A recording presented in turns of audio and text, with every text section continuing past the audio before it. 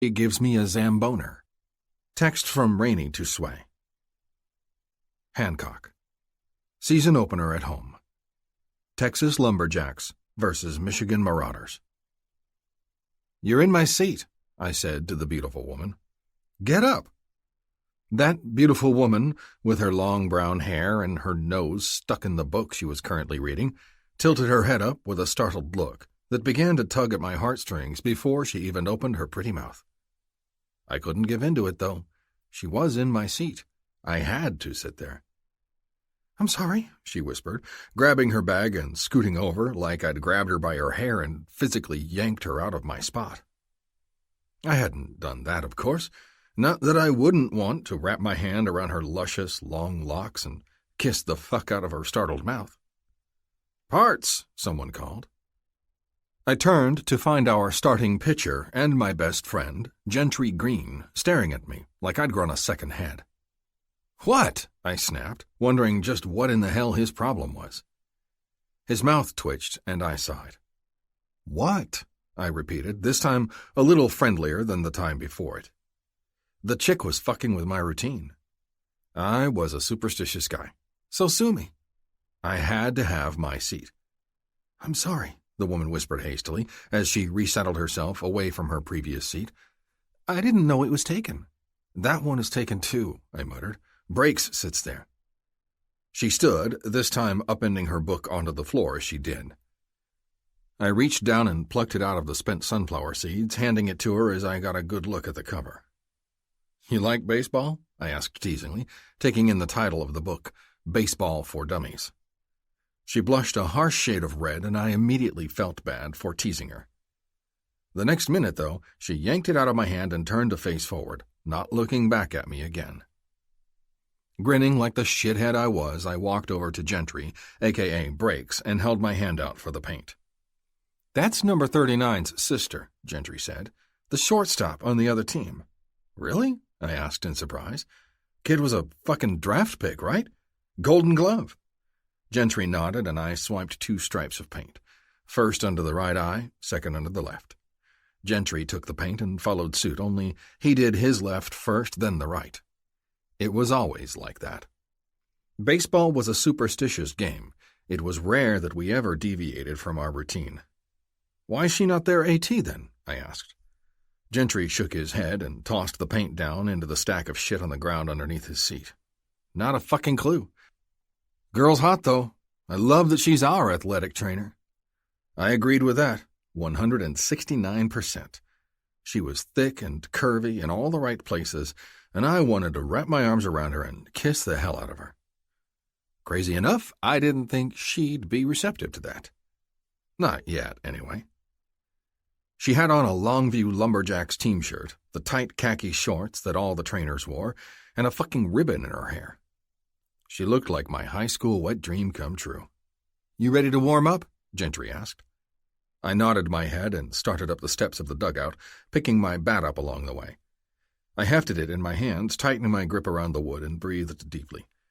"You first," Gentry nodded his head. I walked ahead of him to the plate, nodding at the coach. The coach nodded back, and I took my place at the plate. Once I was there, I dropped the bat onto the plate so it rested against my thigh, put my gloves on, and pulled my pants up above my calves. Routines. All of it routine. Once everything was perfectly in place, I fixed my hat, picked my bat up, tapped it 6 times on the plate, and lifted it to my shoulder. Chapter 2. If you keep a baseball bat in your car, also be sure to keep a glove. Your lawyer will thank you. Word to the wise. Sway. Rainy, 7:02 p.m. This baseball game sucks. There's absolutely no cock-sucking or pussy-licking going on at all on third base. I nearly choked when I read that message from my best friend. Sway, 7:02 p.m. Why are you here again? And the game hasn't started. How do you know it sucks? I looked up when I felt eyes on me and nearly dropped my phone when I saw the bearded man who'd practically barked at me earlier staring me down. He'd just finished hitting, and I wasn't even aware he was back. For such a big guy, he moved like a freaking ninja.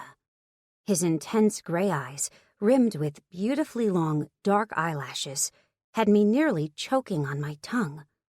Why was he looking at me? And, oh God, his beard was amazing. Pairing that beard with those eyes, and the green hat pulled down low over his head. Breathtaking. That was before you even took in the rest of his body. The man was covered in tattoos. Not that you would be able to tell. He didn't allow them to show for the first couple of games. As of right now, they were covered up with a long-sleeved Under Armour compression shirt that fit him like a second skin. Covering his tats was one of his superstitions, and it made me want to cry. I loved his tattoos. I wanted to lick every single one of them. I had a fathead sticker of him on my wall at home. He was literally my favorite player on the Longview Lumberjacks, and would be in the entire league had my brother not played in the MLB as well, though it was a near toss-up. I'd have a tough call today, seeing as the Lumberjacks were playing his team. My brother was the shortstop for the other team, and I loved him like crazy. But the Longview Lumberjacks? They were my team. Had been my team since I was old enough to sit in front of the TV with my dad and watch them play. I think it had broken my dad's heart a little bit when my brother had signed with the Sparks, but he was proud nonetheless. Parts took his hat off, readjusted it, and then put it back on. 5 times. Just like he always did. I bit my lip and turned my head away, unable to look at that thick, dark hair and not orgasm. It was beautiful, too. I'd always had a thing for the tall, dark, and dangerous look. Bearded, tall, dark, and dangerous. Well, that was just my personal kryptonite. My phone buzzed in my hands again, and I jumped. Ember, 7:22 p.m. OMG, I can see you. Wave. I looked up, startled, and glanced around. Then, for the second time, I dropped my goddamned book on the ground, exposing the stupid baseball for dummies to the world. Again. Sway, 7:23 p.m. Please tell me I didn't look as stupid as I felt. Ember, 7:23 p.m. You look beautiful. Stop whining. I rolled my eyes. Ember and I met at college, where we were both studying to become athletic trainers. We met on the first day, and we instantly became friends. We sort of grew apart for a while because we were going in different directions career-wise, and until recently, it had been a long time since we last spoke. We picked right back up, as if we hadn't spent the last 8 years apart. I was enjoying having her back in my life again. Between her and Rainey, I was seriously loving life for the first time in years.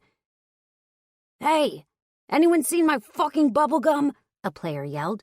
It was right here and now it's gone. Oh, damn it, I'm missing 2 pieces. I only have 5. I looked around for the lost candy and idly wondered what the big deal was. If he had 5, then that surely was enough to get him through the game, right? Wrong. Oh, how wrong I was. Hey. The player that I was having a very hard time ignoring interrupted my inner musings. I turned, this time surprised that I couldn't see his eyes anymore. He had on wraparound sunglasses that were tinted an intense shade of blue, and I liked them a lot. Yes, I stuttered. Can you go to the concession stand and get Manny a couple of double bubbles? He asked.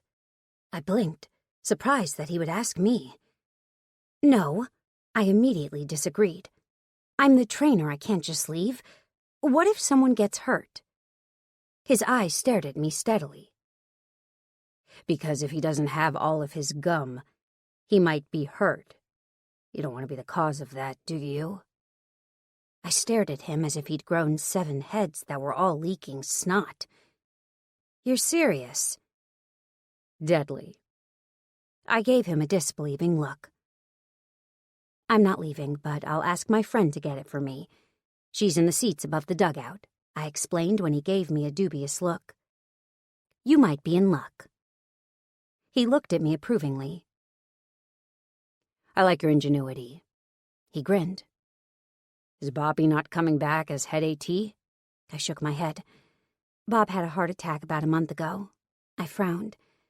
"He's okay, but he's had to slow down quite a bit. He might be back in an advisory capacity once he's fully healed, but until then, I'm your man."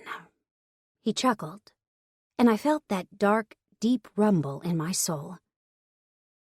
"I like you, Half-Pint," he grinned. I stiffened at the use of half-pint. I was not a half-pint. I was a full pint, maybe even a quart, and I liked it. Well, I didn't like it as much as I owned it. I was curvy, and I knew it. I worked my ass off, ate the right shit, and I was still heavy. It wasn't ever going to be different, and I accepted that. But the man didn't have to point it out to me or make fun of me by using demeaning nicknames. But before I could snap at him, a coach yelled from the front of the dugout.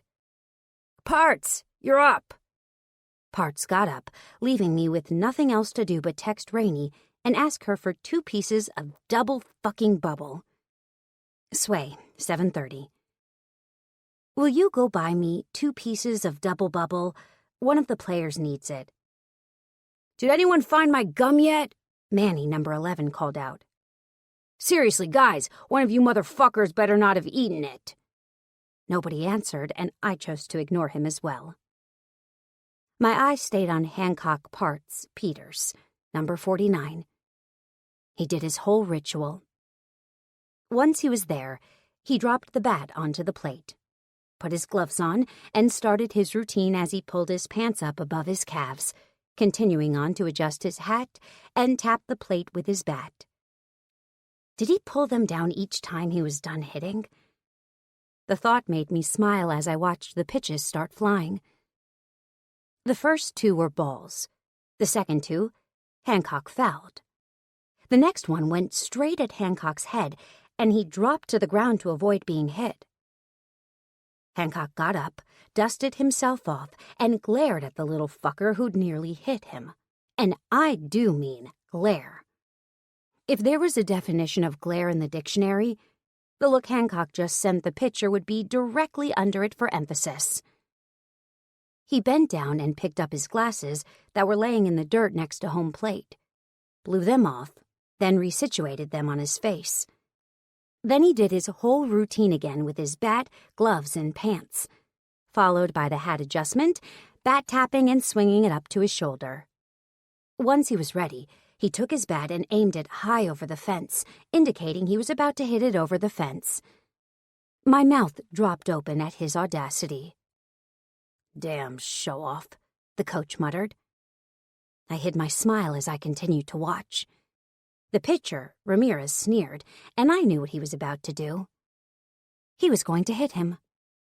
Knew it without a shadow of a doubt. Ramirez reared back, lifted his leg, and let the ball fly. Hancock turned into the pitch, letting the ball smack into his right shoulder, and I groaned along with the entire stadium. Ramirez had the fastest arm in the league right now, and being hit with a ball at 98 miles an hour was enough to hurt anyone, even a big man like Hancock. I stood up and was on the top steps of the dugout before Hancock even turned, and what I saw on his face was enough to send me back to my seat. He wasn't hurt. Or, at least, he wasn't going to show it. He was, however, pissed. Ramirez made it 2 more pitches, hitting 1 more player before he was removed and replaced in only the first inning, and I found myself smiling. Hancock, however, wasn't smiling when he was stranded on second and had to come in. He started jogging to the dugout just as my phone chimed. Rainey, 7:51. "Heads up." I stood up and hurried to the steps, smiling happily when my friend tossed me a whole handful of double bubble. "Thank you," I called to her. My gorgeous blonde best friend grinned at me and waved. I waved back and froze when her eyes widened and focused at something over my shoulder. I turned slowly to find Hancock directly behind me, staring at me like I was an alien who'd invaded Earth. "What?" I snapped at him. What was his deal? "Throw those other 10 pieces back at her and only give Manny 2. He looked at my hand. "He'll wig out even worse if you show up with that many." I rolled my eyes and pocketed all but 2 pieces, then turned and headed back down the steps to the dugout. Maybe, next game, I'd take the other trainers up on their offer to stay in the mouth of the tunnel entrance that headed out onto the field. Being in the dugout was turning out to be not such a good idea, especially when Hancock's next words hit me. "I like the way your hips sway, Ms. A.T." I turned and narrowed my eyes at him. "I don't like it when you mention my fat ass all the time," I growled. "And the name is Sway." His eyebrows snapped together. "I never once called you a fat ass." He sounded offended. "Not fucking once." My lip curled. "Then why the nickname of Half Pint and saying you like the way my hips sway?" "Because they do, and I fucking like it. There's nothing else to it but that," he said, taking a step back.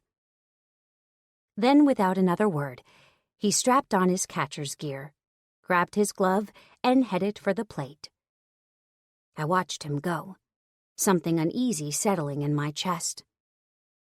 "See you in 3, Half Pint." Then he was gone.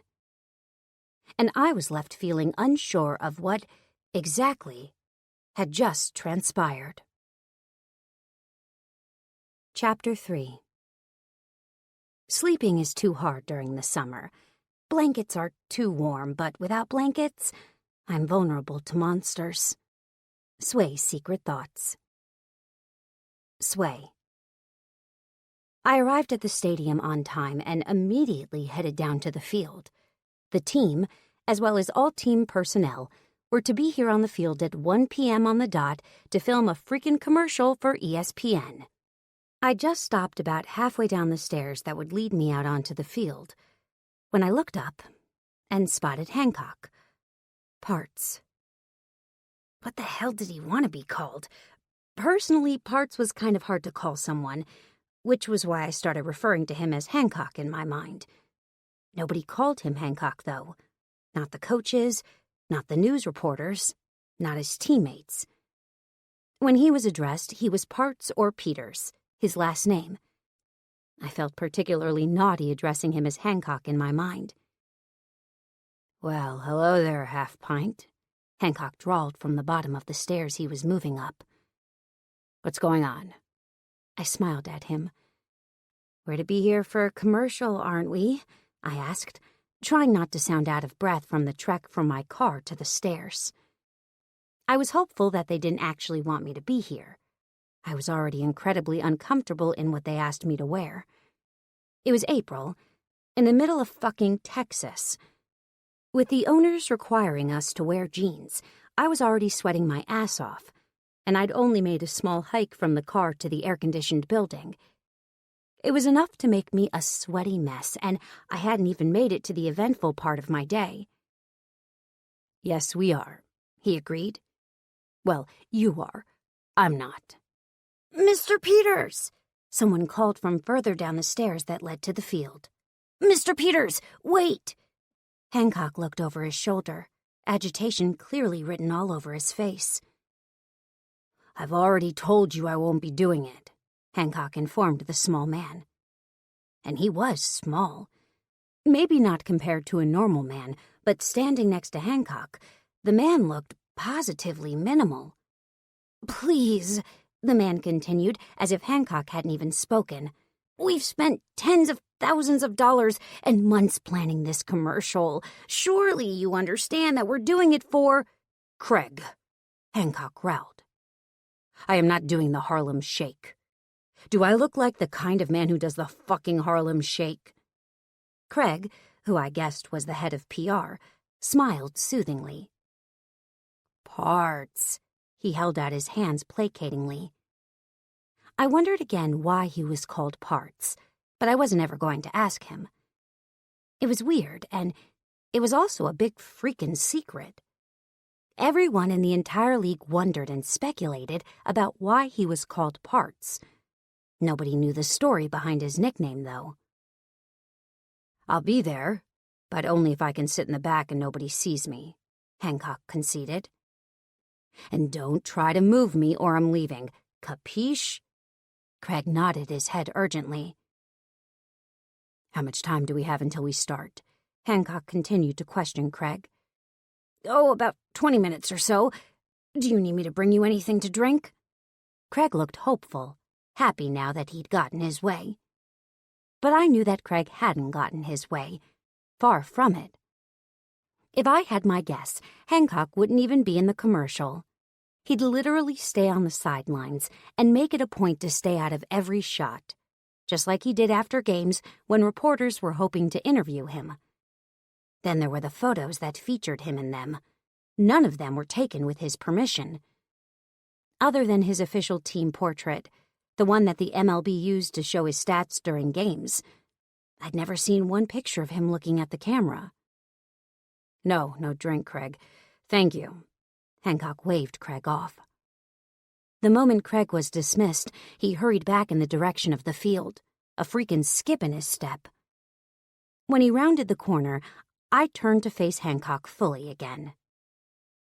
"What?" I asked, wondering what that look on his face was about.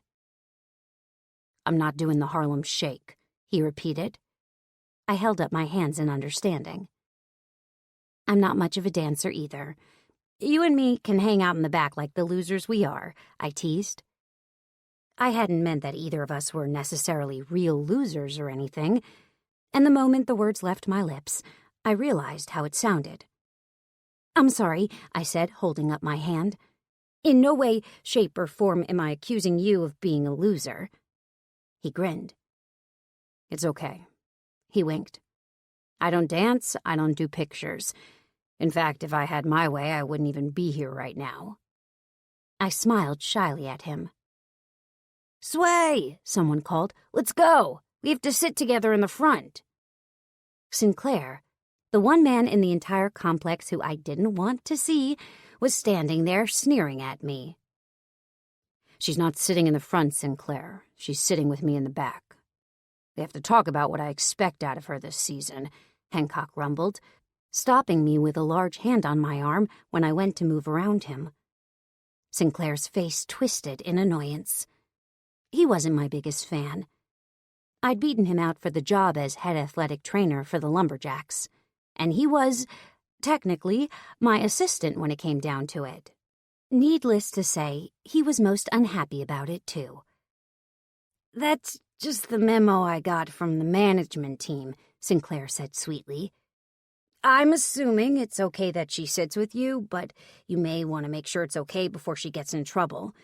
I would hate for her to lose her job." With that parting comment, Sinclair disappeared out onto the field, and I was left walking after him. "Where are you going?" Hancock asked, latching onto my arm once again. I tried to pull away, my heart starting to pound due to the amount of touching me he was doing today. If I don't go sit with him, he's going to try to make it seem like it was my fault that I wasn't sitting with them, and probably over here screwing your brains out. He's been trying to get me fired since I got this job. I wouldn't put it past him to try to start a rumor about me seeing one of the players under my care. His brows rose. "Is that vindictive?" Hancock asked. I nodded my head. "I worked my ass off for this position. I'm not screwing it up because I don't want to be on national television." He watched me walk away. I could feel his gaze burning a hole into my back the entire way. And he sat in the back for the entire commercial, too, not even tapping his foot to the beat. Me? I probably looked ridiculous, but if I had to dance like a jackass to keep my job, then I'd do it. Every freaking day of the week. Game 2, later that evening.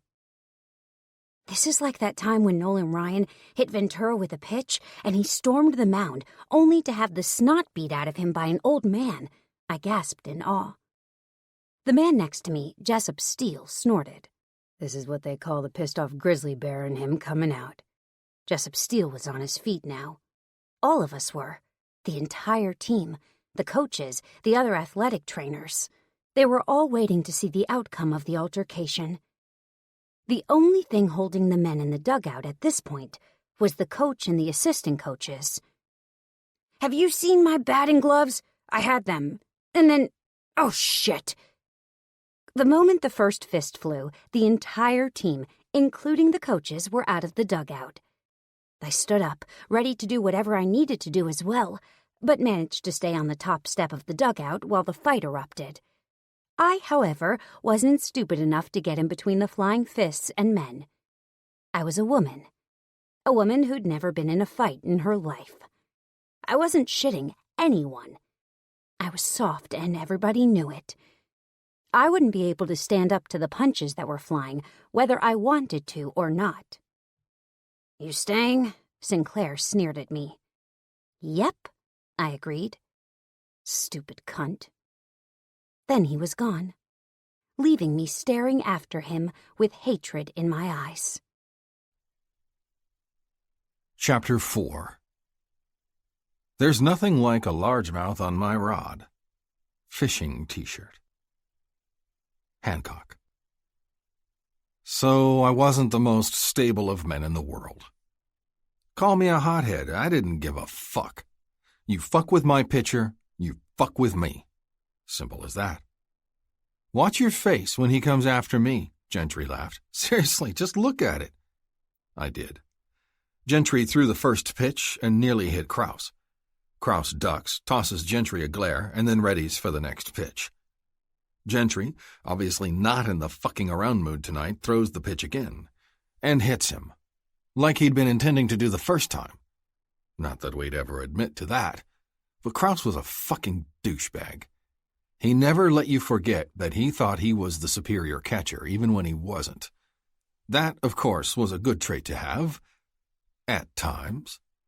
When you were at bat and talking shit to the other team's catcher wasn't one of those times. Before Kraus could even make it to Gentry, though, I was tackling him from behind. The other man on second base, Diaz, headed for Gentry, something that I hadn't seen at the time due to the fact that I was busy beating the shit out of Kraus. Diaz came at Gentry like a fucking battering ram, but Gentry caught him with a hooked arm around his neck, brought him down into a headlock, and proceeded to beat the shit out of him in return. I'd just gotten Kraus on the ground underneath me when I got slammed from behind, my breath leaving me in a whoosh. It took 10 minutes for the field to be fully cleared. "Yo!" someone snapped. Sinclair, the other trainer who I didn't like, came up to me and started to touch me. I immediately shook my head at him. "Where's Sway?" I asked. "You need to go check on second string." Sinclair's jaw worked. "Sway is currently being reprimanded." Sinclair's grin wasn't obvious, but I could read into his words. "For what?" I barked. "For entering the fight," he replied jovially. "You sure you don't need me?" A shake of my head had him moving to the other men across the room, and I turned to glare at Gentry. "She didn't enter that fight," I told him. "How do you know?" he asked, leaning back in his ice bath. I stood up and grabbed the towel next to my ice bath and stepped out. Once it was around my hips, I went in search of Sway, finding her in the coach's office. "I didn't enter the fight, Coach," she was saying as I walked up. "I was in the dugout the entire time." "That wasn't what Sinclair informed me," Coach Siggy replied. "I know you're protective of the boys, but we can't have personnel entering the fight when we need them to set us straight after." Coach Siggy was sporting his own shiner, and I wanted to laugh at the irony of the situation. "She was in the dugout the entire time," I told Coach. "Sinclair was mistaken." "And how would you know?" Coach asked me. I held up my bandaged arm. "She wrapped this for me," I told him. "When I went looking for her, I found her biting her fingernails in the mouth of the dugout." Coach Siggy sighed.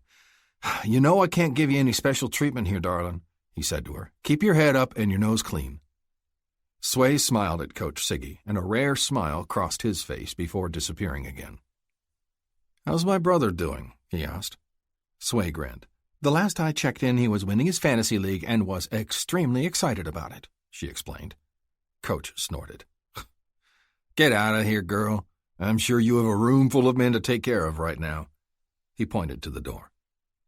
That's when Sway finally looked at me and her eyes bugged out. "Yes, Uncle Siggy," she whispered. When she went to move past me, I turned to the side and barely stifled a groan when she passed. Her sweet, tempting ass passed over my crotch so deliciously that I nearly moaned in delight. It took everything I had not to grab a hold of her supple flesh and bend her over the coach's desk. And now that I knew they were related, it might not be such a good idea to follow through with those thoughts. "Excuse me," she muttered, tossing me an apologetic look. I gritted my teeth and her eyes went down to my cock, which a second ago hadn't been nearly as hard as it was right now. "You're excused," I lied through my teeth. She smiled timidly, then raced off, her delicious breasts bouncing as she went. Sweet Jesus, the way her ass swayed with each step had my mouth salivating. When she was no longer in sight, I turned back to the coach to have him staring at me accusingly. "Keep your paws off my niece," he growled at me. I held my hands up in the air. "I would never." He looked at my hands, moved to my face, and then went further down to the towel. "Sure you wouldn't," he grumbled. "Get the fuck out." Needless to say, I got the fuck out. Then went straight to a certain someone. I had a few aches and pains that needed to be seen to. I laid down flat on the bench and stretched my legs out in front of me. My head rested on the flat, padded pillow while my feet hung off the bottom. "What can I do for you today, Mr. Peters?" Sway's gentle voice cut into my thoughts. I opened my eyes and nearly groaned. Today she was wearing her jersey. Usually, by this time in my evening, I was about 2 beers in, staring out over the lake with my feet kicked up on the balcony. I lived off of Caddo Lake. My house was right off the water. In fact, I was about as far out into the lake as I could be without having an actual houseboat. Why I was here instead of at my place was beyond me, but I was here. I was horny, and I wanted Sway to come home with me. Which might be the reason I was here acting like I was hurt and not at home with my beer. "My leg feels like it's being stabbed." I pointed to my thigh where I'd caught a knee just below my groin. She frowned and looked at it. "Does it throb, or is it more of a constant, sharp pain?" she asked. "Do you mind if I touch you?" I shook my head, indicating my leg with a nod. "Feel free to touch all you want," I murmured. "As for the pain, it's more of a sharp pain." My dick, however, was throbbing. Thank fuck for my compression shorts I had on underneath my knit shorts that I'd changed into once I'd left Coach's office. "Did the ice bath help?" she questioned, placing her hand on my thigh. My gut clenched in reaction to her hand being on my body, even if 2 articles of my clothing separated us. "It did," I nodded my head, "but now that I'm not in there anymore, it's aching a lot more." I wasn't talking about my leg at this point. No, we were in dick territory now, and I wasn't quite sure how to extricate myself from the situation I found myself in. I was already covering up my dick with my hand. There was absolutely no way that she would miss it if I stood up. "Show me where it hurts." She held out her hand for me to take. "Coach's niece, Coach's niece, Coach's niece." I chanted the words as she felt me up. I reluctantly took her hand, and I had to clear my throat to cover the groan at the feel of her hand in mine. It was so soft, and it would feel perfect wrapped around my cock. "Listen," I started to sit up. "I forgot I had to tell Coach something." She rolled her eyes and pushed me back down when I went to sit up. "You're not moving until I inspect this sore spot." And she did just that. 20 minutes and a fucking massage on the inside of my thigh later, and I was practically sprinting to my truck. Chapter 5. I speak fluent baseball. T-shirt. Sway. Screamer hit deep. Wang hurt. I blinked at the headline. "They did not write that in the paper," I mumbled to myself, staring at the paper like something off of Punk'd. "What are you mumbling about?" Ember asked from the seat beside me. I tossed the paper into her lap and she looked down. It took her about 15 seconds before she burst out laughing. "Wang really is hurt," I informed her. "He pulled a hamstring and I expect him to be out for about 5 games. Ember looked over at me, a huge smile on her face. "So, tell me more about Parts," she ordered. "You told me that he was nice. Is that true?" I thought about that for a moment. He was nice. To me. He wasn't nice to anyone else, though. Not even other women. He's nice to me, I gave her, but I'm not sure if that's because he wants to get into my pants or because he actually likes me. Ember grinned. He's one of my favorites, she smiled. Did you know his brother, his twin, is a military contractor, that he used to be in the Air Force? My brows went up. No, I did not. How did you figure that out? I asked suspiciously. I knew everything there was to know about Hancock. He was my favorite player in the league, and I read every single article about him that came out. Surely, if his brother was in the military, that would be something flagged front and center in the news. His brother is friends with my husband, she smiled. He's proud of Hancock. Now that didn't surprise me. I was proud of Hancock, too. He'd come a long way in the 6 years he'd been playing professional baseball. When he'd first entered the major leagues from the minors, it had been with a Texas-sized chip on his shoulder and something to prove. It had taken him 3 games to prove it, and he'd gone from the backup catcher to the starting catcher in that short amount of time. Unfortunately, it was his inability to control his temper when it came to trash-talking the opposing team's players that made it difficult for him to hang on to the position. Until suddenly, one day, he wasn't acting on his temper anymore. That wasn't to say that he still didn't get into fights every once in a while, but that was completely normal for any player. Then there was Kraus, the catcher for the Las Vegas Vikings. He was the one man who could get under Hancock's skin every single time they played. And this game was just the beginning of the series. I'm sure Hancock is pretty proud of his brother, I offered. I am. My belly flipped, and I turned to look over my left shoulder. I hesitated, finding Hancock standing there in jeans and a white t-shirt. Hancock grinned. I don't mind that you know about my brother, but I'd appreciate it if you kept it to yourself. We try to keep the fact that I'm hot shit private, so the bad guys don't think to use him for ransom in case he gets captured or something. My mouth dropped open. You're serious? I asked in alarm. He nodded his head. Then a thought occurred to me. Is that why you don't take pictures? I whispered, except the whisper came out just as loud as my normal voice, causing Hancock, as well as Ember, to start laughing at me. No, he shook his head. I don't like pictures because I don't like pictures. Oh. I leaned back in my chair, then suddenly jumped up. Are you okay? He held up his hand. Sit back down, he ordered me. I narrowed my eyes. I'm not hurt. Nor do I need your services. Ember snickered at my side, and I shot a glare in her direction. She held her hands up in acquiescence. Sorry. Hancock's eyes went to her. And you are, he drawled. I was just about to retake my seat when I jumped back up, grabbing a hold of Hancock's hand and dragging him to stand in front of Ember. Ember. I dropped his hand. This is Hancock Peters. Hancock, this is my good friend Ember. She and I attended college together. Hancock offered his hand, and I had the irrational urge to slap Ember's hand away, even though she was married to a very sexy, exotic-looking man named Gabe. Happily married with 2 kids. Get control of yourself, Sway. Ember took his hand for only the barest of seconds and then looked back at me. I've heard a lot about you over the last couple of weeks. She smiled.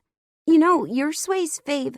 I interrupted my good friend before she could decide to spill the beans. It wouldn't do to give the man a bigger head than he already had. Then why are you in my office, Hancock? I blurted. He looked from me to Ember, and then back to me, before he smiled and shook his head. Nothing, he mumbled. Just wanted to see if you'd go to breakfast with me. I'm leaving, Ember exclaimed quickly. Too quickly. It was more than obvious that she hadn't originally planned on leaving. In fact, she'd stopped to get donuts to bring with her, Donuts that I was trying really, really hard not to shove into my mouth.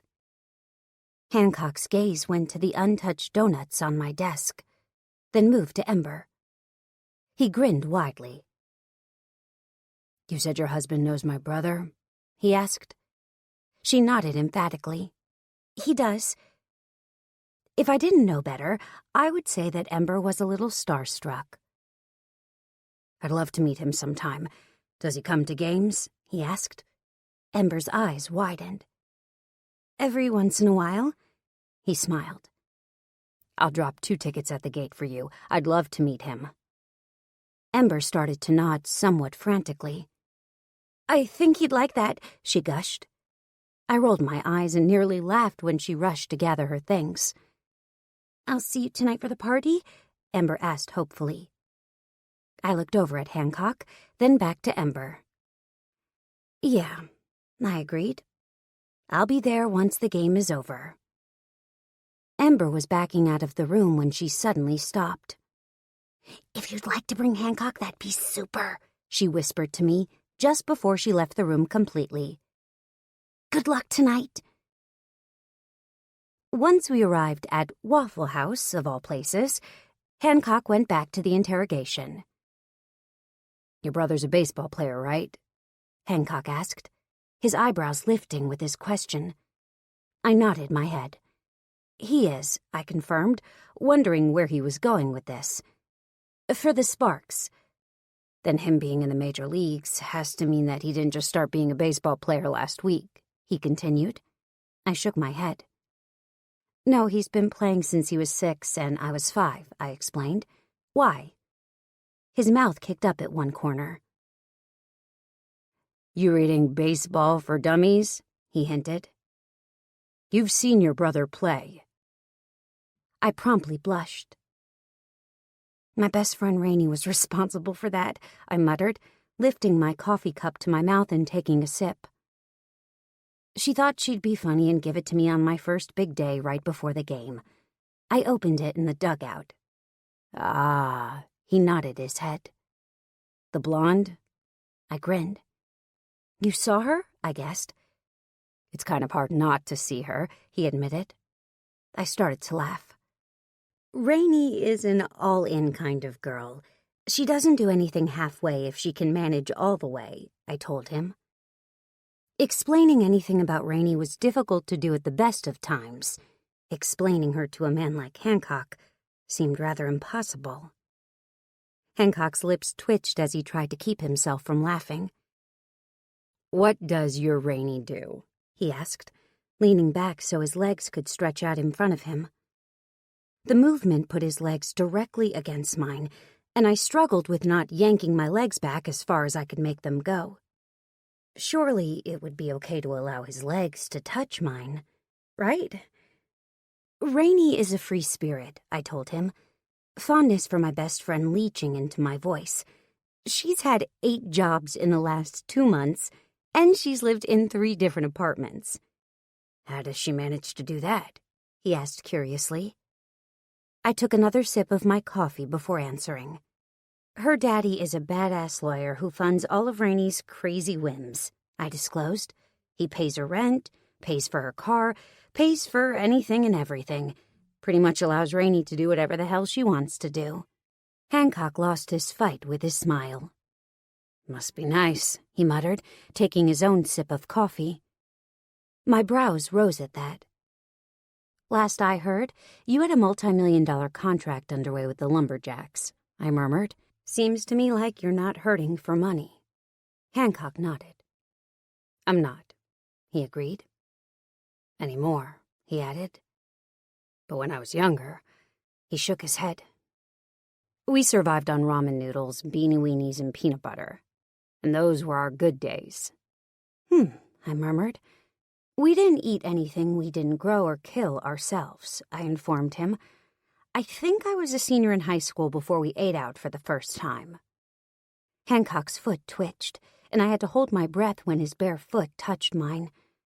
We were both in flip-flops due to the excessive Texas heat, and that meant that we were skin on skin when he touched me underneath the table. He watched me squirm with a gleam in his eyes.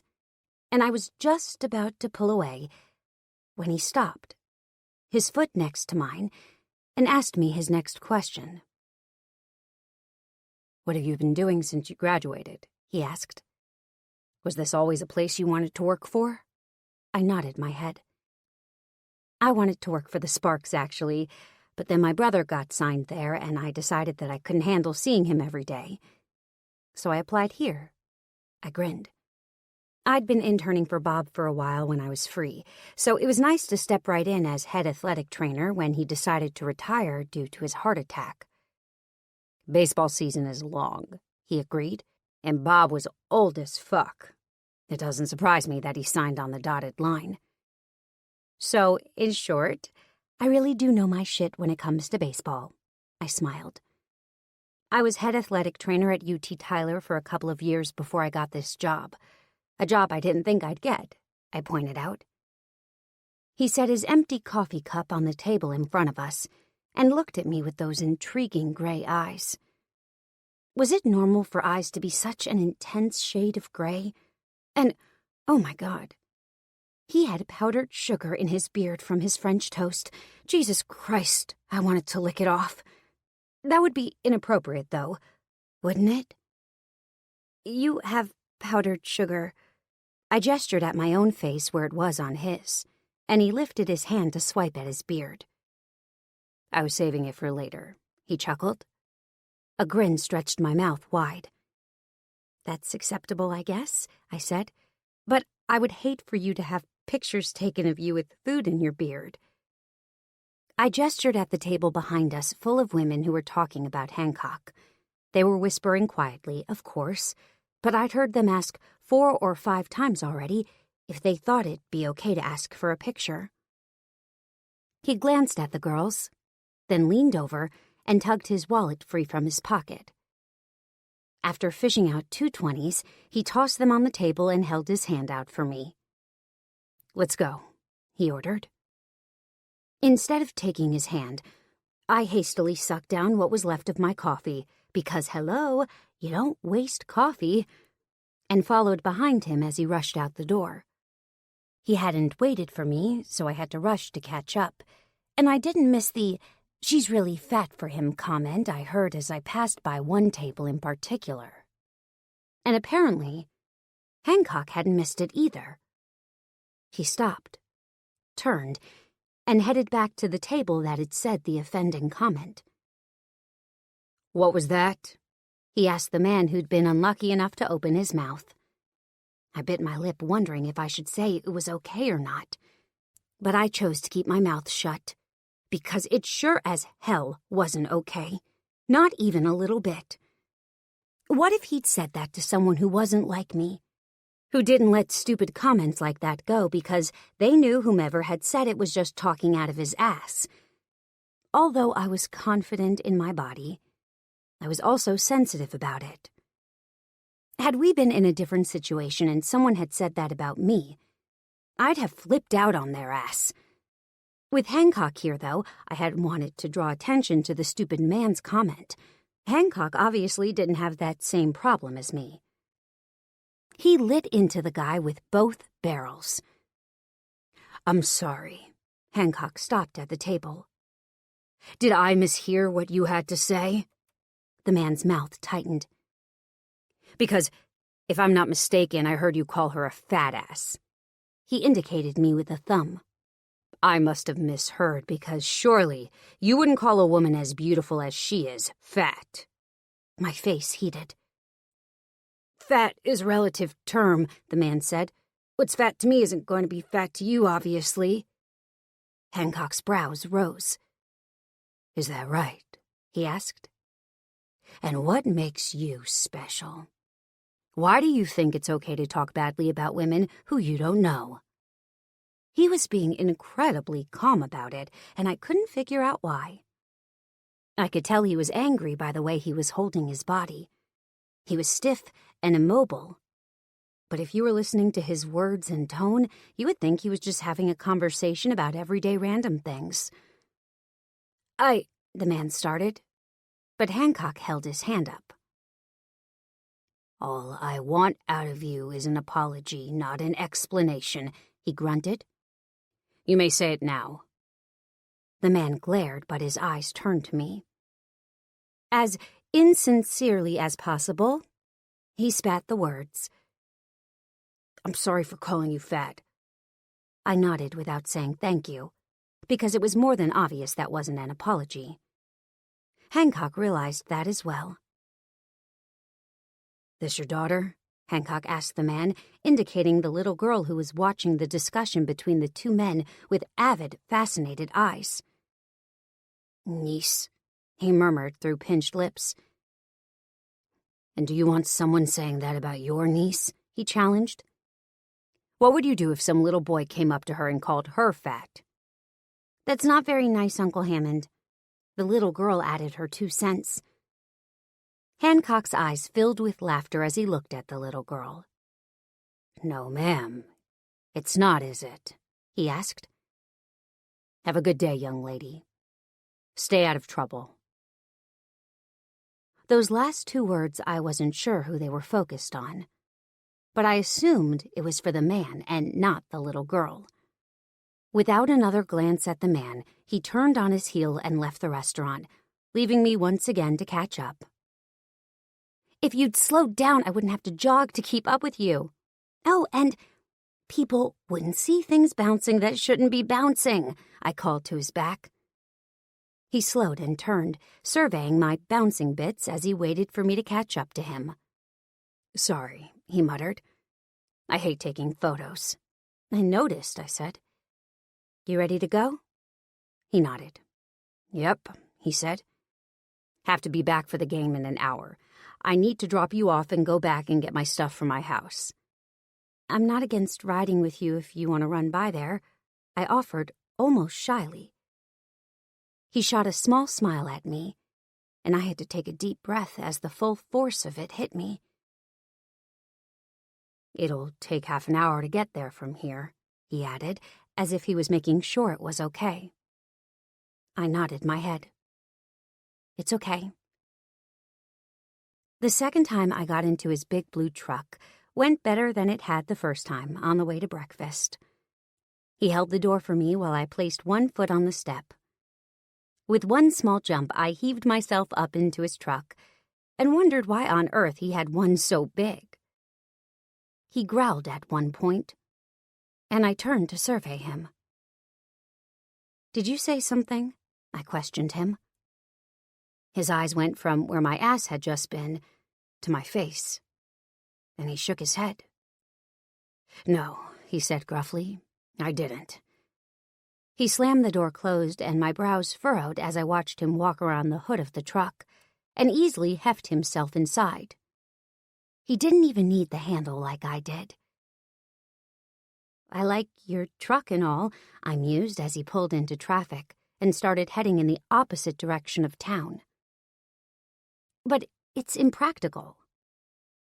The corner of his mouth twitched as he chuckled softly. "No," he smiled, "not impractical. I'll show you why when we get to my place." "Okay," I replied. "Why do you have to be at the stadium so early when the other players don't have to get there until 1? He let his eyes flick to mine before returning them to the road. "I don't technically have to be there until then, but I like to get there earlier." He hesitated. "It's a superstition." I murmured. "I know all about those superstitions." "You do?" he asked in surprise. "I do," I confirmed. "My brother is the king of superstitions. Although I don't see the point of them myself, I know what the thinking behind them is." Hancock smiled as he pulled the wheel slightly to the left, taking the exit that would either lead to nothing or Caddo Lake. My guess was the lake, but he could surprise me and live in the middle of nowhere, like a serial killer. How much did I know about him? Well, if I was being honest, I knew quite a bit. I knew his stats, his grade point average in high school. Oh, and I now knew he had a brother. But did that mean I knew him as a person? No. I did trust him, though. even though he still made butterflies take flight in my belly every time he looked at me. It was bad enough sitting in a confined space with him. Adding in the fact that he smelled good had my hormones going haywire. "What are some of your brother's superstitions?" he asked, startling me out of my reverie of his cologne. I cocked my head to the side and flicked up one finger. "He has to have on one specific pair of underwear, even if it's unwashed and stinky from the last game." I flicked up a second finger. "He has to drink a full bottle of red Gatorade, followed by only half a bottle of blue Gatorade." He started to chuckle. "He drinks the second half of the blue Gatorade only after he's won. If he didn't win, he throws the Gatorade away." I flicked up a third finger. "He shaves his head before each and every game." That's kind of the opposite of me.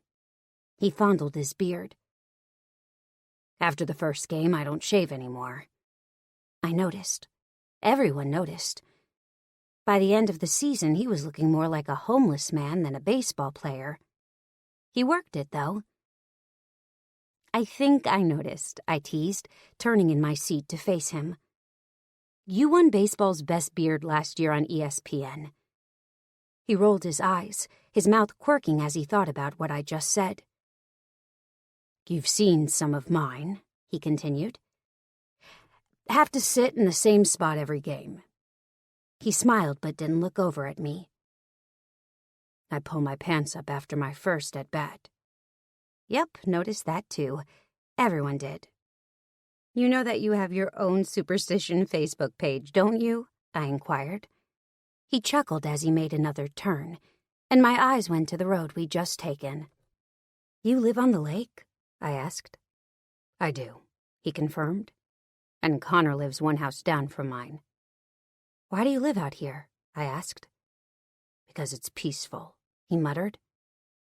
"And because I like to fish." The loud sound of pipes had me looking at the road instead of him, and my eyes widened when I saw all the motorcycles parked outside one of the houses we were passing. "What's going on there?" I whispered. "That doesn't seem very peaceful." He grunted. "It can get loud, but they're never rude about it. If it gets to be after 9 in the evening during the season and I'm home, they'll walk their bikes in so they don't wake me." He winked. "I think they like me." "Are they a club?" I probed, waving at the men. Their eyes took me in the front seat of Hancock's truck, and all they did was nod. Not one of them waved back. Guess that wasn't a really biker thing to do. "They're a club." He turned into his driveway, and my breath left me. "I'm not sure if they're good or bad, though.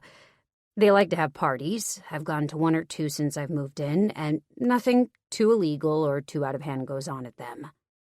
I murmured. "Your house isn't on the lake. It's on the lake." He chuckled and opened his door, and I followed suit. He rounded the truck just as I jumped down.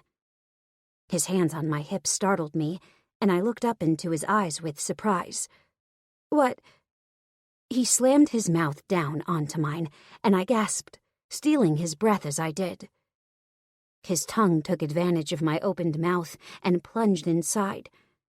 My hands went to his biceps. My tongue found his. He growled as he pushed me back against the truck, and it took everything I had to stay upright as he took my mouth. The moment he disengaged, I opened my stupid mouth. "What was that?" I gasped. He grinned. "That? Well, that's something I've been wanting to do for 3 freaking days." Hancock went on to have the best hitting game of his life. And guess what became his newest superstition? Chapter 6.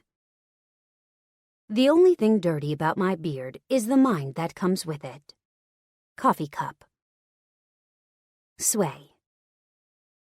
"More ice?" I asked, taking glee out of the fact that each bucket of ice I added to Hancock's water made him shiver even more. Today had been a practice day, and tomorrow would be a rest day, and the next day would be the actual game. And he'd practiced like shit today. Though I had a feeling that had a lot to do with the fact that he'd lost his catcher's mitt somewhere rather than him intentionally playing like shit. No, he said. I think I'm getting sick. My brows rose. You running a fever? I asked. Now that I was looking at him, he did look a little rougher than normal. To think so. He nodded his head. I reached down between his legs and started to pull the plug on the bath, but he stilled my arm. My thigh is fucking killing me from where I took that knee. He let my arm go. I need the bath, for now. I'll get out in a few. I watched as the color that was high on his cheeks that earlier I thought was due to the game became more prominent. Looking over at my assistant, Lacey, I beckoned her over with my hand. She was in the trainer program at a local college. Can you take a look at Gentry Green and make sure he's good to go? I requested. Lacey looked over at the bench that Gentry was sitting on, talking to another player, and then nodded. I can do that. She practically skipped as she rushed in his direction, and I had to hold my laugh in as she stopped directly in front of Gentry, completely blocking off the player he was talking to. She seems excited. Hancock's rumble broke into my contemplation of how I was going to have to tell Lacey to take a chill pill. She's young and excited. I nodded my head. I think she's going to turn into an awesome trainer, as long as we can get that starry-eyed look out of her eyes. Hancock snorted, his eyes never opening. Where do you think you lost your glove?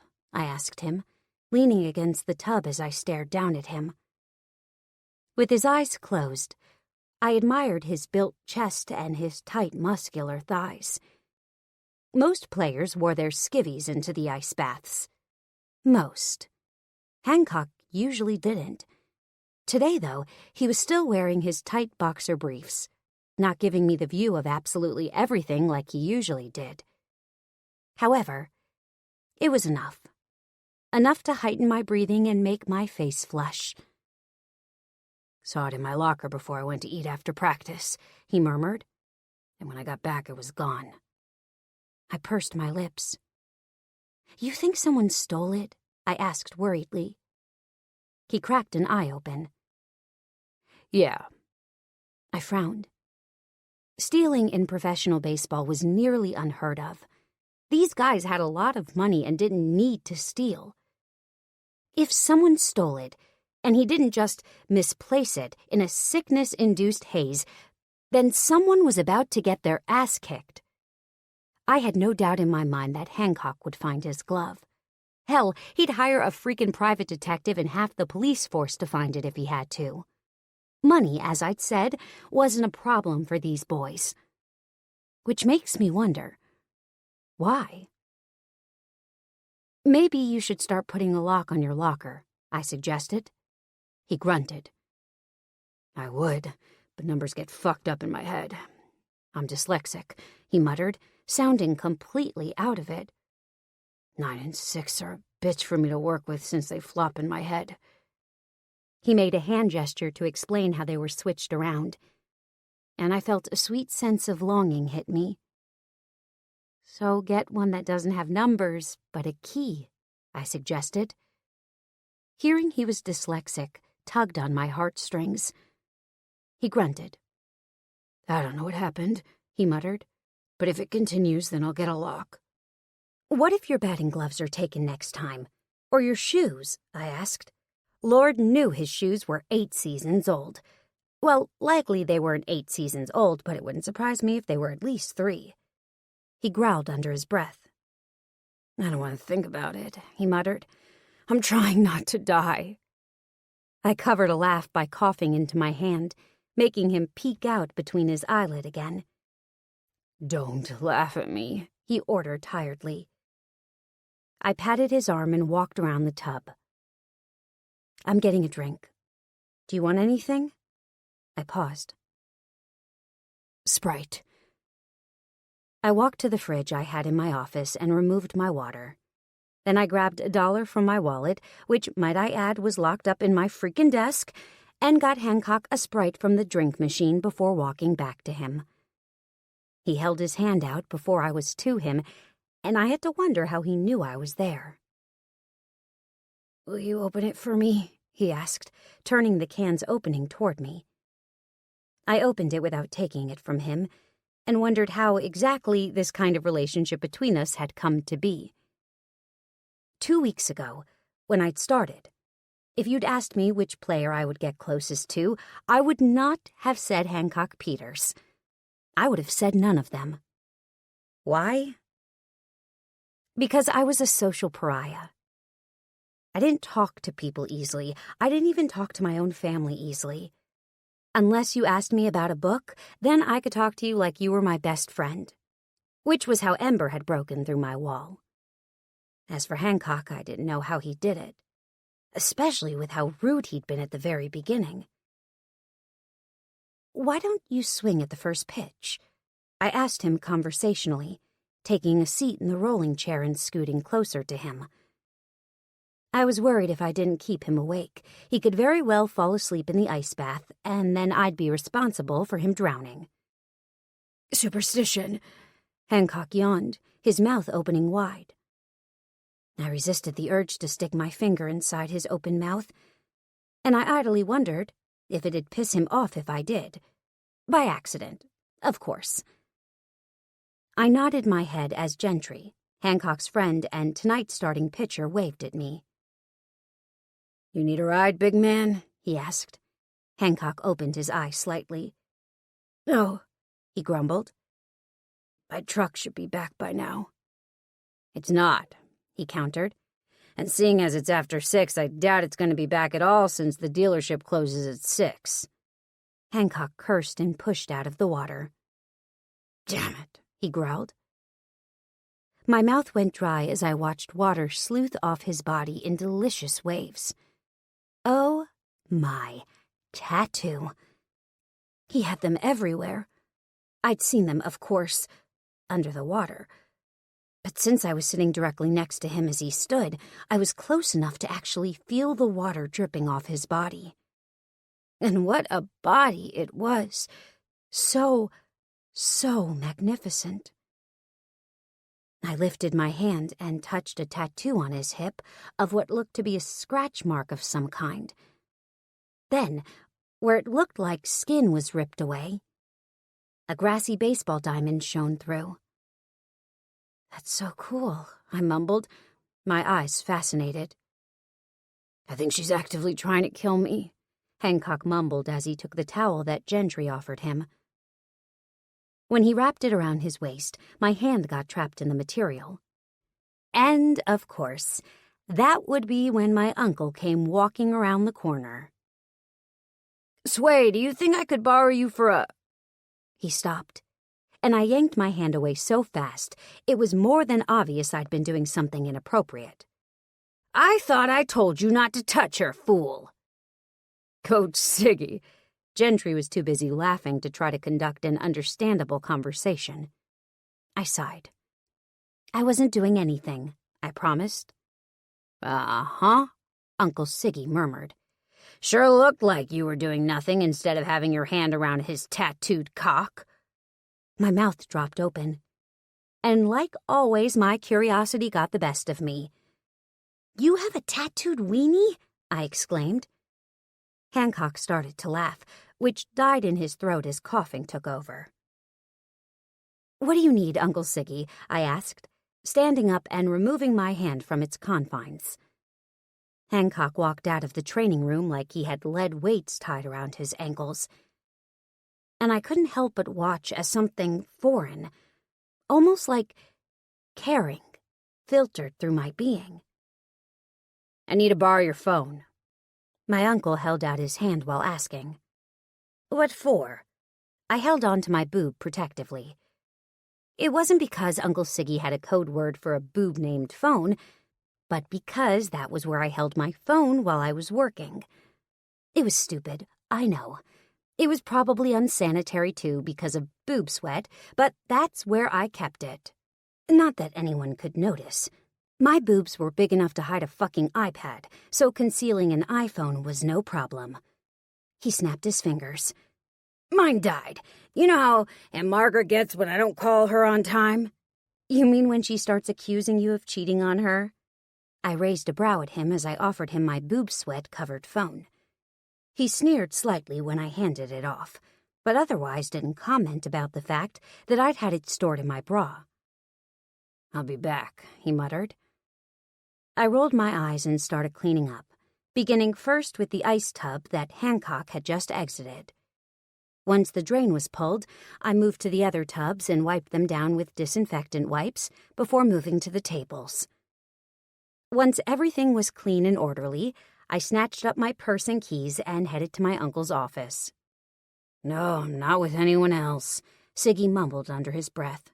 Margaret, Jesus Christ, I'm at fucking work. I rolled my eyes and walked up to Siggy, holding my hand out for the phone. Hold on, he mumbled, then handed it to me with a grateful look in his eyes. Aunt Marge. I interrupted the tirade I could hear coming through the phone without even having it up to my ear yet. This is Sway. Uncle Siggy used my phone, but I have to go. I'll have to have him call you back later. Without waiting for her negative response to my words, I hung up and dropped my phone into my purse. You really need to leave that woman, Siggy. That's not a healthy relationship, I admonished him.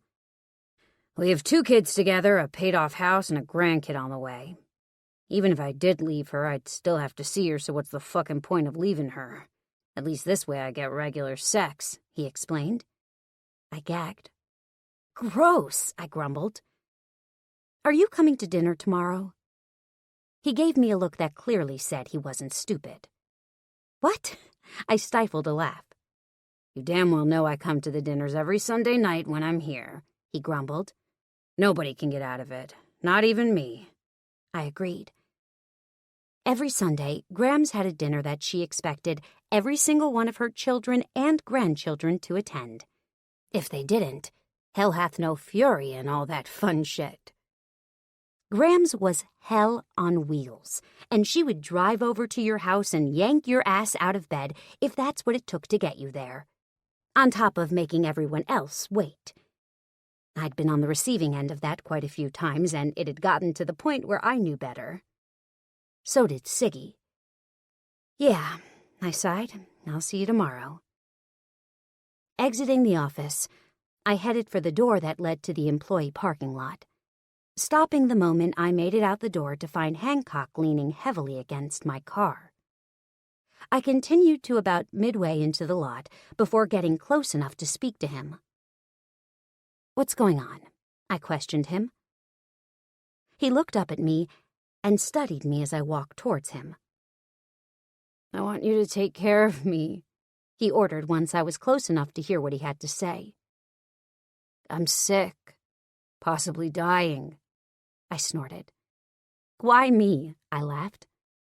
Because you'll actually take care of me?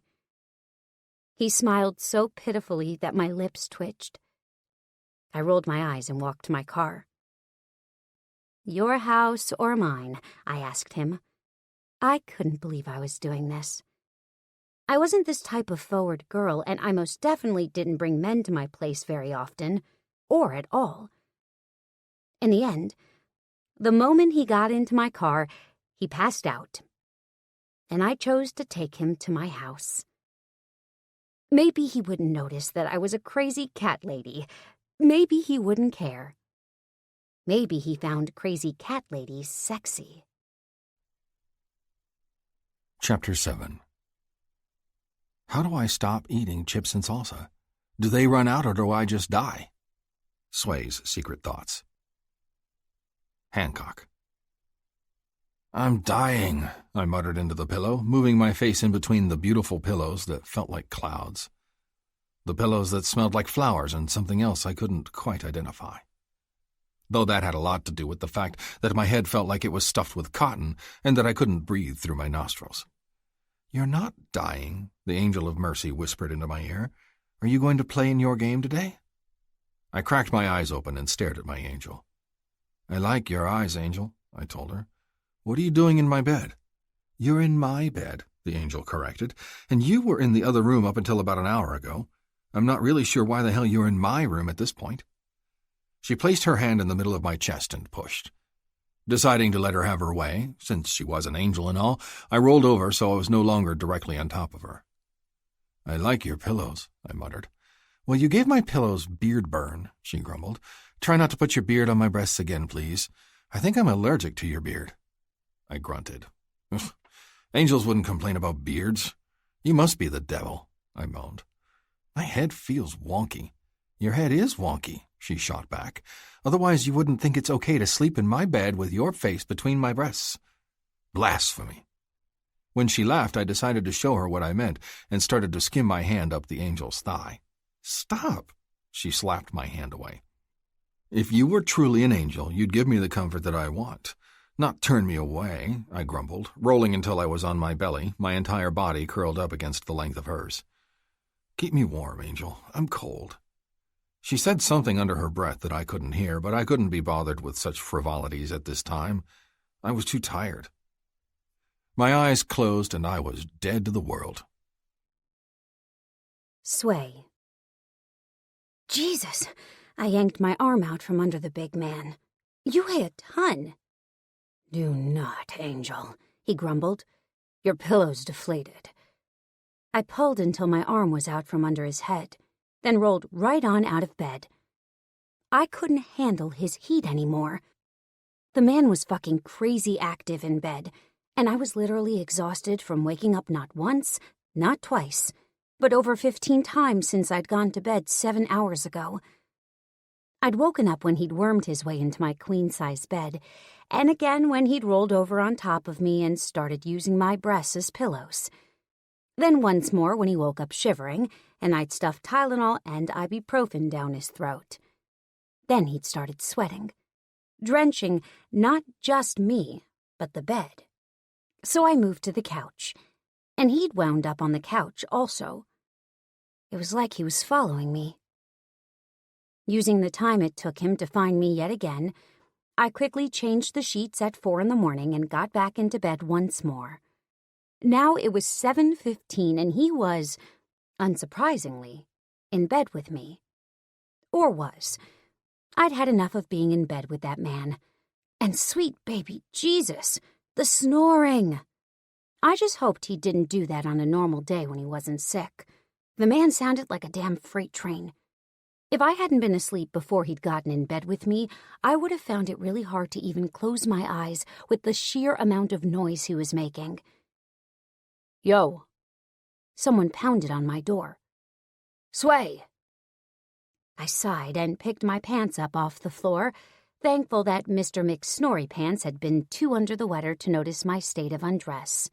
Hopping on one foot, then the other, I worked my pants over my feet, then pulled them up before I got to the front door. "Sway!" A man knocked hard again. "I know you're home. Open the goddamn door." Grimacing at the voice that was on the other side of the door, I contemplated whether or not to answer it or not. There was a benefit to having my own home now. I was an adult, and if I didn't want to answer the door, I didn't have to, right? But the more he pounded on my door, the more I realized he wasn't going to go away without talking to me. Sighing in exasperation, I smoothed my hair back and reached for the knob. "What do you want?"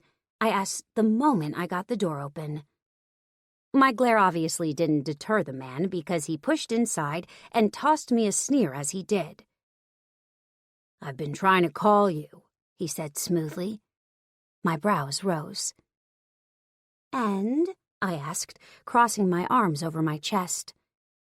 His eyes went to my breasts, and he grinned. I gritted my teeth and tried to force myself not to react to the stupid man's terror tactics. Langston Spacey was my ex. My ex-boyfriend, my ex-supervisor, my ex-lover. He was also my first.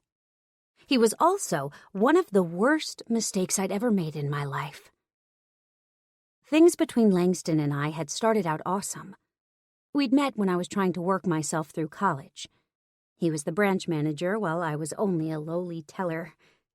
We'd instantly hit it off, and I'd quickly found that Langston had two sides. One side of his personality liked my curvaceous body. The other side despised it, especially when he had to take me out with his friends and introduce me as his girlfriend. His mother also hated the fact that I couldn't find anything that didn't show off my ample attributes, or whatever the fuck that's supposed to mean. I could never tell if she was talking about the amount of breast I showed while dressed up, or the amount of rolls. Either way, I never received approval from his mom or him. 2 peas in a pod, those two were. And I'd broken up with the certain P in front of me over a year and a half ago and had promptly moved out of the city. This was my first time seeing him in all that time, and I didn't feel one single ounce of remorse. None. Not with Hancock currently in my bed, only 2 rooms away. "What do you want, Langston?" I asked carefully. Langston narrowed his eyes at me. "What's happened to you?" he asked, letting his eyes linger on my breasts once again. "I gained weight after we broke up. That's what happened." Did I tell him that, though? Hell no. Then he'd just make a fat joke, and I've heard enough of those to last me a lifetime. "I wanted to ask you if you'd be interested in attending my work picnic." He cleared his throat. My brows rose in surprise. "I'm busy," I told him without hesitation. "You don't even know what day it is," he countered. I shrugged uncaringly. "It doesn't matter what day it is. I'm busy." "I'd really like you to give us another chance." He took a step forward. "Angel," Hancock bellowed. "Where are you?" "Who is that?" Langston stiffened, trying to walk past me toward my room like he'd done 1,000,000 times, and I stepped in front of him. "That is none of your business," I challenged. "Now please, I gave you my answer. You may leave." He growled. Langston was a big man. He was perfectly coiffed at all times, and today was no different. I would shit my pants if the man ever let a whisker grow on his face. He'd proven to me more than once that he was willing to shave twice a day so that he always looked clean-cut and presentable. He also got his nails done once a month and made sure to always condition his hair for the recommended amount of time on the bottle. I'd never seen him in anything that wasn't perfectly starched and pressed, and the one time I'd seen him get dirt on his shoes, he had a freaking conniption and demanded we go home immediately, even though we'd paid to go to the baseball game. So yeah, all in all, Langston was a big old pansy. "I'm not leaving until I know you're safe," he denied petulantly. I nearly snorted my stray hair up my nose. "You've got to be kidding me," I laughed. "Kidding about what exactly?" he asked defensively. My brows lowered. "You really think you can protect me?" I snickered. "Langston, you'd have a cow if you ripped a shirt, let alone your skin. How do you think you'd defend me when you're too scared to get your hands dirty?" Langston's eyes narrowed. "Please, just go," I groaned. "This has been over for a very long time, and I don't want to deal with your shit right now. I'm starving and could really use a donut. Not to mention I'm tired and irritable." "You shouldn't eat donuts. They're not good for you. However, I'd be happy to take you to get a multigrain bagel," he offered pleasantly. I could do nothing but shake my head. "It's like I'm talking to a brick wall sometimes," I muttered as I skirted around him, heading for the door. "Thanks for stopping by." He didn't move from where he was standing in the middle of the room. At least not until Hancock's angry, "She told you to leave," filled the room around us. Langston's eyes widened at seeing the big man standing directly behind him. Swear to God, the man moved like a cat. I hadn't even seen him arrive in the room, let alone creep up on Langston. The differences between the two men were staggering. Even Hancock, who you could tell was sick as a dog, looked 10 times better than Langston at his most pristine. How had I ever found a baby face attractive? When it came to Hancock's beard, I was in love. The beard just made his already perfect self even more perfect. Where Langston was soft, Hancock was rough. Hancock had tattoos galore, where Langston wouldn't be caught dead looking like a hoodlum. His words, not mine. And from what I could remember, Langston had never looked like Hancock in his boxer briefs. "Who are you?" Langston snapped, his chest bowing up in his perfectly pressed button-down dress shirt and purple striped tie that I'd bought him 1 year for his birthday. Hancock's eyes narrowed. "Why do you care?" he said pleasantly. "Angel, come back to bed." A smile started to pull at the corner of my lips, and the words were out before I even meant them to come. "You were moving like crazy and woke me up. I need donuts and coffee stat," I shot back. "And unfortunately, nobody's come up with a donut delivery, so I have to go get them if I want them." He sighed. "I'll come with you. But after we're done, we're going back to bed with them." I shook my head. Hello," I snickered. "Glazed flakes in bed probably won't be very much fun to sleep on later." "But imagine the possibilities when I lick them off your naked—" "That is enough, sir," Langston hissed, taking a step forward. "She is a lady, not a whore. Don't talk about her like that." "I never said she wasn't a lady," Hancock shot back. "But a woman can be a lady in public and a whore in the bedroom if she damn well pleases. I'm up for anything Sway wants to give me." By this point, my jaw was likely down around my knees. Or, at least, that was what it felt like.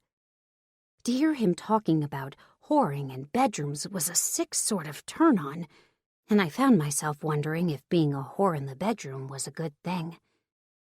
"Langston," I shook my head. "I think it's time for you to go now." Langston turned his cold eyes on me. "This isn't over," he assured me. "Not by a long shot." "It'd be a long shot for you to ever get her back. So it's good you have the right mindset. You'll never win her back. Not with that attitude. And especially not since she now has me." Hancock grinned, making my heart flutter. Langston headed for the door, but not before he stopped next to me and gave me his best glare. "Your parents will be hearing about this caveman in your house," he sneered. "And I'm sure your mother's going to love hearing about his filthy mouth." With that parting shot, he opened the door and left like his tail was on fire. The grin that spread across my face was lighthearted.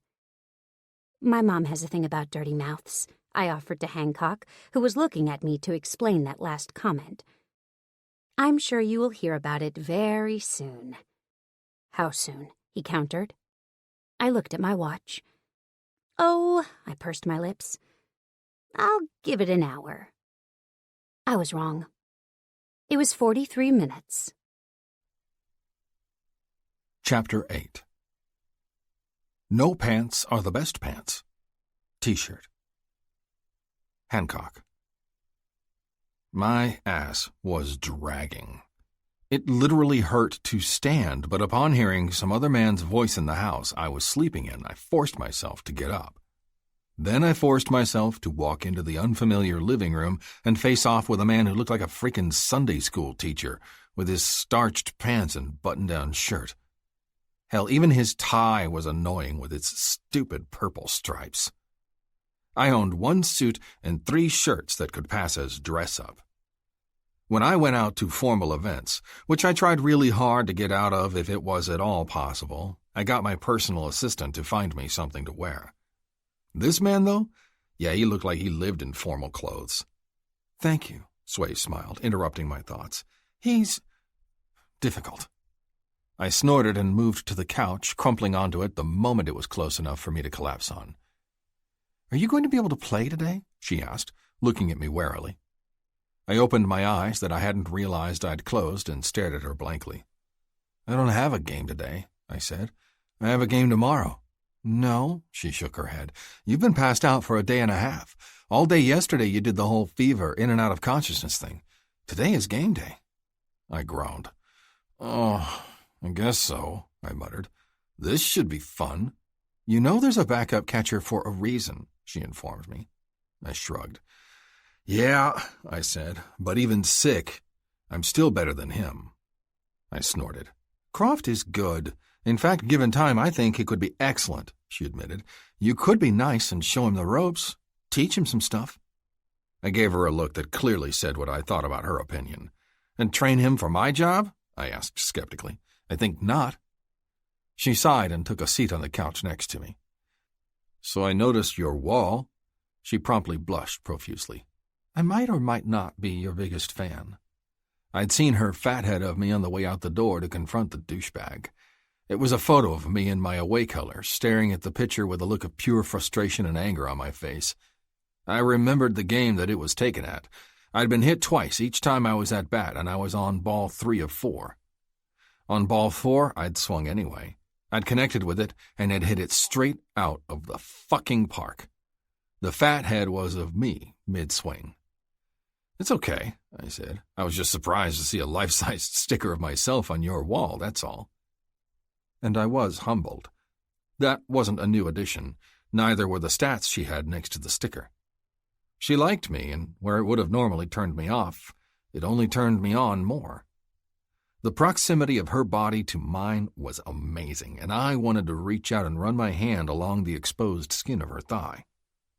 She was wearing a pair of jeans, but those jeans had a hole in them from about an inch below her pocket all the way to the top of her knee. It was more than obvious that the distressed denim was meant to be that way, but my mind couldn't get over the fact that she had a hole in her jeans, one very close to her crotch. If I got overzealous, I could rip those fuckers from that hole all the way to her pretty pussy, follow suit with her panties, and bend her over before taking her from behind. My cock started to stiffen, surprising me. I was amazed that I could get it up with how truly shitty I felt. None of my other body parts seemed to work, but apparently my cock functioned better than the rest of my body. You want anything for breakfast? She asked when the silence continued. Donuts sound good, I mumbled. What time is it? 10? My eyes snapped open. Motherfucker! What? She asked in alarm. My dog. I need to go let her out. I started to get up. She patted my hand. I called Gentry from your phone and asked him yesterday if he could take care of your dog, she soothed. He took her home and brought you some clothes.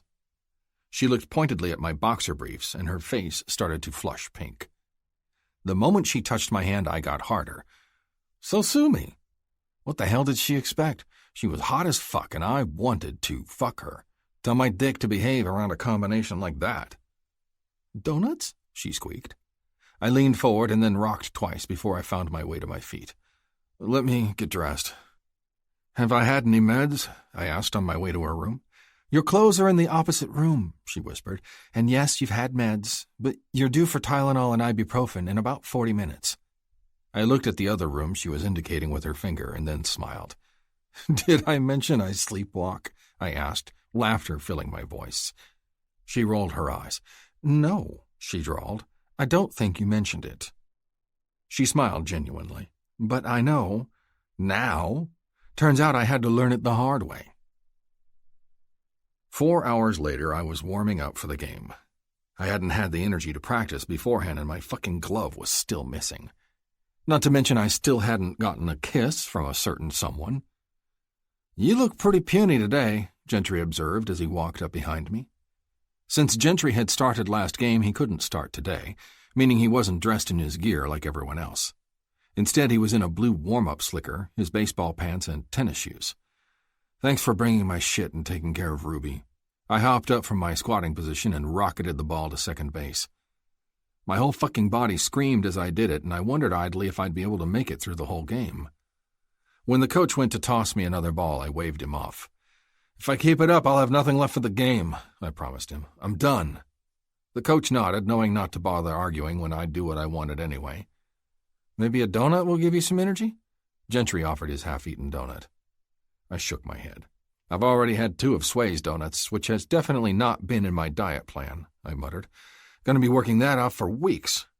Gentry snorted and turned to walk with me back to the locker rooms. Find your glove yet? He queried. I shook my head, anger flooding through me. No, I grumbled. Coach is supposed to review the locker room feed, but since it was in the dressing area, it's not going to have it unless the fucker was stupid enough to walk out with it in his hands. Gentry hummed. "That is a pain in the ass," he said. "At least you have your backup glove." At least. Had I had to buy a brand new one, it would have been disastrous. Breaking in a baseball glove took time. Time I didn't have when I was at the beginning of the season. "Hancock," Sway called, interrupting what I had to say next. "I have a present for you." Sway's voice had a way of making me pay attention to her and only her. The moment I heard her call my name, every single cell in my body was quivering in anticipation. "Yeah?" I asked. She came to a stop in front of me and then started digging through her bag. "Couple of things, actually," she smiled at Gentry. "Hi, Gentry. I see you found the donuts." Gentry hummed as he took another bite of said donut. "Good, thanks. Shipley's makes my favorite kind." He shoved the rest into his mouth. Sway smiled. "Shipley's is everyone's favorite," I pointed out. Gentry shrugged. "I'll talk to you in a minute. I want to talk to someone." He left, and I watched as he walked to the reporter, Amity Lee, who was busy doing an interview with Furious George, our outfielder. "What you got for me?" I tried to peek into the bag. She waved me into her office and then closed the door. The office was one of those with the glass door, so although she'd closed it and nobody could hear us, they could most definitely see us unless we closed the blinds, and not one of the players in the locker room made it a secret that they were watching us. Furious George, Gentry, Reese, Manny. They were all watching, most of them chatting about what they thought was going on. Turning my back to the door so I couldn't see them, and they could no longer see the desk since I was standing in front of it, I waited. "I got you a few things to bring your energy levels up," she chirped. "You're not allergic to anything, are you?" "Vicodin and Dilaudid," I answered, "and unless you have either of those things to give me, I think I'll be okay." She grinned at me. "That's definitely not one of my presents for you," she teased. Then she held out a red Gatorade, a vitamin C supplement called Airborne, and a muffin. "They're supposed to boost your vitamin C and give you a little extra energy," she explained. "Kind of like having a Red Bull, but without the caffeine that'll make your heart race." I nodded in understanding. "How many of these do I take?" I asked, holding up the vitamin C supplements. "The bottle says you can take up to 4, she explained, "but I usually take 3, and I feel a difference. You're not much bigger than me." I gave her a look that clearly said to shut up, and she snapped her mouth closed.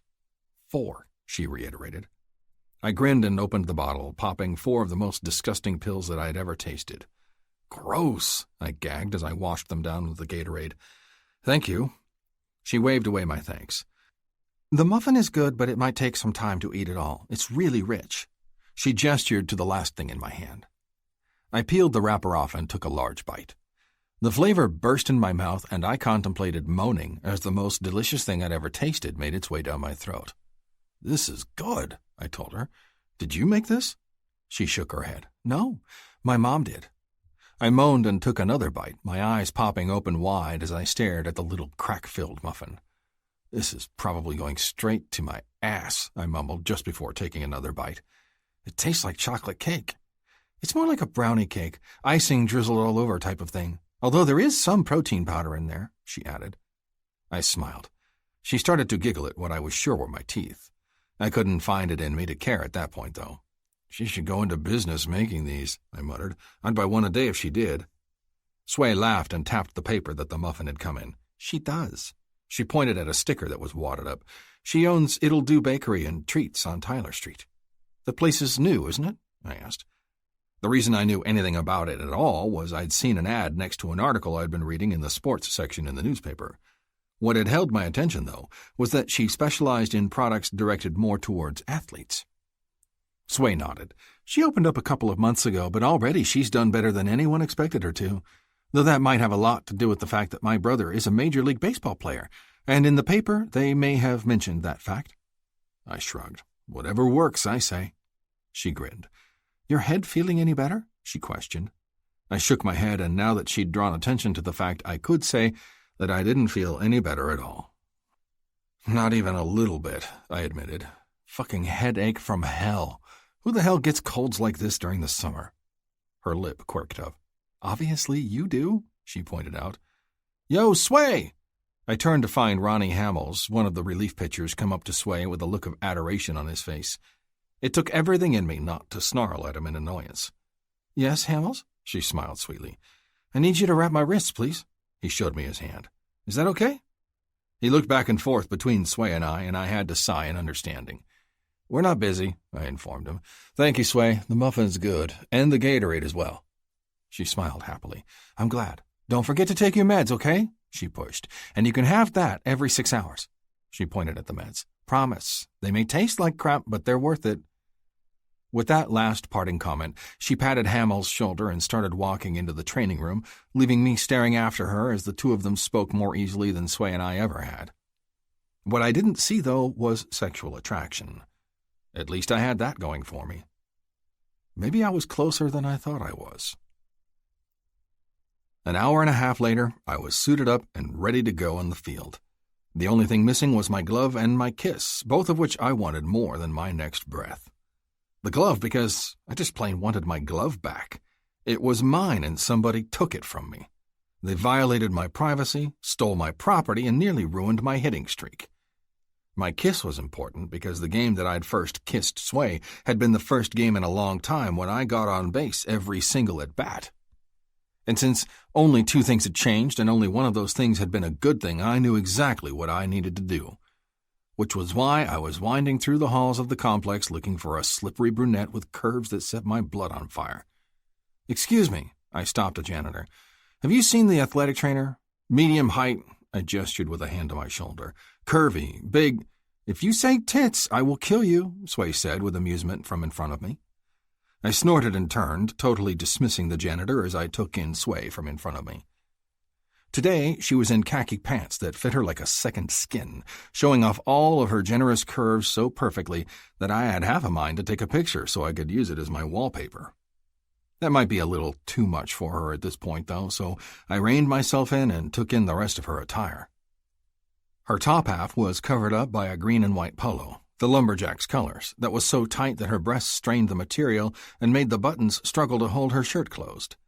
Then there was the hat, hiding the upper half of a complicated French braid that looked like it'd take 1,000,000 years to do.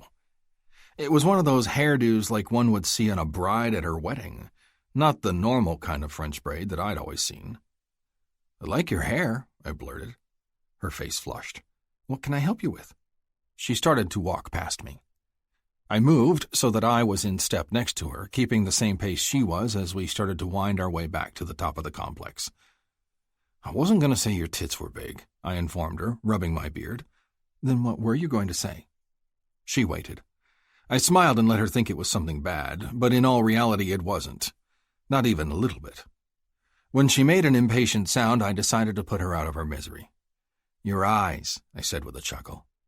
She rolled those big blue eyes toward me with calculation in their depths, and I stared right back, letting her see the sincerity in mine. "You're bad," she sighed.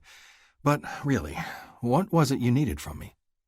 We'd just topped the last set of stairs, and I stopped her with a hand on her arm before she could open the stairwell door that would lead to the training room as well as the locker room. Her eyes widened when I crowded her body close. "What are you doing?" she asked worriedly, frantically trying to push me away from her. "I'm doing what I've got to do," I told her. "And what exactly is that you got to do?" she asked warily. "I've got to win," I pointed out. "And to win, I have to collect on my kiss." She licked her lips nervously. "That's probably not why you won last game." I looked at her. "Someone stole my glove," I told her. She nodded. "Yeah? So?" She shivered when I moved my hand up to cup her elbow. My hand traveled up her arm, disappearing underneath the sleeve of her polo shirt as I explained. My glove was stolen, I was sick, and I had a high potential of having a really shitty game, I pointed out. "Uh-huh." Her eyes were heavy-lidded as I let my fingers trail along the strap of her bra. My hard body pushed into her soft, pliable flesh from breasts to knees, and she started to breathe heavier, her breasts rising and falling with each inhale and exhale. "What I'm trying to say," I murmured, "is that it could have been very bad, but it wasn't, because of one single thing." Her eyes found mine, and I started to lower my head. "And what was that?" she whispered. I smelled the cinnamon before I tasted it on her lips, and the moment our flesh met, I knew that things would never be the same. I'd kick ass at this game and any other game if she was there to do this one single thing for me each and every time I played. Knew it with as much surety as I was sure I'd draw my next breath. Her hands found my shoulders and then went even further to wrap around my neck as she leaned into the kiss. But before it could get too out of hand, the door beside us slammed open and would have hit us had I not caught it before it could. Luckily, the door hid us from view because as I moved my face away from hers, licking my lips as I went, I knew it would have been more than obvious what we were doing. Her face was red from my beard, her lips swollen. Her eyes were glazed and her breathing was still heavy. She was the epitome of aroused. She didn't hide her feelings at all. "Gotta go, half-pint." I touched her nose. "See you in the dugout." With those last words, I let the door go, moved around it, and then jogged down the long hallway that led to the locker room. And the entire freaking way, I had to force myself not to turn back. She was addicting indeed. Chapter 9. I've decided I'm an ass girl. Horses are majestic as shit, but they don't have the redeeming qualities that a donkey has. Sway's twisted thoughts. Sway. I couldn't stop thinking about that kiss. Every single time I would let my mind wander, it inevitably went back to it. Now, the problem was knowing what was under that hard body I'd been running my hands all over during that kiss. A kiss that was 3 hours, 1 minute, and 30 seconds ago. A kiss that rocked my world. A kiss that I wanted to repeat over and over and over again. Hancock Parts Peters, number 49, has been on fire tonight. I heard from another player that he was under the weather, but you wouldn't be able to tell from the performance. The announcer for Fox Sports repeated for the 5th time. He is on fire! Rose, replay the play from earlier. They replayed the play again, and I watched again as Reese caught the shallow pop fly to left field. The runner on third took off once the ball was caught and went for home. Reese threw the ball home, and the runner, realizing his mistake once he saw Hancock catch the ball, lowered his shoulder and ran into Hancock like a battering ram. Both Hancock and the player went down in a tangle of limbs. Poor Hancock was slow to get up, but get up he did, with the ball securely in his glove, despite the pained grimace on his face. Everyone but Hancock celebrated, including me. "Yo!" Coach Siggy called. "You're up!" I turned to survey the sweaty man beside me, and barely managed to look down at my hands in time to avoid making eye contact with him. I knew if I made eye contact with him, my entire face would flame, which wouldn't be good seeing as everyone, the press, the cameras, the fans, his teammates, had been watching every single move Hancock made for the last 6 innings. "Let's get a couple of runs," Siggy called out. I bit my lip and lifted my head to watch him as he made his way out to the field, his wooden bat in his hand, resting against one shoulder. "What do you think he's going to get this time?" Gentry asked from the seat beside me. I knew he was talking to me. He'd been doing it the entire game just to piss Hancock off. Each time he'd say something, he'd turn to Hancock to gauge his reaction, and I was beginning to wonder if I should be answering his questions if it was pissing Hancock off each time I answered. Eventually, I'd gotten up and moved to the end of the dugout, which had pissed Hancock off even more. With one pointed glare in my direction and a gesture for me to retake my seat, I sighed and moved back. Superstitions! What the ever-loving fuck was wrong with these men? I'm going to guess a home run. I was a glass-half-full kind of gal. If I could have it any way, I was going to go all in. If I had to bet, I'd bet every single cent I had on me. Most of the time that resulted in me losing my money in the first 40 seconds, but that was the way I was. All or nothing. Which happened to be why I was letting Hancock do what he wanted to, and damned the consequences. That had always been my downfall. Holy shit, Gentry swore. My head whipped around to the plate to see Hancock peeling himself off the ground, a glare on his face aimed at the pitcher. "What happened?" I asked worriedly. "Pitcher was going to walk him, so he was throwing the ball outside," Gentry explained. "When Hancock crowded the plate to get access to the balls, the pitcher threw one down the middle and nearly took out his knees." My brow lifted. The pitcher must be stupid, I surmised. Otherwise, he would have never tried to hit Hancock. Hancock was known as a hothead. It didn't take much to get him going. Sure, he'd mellowed with his age, but most pitchers knew better than to taunt him. If you kept the beast soothed, then it was likely he wouldn't go all crazy on your ass. This kid, though, well, he was new. That was my only hope for why he did what he did next. "Crowding the plate again," Gendry murmured. "Shit, did you see the look he just gave that pitcher? How is he not shitting his pants right now?" "Maybe he did. I would have," Reese, the third baseman, pointed out. Chuckles filled the air, and then all breath left every single man's body in the dugout. Hell, in the entire freaking stadium. The ball left the pitcher's grip, and I knew it was going to hit him. I was so certain that I was already up and moving out of the dugout before Hancock had even finished falling to the ground. Taking a pitch to the throat was going to hurt on the best of days. Taking a 98-mile-an-hour fastball to the throat was a completely different story. I hit my knees beside Hancock's gasping form and carefully rolled him over to his back. His hands were on his throat as he struggled to breathe, and I latched onto his face with one hand as I tugged my bag closer with the other. I yanked out my portable oxygen tank and immediately strapped it onto his face as I looked into Hancock's tear-filled eyes. The big man was looking at me with so much fear that it was hard to keep calm and not whisper that it would be okay. A paramedic dropped down next to me.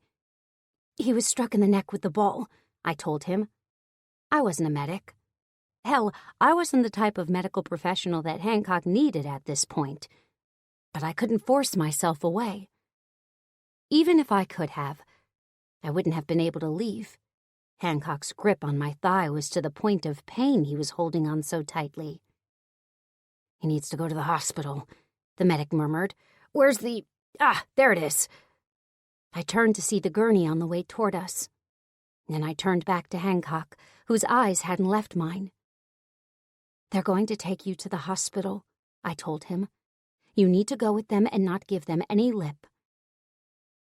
I started to back away to give the other medics room, but he snatched my hand in a move of desperation that pleaded with me to stay.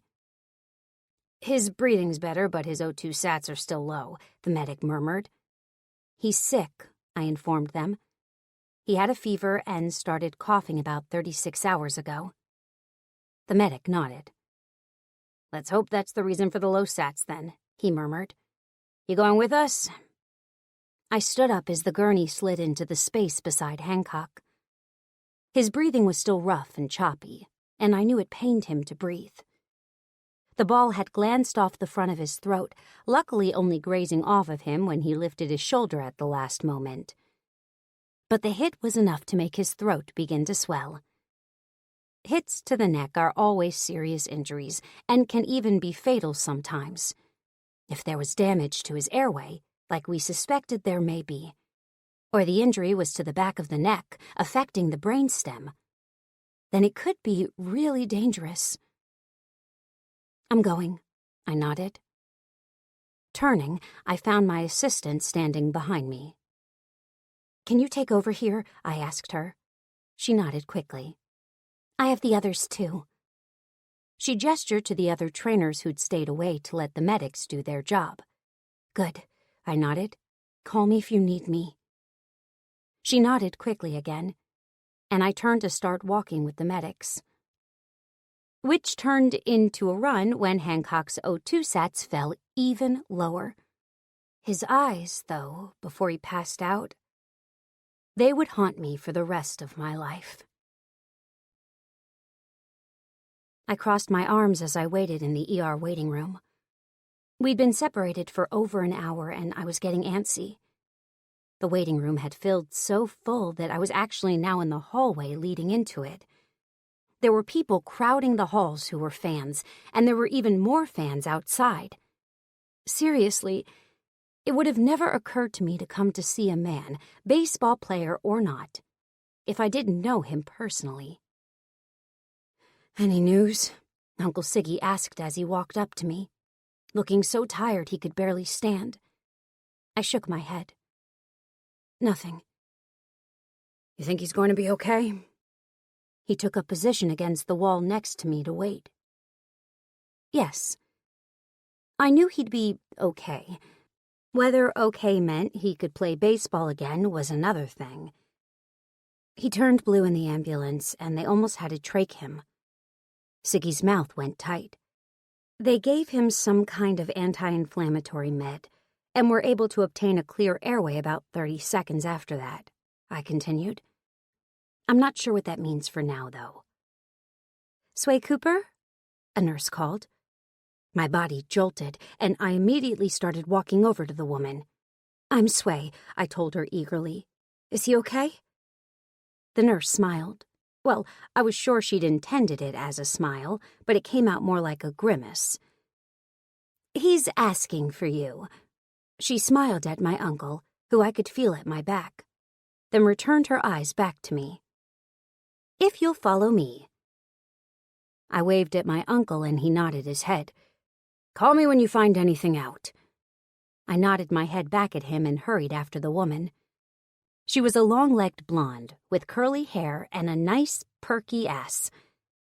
His room is right there, she pointed. Thank you, I dismissed her without a second thought.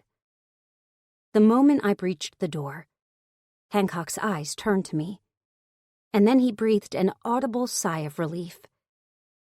The first thing I noticed was that he wasn't on a ventilator, and he didn't have any new holes in his neck. The second thing I noticed was that he was naked from the chest up with blankets covering his lower half. I momentarily lost my way and stared at his defined chest, before a rough, deep chuckle had me snapping back to attention. Hancock, I cried. You scared the fucking hell out of me. He held his hand out for me to take, and I latched onto that strong, masculine hand like it was my lifeline. They tried to cut my beard, he muttered. I didn't point out that they did cut his beard. Instead, I studied his throat and the purple and blue bruising under his skin. So what's going on? I asked. Are you okay? He's doing great. A doctor came in behind me. He's responding well to the anti-inflammatory meds we put him on. We're just waiting for the results of the MRI and CT scan. As long as they come back clear, then he'll be free to leave in another couple of hours. I turned my gaze away from the doc to stare at Hancock. We're worried, though, that he might have strep. However, we're treating that with some antibiotics, the doctor continued. If you gave me strep, I'm going to throw up all over your carpet, I warned him. Hancock's mouth tipped up at the corner. Why be so specific? He asked. Strep makes me puke every single time, I informed him. And you'll have to take care of me because I turn into an invalid. I grinned. Kind of like you did yesterday. His eyes shone with amusement. I'm actually surprised he was able to make it through the entire game without collapsing in exhaustion, the doctor observed. I was watching the game. He was amazing right up until that kid hit him. Hancock's mouth tightened. Kid's gonna get his ass kicked the next time I see him, he muttered. Am I free to play at the game 2 days from now? Did he sound hopeful? Honestly, the doctor hesitated, I would give it a game, but if you can find a neck guard to play with for the next couple of games and you're feeling up to it, then I would say I think it'll be all right, as long as your tests come back all clear. I grinned. Thank fuck, Hancock smiled. That's the best news I've had in the last hour. The doctor left after giving his instructions while we were waiting on results, and I sat on the corner of Hancock's bed. Can you turn that on? He pointed to the TV. I nodded, knowing he was looking for a recap of the game. Not needing to be asked, I found the remote, turned the TV on, and found SportsCenter without a word. And of course, the game's highlights were on while a couple of analysts discussed the game. There have been other men hit in the neck before, one of them said. It's a very dangerous area to be taking a hit. Thank you, Captain Obvious, Hancock muttered. Show the replay. "It is, Pat," the other man said. "From what I could tell as they took him off the field, he was breathing, which was one of the main concerns." I rolled my eyes and continued to watch, standing next to Hancock's bed. "Here it is." I turned it up. We watched the confrontation before the hit, and then the hit itself in silence. Only after it was done did Hancock find his voice. "Was there a fight?" he asked. I turned to look at him. He was staring at the TV with a whimsical look on his face. "I don't know," I admitted. "I was with you. Though from what I heard from the assistant trainers and the state of some of the players' faces and knuckles, it seems that there was." Hancock grinned. "Can you give me a drink of that?" He pointed to the small cup with a white bendy straw in it. I immediately got it for him and brought the cup to him. Instead of taking it, though, he leaned forward and drank it directly from my hand. His throat worked, and his eyes closed as the cool water soothed his throat. And I realized two things. One, the man was sexy, even bruised up and hurt. Two, I was falling in love with him. Out of all the people he could have called back for, he'd asked for me. That was saying something. Maybe he wasn't just playing around. Maybe, just maybe, he really was serious about me. Maybe he really did want me. The real question was if I could let my walls down long enough to let him in. And looking at his face, the gratitude in his eyes, I realized that I could. I could do anything for him. Chapter 10. The problem with reaching for the stars is that it leaves your balls unprotected and vulnerable. Trust me, I know. FYI, my brothers are douches. Hancock's Secret Thoughts. Hancock. I was sitting comfortably in my lazy boy recliner, my eyes closed and Sway humming along in my kitchen, when I heard it. It was a distinct sound, really distinct. The sound of keys in my door. My eyes snapped open, and I glared at the doorknob, hoping beyond hope it wasn't who I thought it was. But like always, I wasn't given the reprieve I needed. My brothers, 3 out of the 4 of them, walked in the next moment, followed shortly by my parents. "Oh, baby," my mama cried as she rushed to me. "Your throat looks horrible." I barely resisted the urge to sigh. She would catch it, and then she would get all hurt that I wasn't letting her mother me like I should be letting her. It was her God-given right, after all. Something she told me all the time when I refused her attentions. "I have strep throat," I told my brothers. "I hope you all get it." Harrison, Holden, and Hunter all stared at me. "Where do you think you got it from, dumbass?" Harrison asked. I gritted my teeth. "Y'all know damn well y'all are supposed to stay the fuck away from me when you're sick," I growled. "This could have been detrimental." "You look like you're running a fever right now," my mom, Sally, frowned. "I'm going to go make you some chicken noodle soup." She froze when I said what I said next. "My woman's in there making me soup." She turned only her head and stared at me with frightening eyes. "Woman?" she asked carefully. I nodded my head, wincing when the movement caused my head to hurt even more than it was already hurting. "When did you get a woman?" Holden asked skeptically. "Oh," Sway gasped in surprise. "Hello." I turned to find her standing in the doorway to the kitchen, her eyes taking in my brothers and my parents in one long sweep.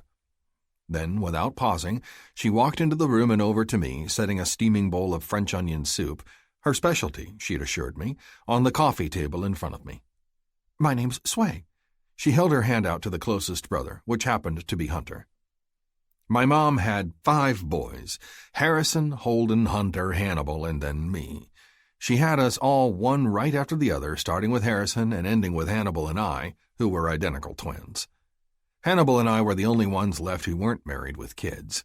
I was the only one who hadn't experienced psycho mom when it came to my serious girlfriends, because I never had serious girlfriends before. Never wanted them. Until Sway. Now I wanted a lot of things, most of those things being Sway in my bed, naked underneath me. Forever, if possible. But I hadn't told her that yet. I wouldn't be, not until she was well and truly trapped. If it wasn't immoral and a tad bit archaic, I'd just get her pregnant and play on her conscience to stay with me for the rest of her life. I knew I could make her happy. Hell, I knew she made me happy. "Well, hello," Hunter drawled, taking her hand in his and caressing the outside of it while he stared into her eyes. "Aren't you pretty?"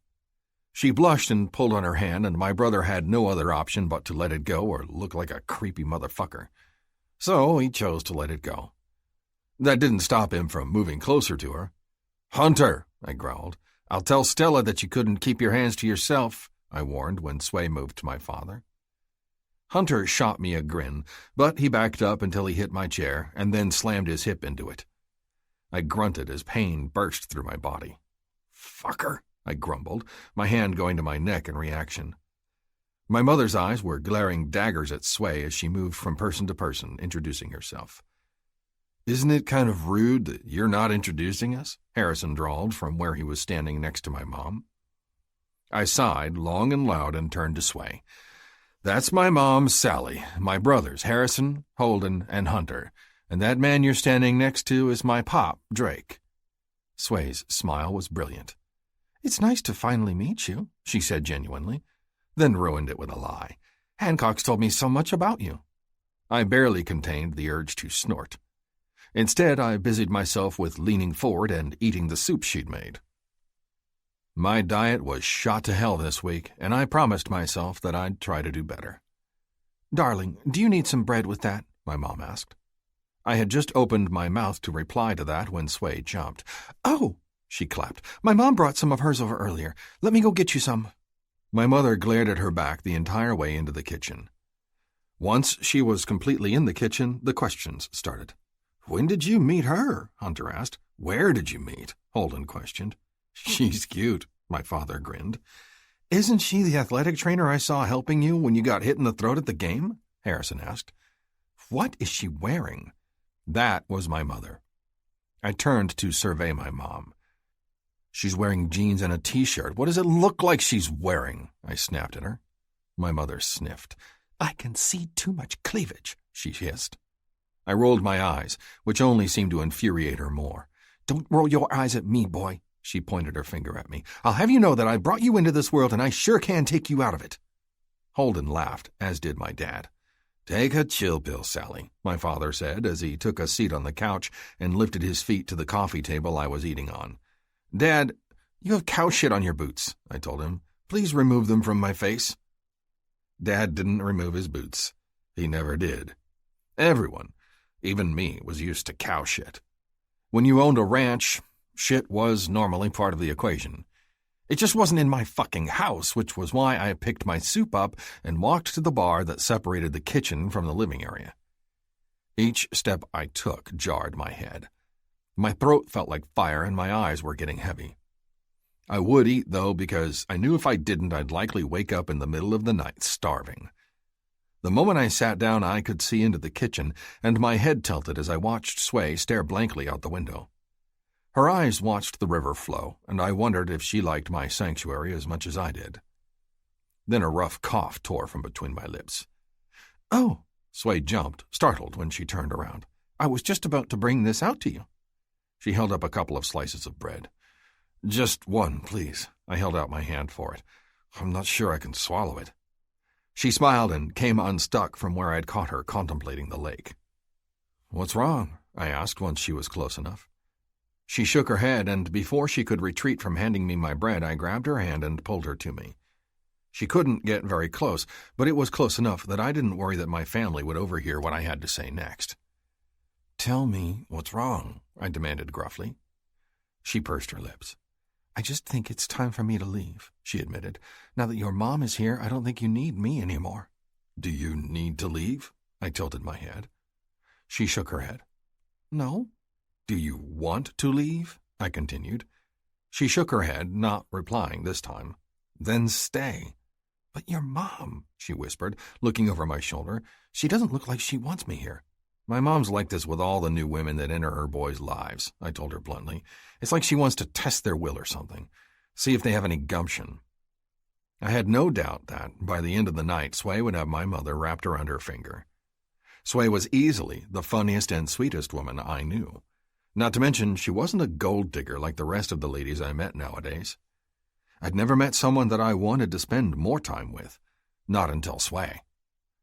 When I woke up in the hospital and saw that she was no longer with me, I demanded for her to be brought back to me for over 30 minutes. The only reason she had been brought back to me was after the doctor overheard. Then he'd intervened on my behalf and demanded the nurse go and get my fiancée. Not that Sway had heard that little tidbit. "Hey," Holden called as he marched up to my side. "Do you have any extra of that?" He pointed to my soup, and she nodded. "I do. Do you want some?" she asked.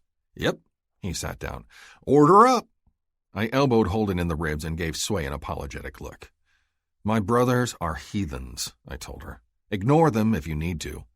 She grinned, but got my brother some soup, and then sliced him off his own slice of bread before placing both in front of him. I took a sip of my own soup as I tried hard to swallow it. It wasn't that it was bad.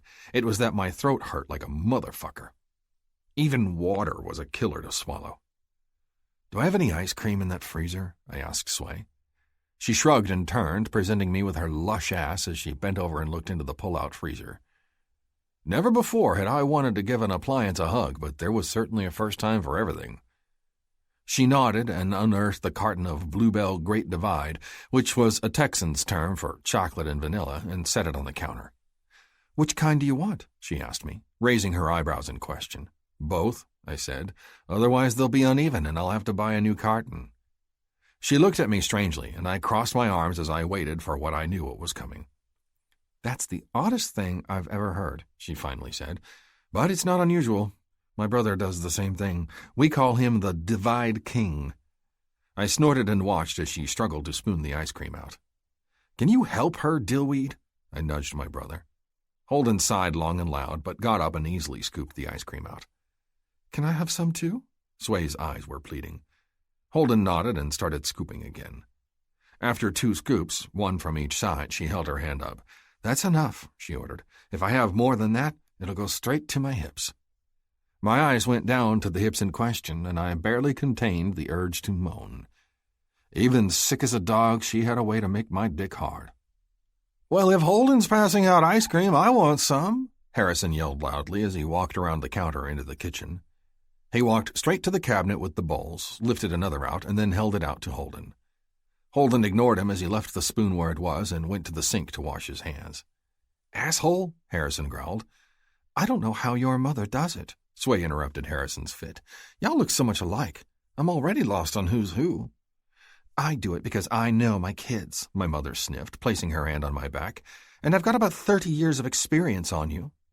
I was glad to see that my mother was at least addressing Sway now, but that might have a lot to do with the talk I could hear my father having with her while I was trying to choke down the soup. "You don't like your soup?" my mom asked hopefully. I nodded my head. "I like it," I told her, "but it hurts to swallow it. I'm going to try ice cream." She patted my back like I'd done the right thing. I was sure it was more because she was happy I wasn't enjoying the soup that Sway had made especially for me. "Oh, my God," Holden moaned. "This soup is the bomb." My mother's hand stopped patting my back, and I could see out of the corner of my eye that she was now glaring at Holden. "You should try this, y'all," Holden urged. "I've never tasted anything so good in my life, and this bread is to die for."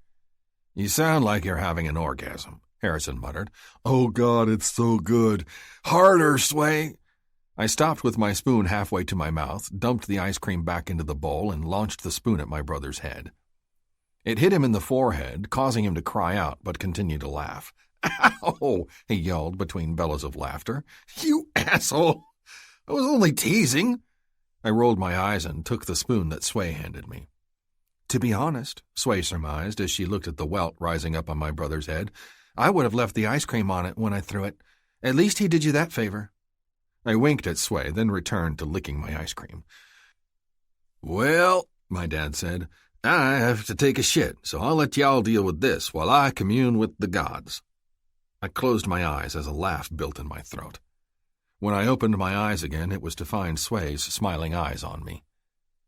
If you think this is bad, she grinned, I can't wait for you to meet my family. Chapter 11. It's only an extra bottle of beer if you don't drink it. Hancock's Words of Wisdom. Hancock. Your brother's name is Holden Peters. She stared at me, her face cracking into a grin. I snorted. Yeah, my parents weren't really thinking that through at the time, were they? I asked as I sat down onto the bed. You need any help? She bit her lip. I shook my head. No, I leaned back slowly until my head hit the pillow, my whole body protesting the movement. All right, she said as she came to my side of the bed and stood over me. Gentry texted you to say he'd bring your dog home in the morning. I grinned. I think Gentry thinks he wants her, I murmured. He doesn't? She asked. You could have fooled me. I nodded. She's good for him because he gives her treats. I shifted until I was facing her. Her eyes took me in as I gazed up at her, but the moment she realizes that he's not going to give her goodies every single day, she'll go back to her asshole self. Sway's brows rose. She's an asshole? She had laughter in her voice. Why is she an asshole? She's spoiled rotten, eats my shoes, swims in the water, and then tracks mud all over the house. Sometimes I find her in the weirdest places. I shook my head. You have no idea of the weird places. Sway's lips twitched. Like what? She asked. The bathtub? I laughed. No, I shook my head. More like on top of the fridge, on top of the dining room table, which, as you can see, is bar height, and once I found her on my bookshelf. What kind of dog is she? She leaned her hip against the bed, and I moved my hand to cup the outside of her thigh. A husky? She grinned. I always wanted a husky. What does she look like? Pure white, I smiled. Although I'm not sure she's completely 100% husky. The lady I got her from said that she was knocked up by one of her dogs. One was a husky and the other was a wolf hybrid mix. Her mouth dropped open. You could have a wolf? She gasped. Or, which is the more logical answer, she's a husky, I pointed out. She could go either way. She pursed her lips. I'll let you know what I think when I see her again. I patted her thigh and my eyes closed involuntarily. All right, she patted my hand and pulled away. I'm going to go since your mom's here to take care of you now. My eyes opened into slits. Don't you dare leave me here with them, I ordered. She smiled at me, thinking I was joking. I was far from joking, though. I can't handle them on the best of days when I'm at 100%, I informed her sleepily. When I'm sick like this, there's no way I can handle 3 of my brothers under my roof. Please save me from them. She smiled at me like she thought I was joking, but I wasn't. Please, I pleaded. You're serious? She shook her head. I nodded my head. I am. I nodded my head. Come to bed. I can't sleep in here with you. She crossed her arms. And all your other guest rooms are taken. I patted the bed behind me again. Please? I poked my lip out, putting a little bit extra whine in my pleading. She sighed, long and loud, and I felt, more than saw, her move around the room. My eyes were heavy, and it took everything I had not to give in to sleep. I don't have anything to wear, she said. The only clothes I have in my car are too small. I've gained about 20 pounds in the last month. Good weight, I informed her. You look edible. She snorted. I don't look edible, she sniffed. I look fat. I rolled over until I could see her staring at herself in my mirror above the dresser. You're not fat. If you were fat, I'd tell you. And you, woman, are not fat. You're juicy and delectable. Not to mention every time I see your luscious ass in jeans, I want to fuck it. She lifted her nostrils in the cutest grimace I'd ever seen. I've never done that, she admitted. What? I pushed. Had anal sex? Or had sex altogether? Was that hopefulness I heard in my voice? Hopefully she wouldn't hear that in my voice because it made me sound like a caveman to want my woman virginal upon meeting her. Anal. But I can't say I'm a sexual connoisseur either, she admitted. I haven't had any time. I've been working my ass off since I was 18 to get where I am, and everyone in my family, except for my dad and brother, is in the medical field. There's no way I would randomly sleep with a stranger in this day and age. I met Langston, and we did give it a try, but, Well, he was kind of sucky, so we didn't do it more than twice before he'd decided I was no longer worthy of being his. I tried to keep it cool, but I was unsure if my voice or face betrayed me. "What does your dad do?" I asked as I grabbed the covers and bunched them up over my hardening dick. "He's a cop?" That did it. My dick went down instantly. "Bummer," I muttered. "You can wear one of my shirts." I pointed to the dresser she was standing in front of, and she grimaced again. "They won't fit me," she hedged. "Then sleep naked," I countered. She glared. Slipping the shirt off over my head, which proved to be a lot harder than normal, I bunched it up in my hands and launched it at her. "Here." The T-shirt I'd been wearing had my jersey number on it, as well as the Lumberjacks' double L logo on the front breast area. She immediately threw it back at me. "No," she refused, shaking her head. "I'm not wearing that." I frowned hard at her. "We just talked about this." She smiled. "It has nothing to do with my weight and it not fitting," she told me, "and everything to do with the fact that I only wear the team shirts on game days." My mouth dropped open. "Are you saying that you have superstitions?" She blinked. "No." I picked up the T-shirt. "Then wear it." She immediately shook her head. "No." My mouth kicked into a small grin. "Why won't you wear it?" I asked then. "Because." "Because why?" "Because if I do, you might lose." I was laughing by this point. "Half pint," I started. "That's called a superstition." She glared and started rummaging through my drawers, coming up with one of my favorite shirts that I used to wear in high school, one that hadn't fit me in a very long time. In fact, it was so small that I wasn't quite sure why the hell I even had it anymore. With angry movements, she ripped her polo shirt off over her head, tossed it onto the chair in the corner of the room, and snapped the shirt in the air to unfold it. The moment she slipped it on and the tight black Panthers baseball shirt slipped on over her breasts, I knew I'd made a good decision in saving it. The T-shirt fit her like a glove. Then she went and ruined me for all other women. With a practiced move, she slipped her hand up the back of the shirt, unbuckled her bra, and slipped it off through one sleeve, followed shortly by the other. My mouth went dry as I watched her breasts sway with the movement. "Will you marry me?" I asked her. She blinked. "What did you just ask me?" I licked my lips as she started to push her jeans down her thighs. My cock started to pulse with each beat of my heart, and I wanted so badly for her to walk over here and sit on my cock. I wanted to grab a hold of those luscious globes of her ass, dig my fingers in, and urge her to ride me hard. "Black panties," I muttered. "I said I like your black panties." She looked down at the black panties and then back up to me. "Huh," she said, then an evil grin lifted the corner of her mouth. "If you like the front," she turned, "then you'll definitely like the back." And oh, God, did I. She was wearing those cheeky underwear where half of the ass cheeks hung out. On others, they were definitely sexy. On Sway, no words did her justice. They were freaking amazing. I had a stern talking to with my cock while she was in the bathroom and then switched off the light in anticipation.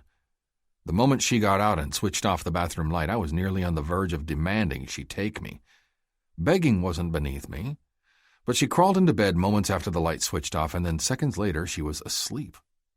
How was that even possible? She had to be faking. Had to. But then a soft little snore had me blinking in surprise, and I laid there for another half an hour while I contemplated masturbating right next to her before I fell asleep.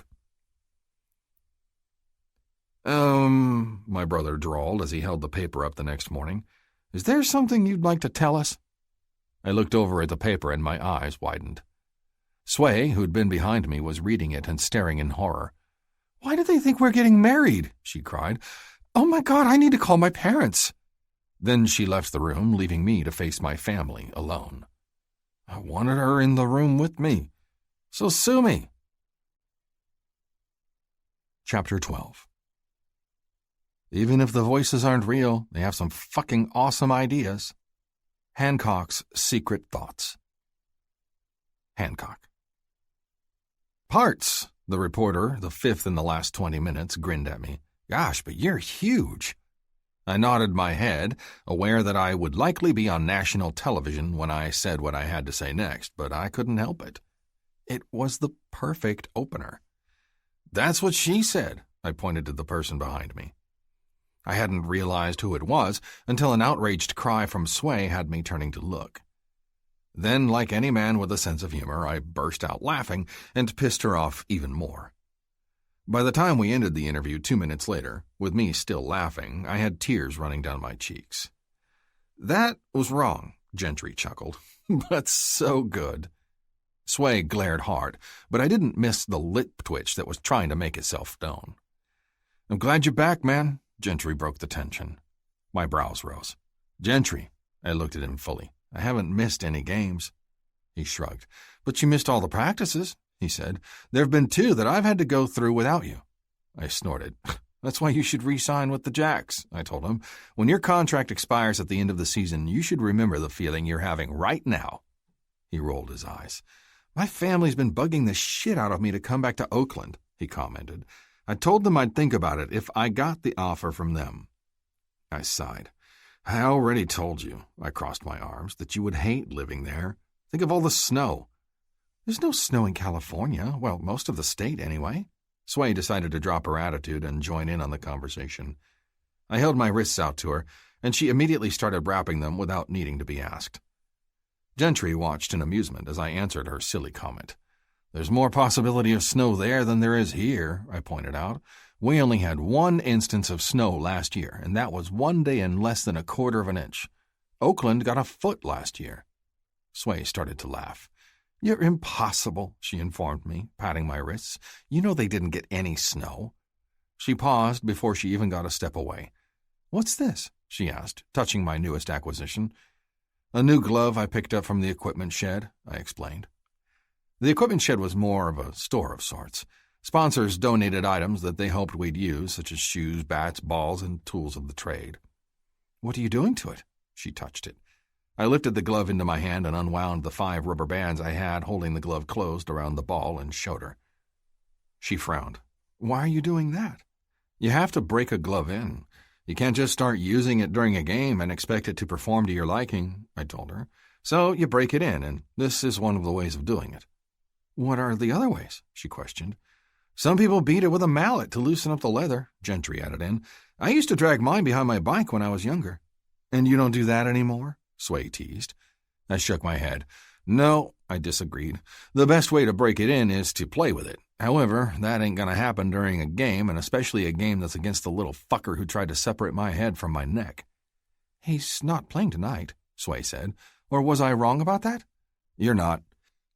I stood up and tucked my glove underneath my arm as I picked up my hat. "But that doesn't mean that the other players won't be on edge over what happened. They'll be waiting for me to try something, and who knows? They might be right." Sway sighed. "I'll see you in a little bit." She smacked my ass lightly. "Now get out of here. I have other players besides you to take care of." My eyes widened and a fierce sort of jealousy tore through me at the idea of her doing any other player than me. Of course, I knew what she'd meant by the comment, but it didn't make it an easier pill to swallow as my mind chose that moment to race. But then she had to go and ruin my anger by one simple comment that she tossed out offhandedly. "Doesn't that beard bother you in the summer?" Sway asked, running a finger along the edge of my beard. My brows rose. "Manliness isn't seasonal, Sway." She tilted her head down and laughed, and I couldn't help but watch the way her breasts jiggled with each breath of laughter. "Be good. You know where to find me before the game." She wiggled her eyebrows at me. I snorted and smacked her ass, taking great joy in the resounding smack and the sting in my hand as I did it. She squawked in outrage, and I tossed her a grin that couldn't be misinterpreted. I wanted her. I wanted her badly. And I would have her. By the end of the night, she would be mine. Was it possible to run the bases with a hard-on? Yes, it was. But it was not easy to slide. I stood up and dusted the dirt off my pants, glaring at the umpire. "I was safe, and you damn well know it, Henderson," I yelled. "You saw it, I saw it, hell, even my 80-year-old grandmother saw it from all the way up in the stands." I gestured to the stands where my family was standing and yelling about the shitty call that was just made. But that was just how the entire game went. "You didn't touch second base," he said, "and Reese touched it, meaning you're out." "That's a load of bullshit, and you know it," I bellowed, anger making my voice shake with rage. "Sorry, Parts. You know the drill." He gestured to the bench. I crossed my arms over my chest. "Coach is contesting it," I gestured with my chin. "I'll leave when you prove to me that I missed it." I damn well hadn't missed it, and the ump needed to get his fucking eyes checked if he thought differently. Henderson growled in frustration, and I caught the shake of his head before he turned and stomped up to the other umpires who were going over the call on the TV that was situated in the home dugout. My eyes automatically went to the dugout where Sway usually sat, but when my eyes finally trained on the spot, I realized it was empty. Brows furrowing, I let my gaze wander and quickly realized why I'd been so pissed off in the first place. She'd been chatty today. Really chatty.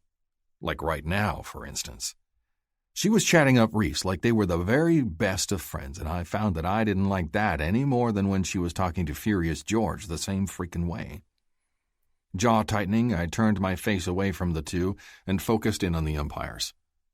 "You touched second," the third baseman for the other team, Milo something or other, said, breaking into my thoughts. I turned my eyes only to take him in. "I know," I mumbled. "When I got into the draft, it was my dream to meet you one day," he informed me. A grin broke out on my face as I realized I had a bona fide fan on my hands. "Is that right?" I asked. He nodded eagerly. "Where'd you go to college?" I asked. "Penn State," he answered quickly. "I was lucky to have a scout see me. If it wasn't for him, I wouldn't be here right now." The kid was funny. He also had one hell of a beard, which was abnormal for a kid his age. "How old are you?" I asked, admiring his beard. The kid brought his hand up to his beard and started to stroke it. "How old do I look?" he challenged. I snorted. 22, at most, I admitted. "The beard does things for you, though." Milo started to chuckle. "Thanks," he grinned. "And you're right, I'm 22. You know anywhere good to eat?" I asked. "I'm going to force our athletic trainer to go out with me to dinner. You're welcome to come if you want." He hesitated. "I'm not sure if that's allowed," he hesitated. I shrugged. "Up to you, kid. Just throwing the offer out there." He nodded, thinking. "The Root is good," he finally decided. "It's got a good atmosphere, and not many people know about it. Locally owned, and not many tourists go to it." I nodded. "They have burgers?" He nodded his head eagerly. "They do. The best." The crowd started to boo, and I realized that the call had been handed out. "They gave you the base," Milo muttered. "Knew they would." I knew they would, too. Henderson was a dick, and it seemed like he always made bad calls against me. Then again, when I was younger, about Milo's age, I decked him because he'd thought it'd be funny to laugh at something another player had said about my mother. Granted, I wasn't the most chill of people when I was younger, and likely still wasn't if the rise of my blood pressure had anything to say about it, but that wasn't something you continued to hold over a person's head. I was 10 years older now. At 32, I was nothing like the hot-headed boy who'd entered the league. If anything, I was a hell of a lot more rounded and could control my temper just as well as the next guy. "Fucking A," Milo muttered, then dove for the ball that I hadn't even realized had been hit. "Shit," I hissed, running for home. The catcher got in my way at home plate, and I knew the ball was about to hit his glove any second. And it did, landing right in the sweet spot. With no other recourse, I slammed into the catcher like a linesman, hitting him so hard that my breath left me in a whoosh. We both went down in a tangle of arms and limbs, just like I'd done my last game. Frantically, I tried to scramble for the base, which I somehow missed when I hit the catcher and touched it. That's when I saw the ball that was lying next to the plate. "Fuck yes!" I bellowed, getting to my feet. I offered my hand down to the catcher, and he shook his head, refusing to take my hand. Not caring, I pointed at Milo. "You almost had me," I told him. A grin kicked up the corner of his lips, but he didn't respond. "Fucking bastard," the catcher mumbled as I walked away. I chuckled as I walked back to the dugout, laughing when my teammates came out to meet me. When I got to Reese, I glared at him and might have slammed chests with him harder than I needed to. He gave me an annoyed look, but I knew he knew the reason for it. I hadn't come out and said it in as many words, but he damn well knew she was mine. I took a seat in my spot and tried really hard not to glare at the woman who was sitting there reading a book like she didn't have a care in the world. "What are you reading?" I grumbled. She looked over at me for a few short seconds and then turned back to her Kindle. "A romance," she answered, not bothering to give me any more than that. "What is it called?" I pushed. "Double Play?" I murmured. "What's it about?" She gave me a narrow-eyed look. "A baseball player and the greatest catch of his life," she answered. "Do you mind?" I held up my hands in surrender and went back to watching the game. We had this one in the bag. We were ahead by 10, and we only had one inning left, half if we managed to keep the lead. Although it didn't happen often, it was possible that we'd get cocky and the other team might catch up. Not today, though. The players on the other team were playing like shit, which was what had gotten them in the hole in the first place. The only way they'd win now was if we stopped trying, and that sure as fuck wasn't going to happen. Chapter 13. I want someone to look at me the way I look at my Jeep. Sway's secret thoughts. Sway. I hesitated outside the exit to the parking lot, wondering whether I should wait for Hancock or not. He hadn't said anything about wanting to do anything with me after the game. I was also tired as hell from the plane ride, and the vehicle that was taking the athletic training staff was about to leave. So I made a choice and headed for the Jeep. And, of course, Sinclair was driving. Normally, I would have been in control of the rental, but since I rode in the day before with the team and the other staff who normally travel with the team, I didn't put my name on the rental policy. Normally, that wouldn't matter, but Sinclair was obviously smug about having the privilege of driving rather than being a passenger. "Didn't think you were riding with us, Sway," Sinclair made a point to mention. "Did your friend give you the boot?" I ignored him and walked to the back door, opened it, and took a seat next to Lacey. "Hey, Lace." I smiled at her. Lacey grinned and offered me a piece of gum, and I shook my head in the negative. "No, thank you." I turned to look out the window. "Everyone ready now?" Sinclair asked. After 3 confirmations, one from Lacey, one from me, and one from our front seat passenger, John, a.k.a. JJ, our intern, we pulled out, heading straight for the hotel. The hotel was less than 5 minutes away from the stadium, but after only 2 minutes of Sinclair's jerky driving, I realized that if I had to ride with him again, I'd very likely vomit. When my head hit the window as he pulled in, I made an executive decision to talk to the team management. If a man wouldn't hesitate to do 70 in a 40, making me see my life flash before my eyes, he absolutely should not be driving the other members of the team's training staff while we were out of town. Surely the management would want their staff to arrive to and from the game safely. Right? Lacey and I traded a few looks while JJ held onto the handle above his head like his life depended on it. By the time we pulled under the covered awning, JJ looked deathly pale. Lacey was taking on a tinge of green, and I was wondering whether or not I could hack a walk back to the ballpark tomorrow. It was only 2 miles. If I left 2 hours earlier, surely I could make it on time. "Thanks for the ride," I muttered as I bailed out of the Jeep. The Jeep itself was gorgeous. I'd always wanted a Jeep, but I would prefer driving to riding in the passenger seat or the back seats. "What's that face for?" Sinclair asked as he walked up beside me. I didn't speak. I could barely tolerate the man most of the time. Between the car ride from hell with his reckless and erratic driving and his pungent cologne that smelled like a bundle of mail magazines with a clashing variety of different sample scents inside, I was ready to bail. Luckily, they'd sent my luggage up ahead of me, and I'd already checked into my room thanks to the hotel's app. All I had to do was gather my key, and I was ready to go. Lacey and JJ had done the same thing as me, while, unfortunately for him, Sinclair had not. "Thank God," Lacey muttered under her breath as she stood next to me in line. "Freaking gross." JJ snorted. "This wasn't my first time riding with him. You'll be happy to know that he drove better than he usually does." "Oh, God," I moaned. "If that was his good driving, I would hate to know what his bad driving is like." Lacey snorted. "Can I help you all?" the man behind the desk asked with a brilliant smile on his face. I gestured for Lacey and JJ to go first. They both were quick and efficient, and they waved me off as they disappeared to the bank of elevators. "We'll see you in the AM," JJ called. I waved them off and smiled. Trying hard to produce a smile, I told the concierge my name, and he grinned widely at me before producing a blue key.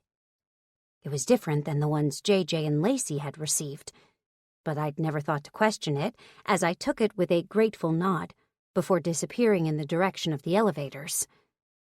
After studying the number printed on the back of my keycard, I yawned and leaned heavily against the gold-embossed walls of the elevator.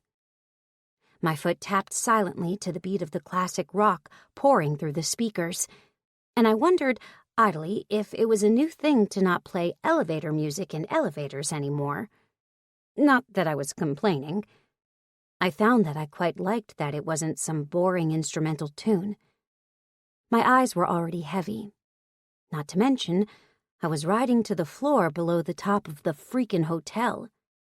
Why I'd been put on the 14th floor, I didn't know, but I would take anything at this point.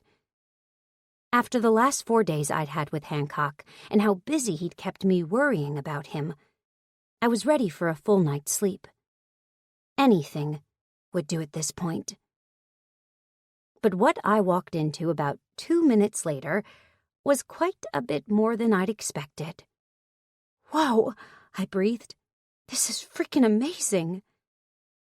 The room was one large open space, like most hotel rooms, but it was plusher, decorated in rich reds and royal blues.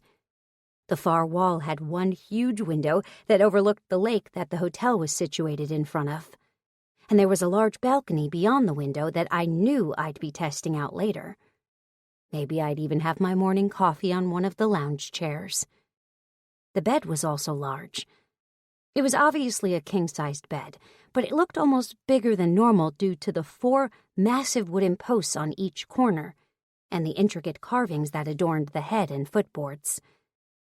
Then there were the many coordinating throw pillows on top of the bed that matched the comforter. I ran my fingers over the bedding, surprised at how soft it was. Was it real silk? What the hell kind of place was this? This wasn't a normal hotel room, that's for sure. Knowing I needed a shower, I pushed away from the bed and headed for the bathroom, stopping once to confirm my hunch. Opening one side of the closet, I breathed a sigh of relief when I saw my luggage where it belonged. "Thank goodness," I groaned, closing the door and heading straight for the bathroom. The bathroom? Well, let's just say it wasn't your typical hotel bathroom.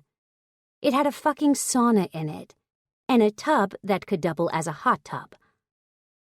After taking care of a few necessities, I turned the huge shower on, exclaiming in excitement when I saw the multiple shower heads that were interspersed on the wall and ceiling of the enormous walk-in shower.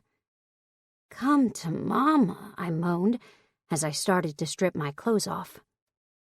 I'd never, not once, stayed in a hotel like this. I also knew which one I would be staying at next time I came into town. "This place is awesome," I cried as I tossed my clothes into the corner of the bathroom, then tugged my hair tie out of my hair, slinging it in the vicinity of the counter, which, I might add, had a freaking fish tank built into the wall, separating the his and her sinks. Well, for this day they'd be mine and mine, but that was cool. I'd use both equally so neither one felt slighted. Then I heard my phone ring. After contemplating answering it for all of 10 seconds, I decided that this shower was too important to pass up. It was also my mother's ringtone, and I could call her back any time. This shower, though, I'd only have for 3 days, so I was going to make good use of it. The moment I stepped inside, a moan slid past my lips. The water felt like it was hitting me everywhere at once. My feet, my knees, the middle of my back, and my face. Hell, there was even one aimed at my hoo-ha, though it was a much gentler spray than the others. The bathroom was even stocked with my favorite shampoo and conditioner, and not a tiny bottle of it either. It was a massive bottle, one I'd buy at home and use over a month-long period. The soap was also my brand. And a niggling feeling started to work its way into my brain before I cast it aside when I saw the instrument panel. Another click on the control panel, and all the shower heads started to pulse, even the one aimed at my pussy, causing my eyes to cross. After 20 minutes of just standing there, I finally came to my senses and got to work cleaning my various body parts, saving my hair for last. I just worked up a good lather of shampoo in my hair when I heard it. I had a feeling you would get here before me. The sound of a male voice broke into my shower. I squealed and turned, soap running into my eyes as I opened them in the middle of my shampooing. "What the hell, Hancock?" I cried, covering my breasts. Or I tried to, at least. My breasts were much too large to cover with just my hands. I managed to shield my nipples from view, and that was about it. My pussy, luckily, got fully covered, but even that didn't feel like enough. I was totally and completely naked in front of the hottest man in the world. And he was the hottest man in the world. He'd won Our Magazine's, one of the top celebrity magazines in the world, 2017's Most Handsome Man Award. Also, as a thank you to their readers, they'd printed a large poster in each magazine that featured Hancock's glowering face and nothing else. I'd hung it on my bedroom wall next to my fat head. There was no doubt in my mind that he'd seen that too. The man missed nothing. I was sure at this point he was just being nice about my infatuation with him. So yes, needless to say, I felt more than a little self-conscious standing there naked in front of him. And then he started stripping. "What are you doing?" I squeaked fearfully. Hancock's beautiful eyes met mine as he stripped off his shirt. "Joining you," he answered, not stopping his strip down. When he got to his pants, I turned around, closing my eyes and letting the water wash the shampoo away. The moment I felt him behind me, my knees started to shake. "You want to know why I want you so badly?" he asked conversationally. "I don't know." I cleared my throat. "Why?" "You're beautiful." He let his finger trail up my right shoulder and then straight down my spine until it came to a stop right above the top of my ass. Goosebumps traced his path, and my nipples hardened. "You take my breath away clothed," he murmured. "But without clothes." He pressed forward, and I nearly jumped 2 feet in the air when I felt his erection poke me in the ass. I'm a grown-ass man of 32 years, and if I wasn't sure it'd offend you, I'd come all over your ass right now with 2 strokes of my cock, he growled, pressing his lips against the back of my neck. I licked my lips nervously. Who's to say that I'd be offended? The words came out of my mouth before I could stop them, and the breath left my lungs when he started to chuckle. I'm not saying that I don't want that. Eventually. But right now I want to slide my cock into that pussy of yours and ride you until we both can't see straight, he admitted. Badly. I couldn't help but press back against him, and the resounding growl that left his lips had me clenching my thighs. His hands went to my hips to still my jerky movements, and then left shortly after, one going up while the other went down. Inadvertently, I sucked in as his hand trailed over my belly to the apex of my thighs, and he stopped only long enough to pinch my tummy. I love every fucking thing about you, he informed me. Your stomach is perfect. Your lips are this beautiful hourglass shape that every woman in the world would kill for. I'd never thought much about my actual shape. In fact, I went out of my way not to think about it. Sure, I was confident in my body. I knew that it'd never change unless I really did a drastic lifestyle change that included eating healthy, working out, and being smarter about my life decisions. So I'd come to terms with who I was because one thing was for certain. I hated working out. In fact, hate wasn't a strong enough word for it. Loathe was more like it. "You're thinking too hard." He punctuated that statement with a pinch of one nipple, and I gasped. "So, we have two options here," he murmured, letting his lips trail against the curve of my neck. "Yeah?" I asked. "Yeah," he agreed. "And what are those?" I licked my suddenly dry lips. How that was even possible while I was in the freaking shower, I didn't know, but they were. "One, we could dry off, go lay on the bed and watch TV," he started. My belly twisted. That wasn't what I wanted, not at all. Not even a little bit. "What's the second option?" I asked breathlessly. "Option 2 is I fuck you until the wee hours of the morning, and we only stop when the sun starts to kiss the sky," he growled low and deep. I groaned when his hands started to tangle in the curls between my legs. His forefinger and thumb came together to pinch my clit, and my entire lower half shrank back in reaction, causing pain mixed with a little bit of pleasure to burst through me. "You have a baseball game tomorrow night," I pointed out. "And I have to be at the field about an hour before that. Staying up all night to do what you just suggested isn't such a good idea." It killed me to say that, but someone had to be logical here.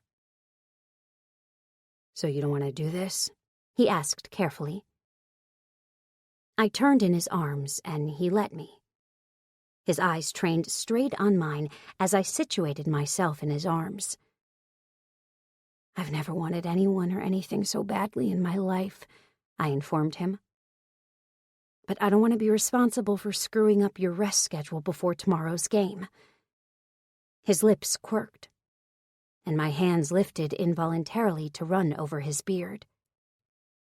He turned his face into my hand, and I started to scratch his beard with my nails as he watched me. "You want me?" In answer, I swallowed my fear and leaned forward. My breast pressed into his overheated skin, pushing against the rock-hard ridges of muscle also known as his abs. My hands went to his shoulders, and I leaned up onto my tippy toes, pressing my lips against his.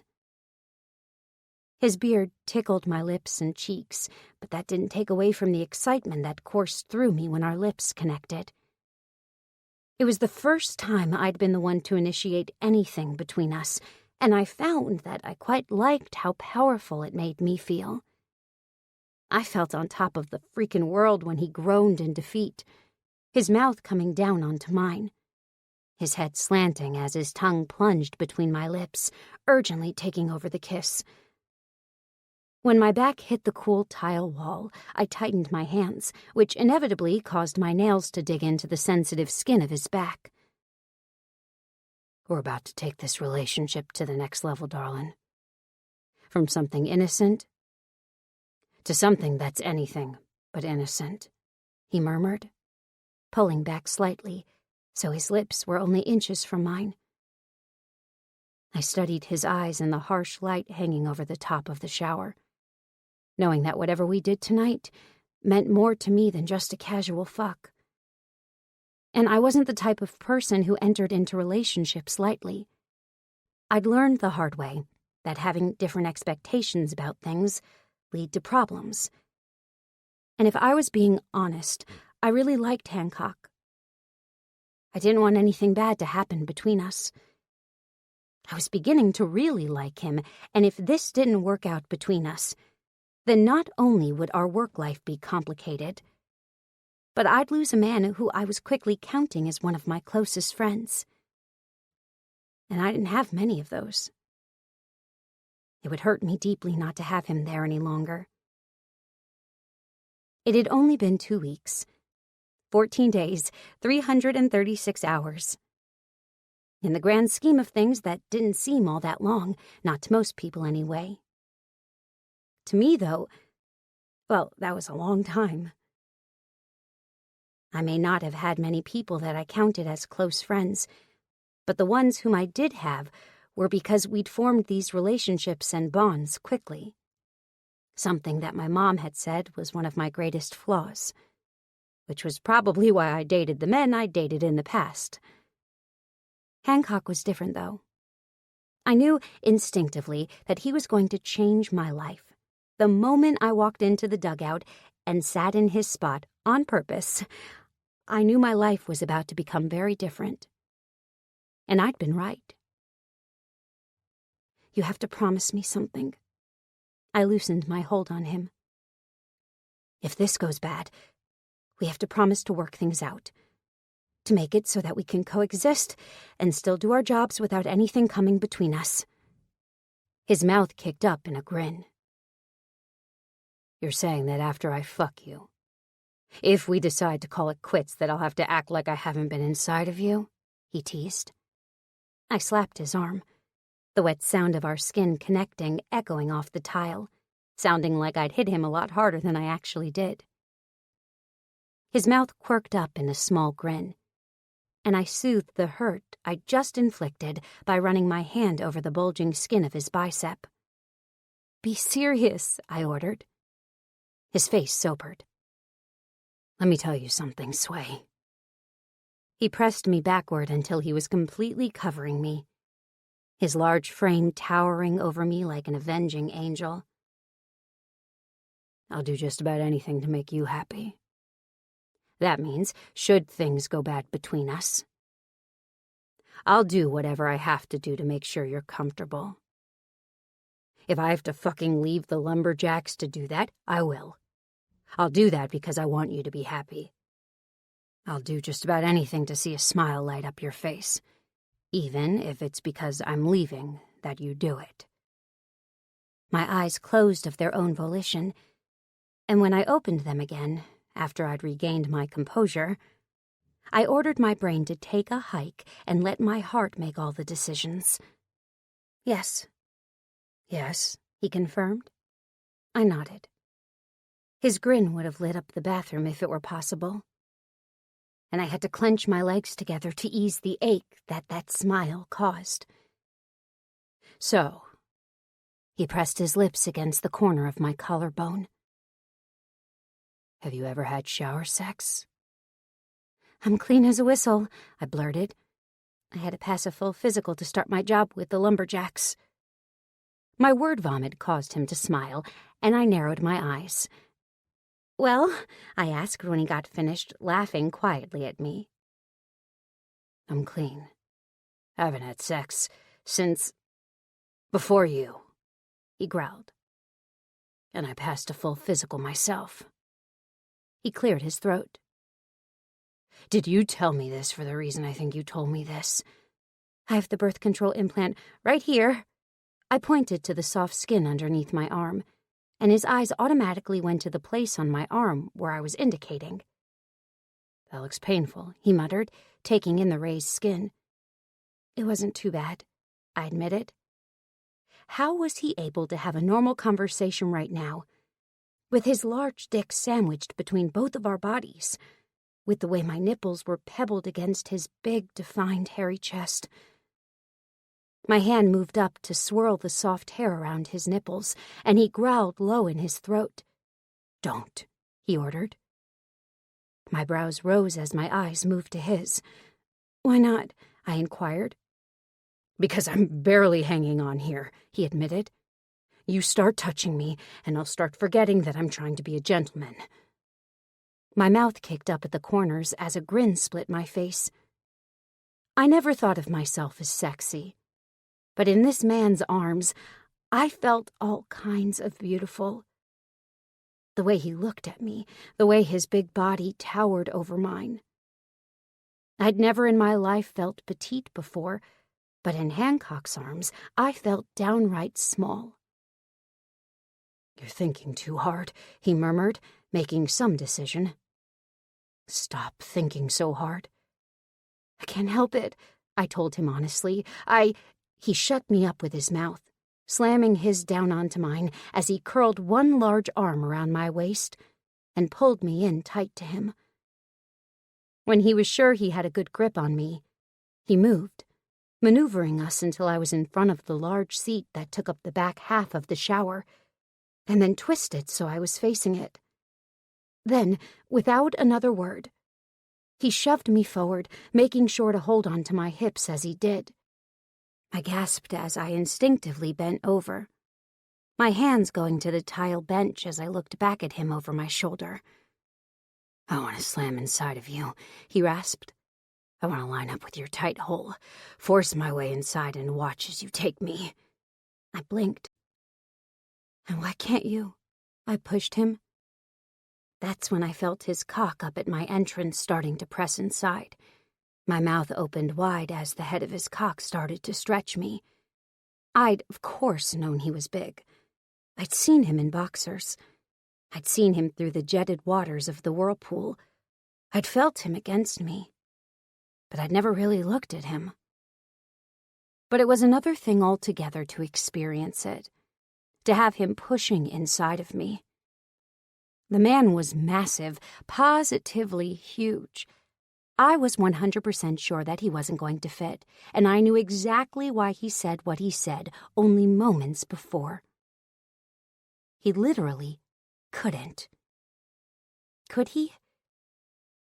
Then he started to slip inside me further, and my eyes widened in surprise with a little bit of discomfort. "You make me forget." He started to pull backwards, but then I pressed against him, letting him know in no uncertain terms that I wanted him to continue. I wanted to know if I would be able to take all of him. I had to know. I had a feeling that this was something he'd always wanted to do and couldn't. I wanted to be different. I wanted to give him something that no one else had ever been able to give him.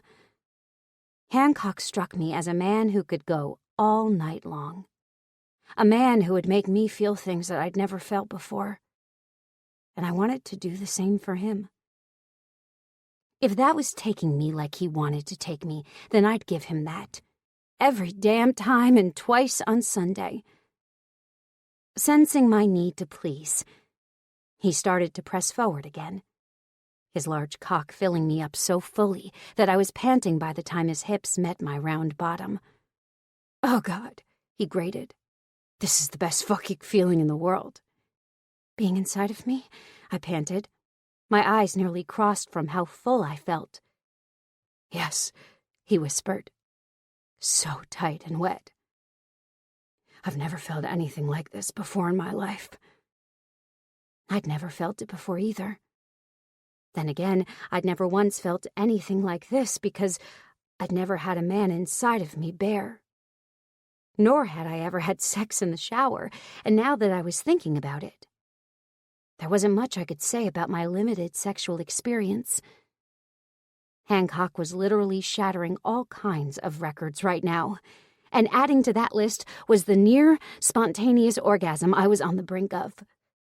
I'd thought orgasms were a myth, at least the ones from vaginal penetration. The man hadn't even done much more than stick his large dick inside of me, and I was practically on the verge of coming. It had to be some kind of record. Then he started to move, and I forgot my own name. My hands on the lip of the seat tightened, and I spread my legs wider to accommodate his hips. The moment my feet moved, the angle he was entering me changed, and I immediately went from being on the brink of an orgasm to having one. The blunt head of his cock hit some magical place so deep inside of me that a silent scream left my lips. My breasts began to sway with his movements, and as he felt my orgasm taking hold, he pounded into me faster and harder. My legs started to burn with the effort it took to hold myself up against his thrusts. "Oh, God!" I cried out loudly, the screams echoing off the walls, mixing with the wet slap of skin meeting skin. His grip on my hips tightened as my pussy clamped down so hard on his cock that there was no way he could mistake my release for anything other than what it was. "Oh, fuck," he groaned tightly, as his thrusting became erratic. My eyes closed, and I did nothing else but feel, as the most blissful feeling in the world took me over. Somewhere in the back of my mind, I was aware that he was coming, too. My mind, however, was so focused on my own pleasure that I had nothing left in me to pay attention to his. By the time I came back to myself, Hancock was curved over the length of my back. One arm looped under my breasts, while the other was planted on the bench and supporting our weight. Both of us were breathing so hard that it was more than obvious that we were both shaken by what had just transpired. "I had no idea that sex was like that," I admitted breathlessly. "It's not normally," he admitted just as breathlessly. "I haven't lost my breath like that since I was 15 years old." "You had sex when you were 15 years old?" I squeaked, incredulity filling my voice. "Yep," he murmured. "I was a lively growing boy. That and I was a baseball player with a goatee. I was pretty damn irresistible." My answering snort was what he was looking for, and he pulled out of me carefully before he let me loose, his hands, now gentle on my hips, steadying me. "You okay?" he asked, pressing a bearded kiss to the top of my shoulder as I stood. I nodded. Fan-fucking-tastic was more like it. But I didn't tell him that. His ego would be just fine without that little boost. Instead, I settled on something that was more subdued but definitely got the point across. Better than okay. He hummed in happiness as he grabbed the bar of soap from the soap dish before he quickly rubbed it over his body and then got to work on mine. "You're responsible for this, aren't you?" I asked, gesturing to my shampoo and body wash. His grin was almost boyish as he turned the shower off once he deigned I was clean. He took extra special care of my breasts and between my thighs, which inevitably made me ready to go all over again. He was all business, though, as he stepped out of the shower and grabbed 2 towels. He handed one over to me and wrapped the second one around his trim waist. I began to absently towel myself off while my eyes took in his perfectly chiseled frame as water droplets rolled down his tight abs, disappearing into the top of the towel. Chapter 14. If my dog could talk, I'd have no reason to talk to people. Hancock's secret thoughts. Sway. "You're about to get bent over again." Hancock's rumbly voice broke into my perusal. I blinked, looking up at him as innocently as I could, which caused him to laugh. "I saw you," he informed me. "And in about 10 minutes, I'll be more than up for whatever you're willing to do to me." "Me do to you?" I asked in alarm, tugging the towel around my breasts. He wouldn't want me to be on top, would he? Because that would definitely not be cool. The one and only time I was ever on top was, of course, with Langston. After he complained about my ass pushing his legs uncomfortably into the bed, I'd climbed off, refusing to get on top again. Then Langston had to go and mention how my breasts jiggled and my belly squished together. Normally, if I was standing, my belly tended to be fairly flat, but bending over causes almost everyone to have belly rolls, and I wasn't an exception. It was apparently a big turnoff for Langston because he never tried to have sex with me in that position again. Then again, that position itself hadn't felt all that good, so there was really nothing to complain about. Langston's cock had been about 5 inches, fully erect, and even with me on top, I couldn't feel him like I was thinking I should be able to. Hancock, though, well, let's just say he would probably rip me a new one if I was on top. But the sheer size of his cock was likely going to make that position difficult. "What are you thinking about?" Hancock questioned as I followed him out of the bathroom, my mind still swirling with the possibility that he wanted to ask me to be on top.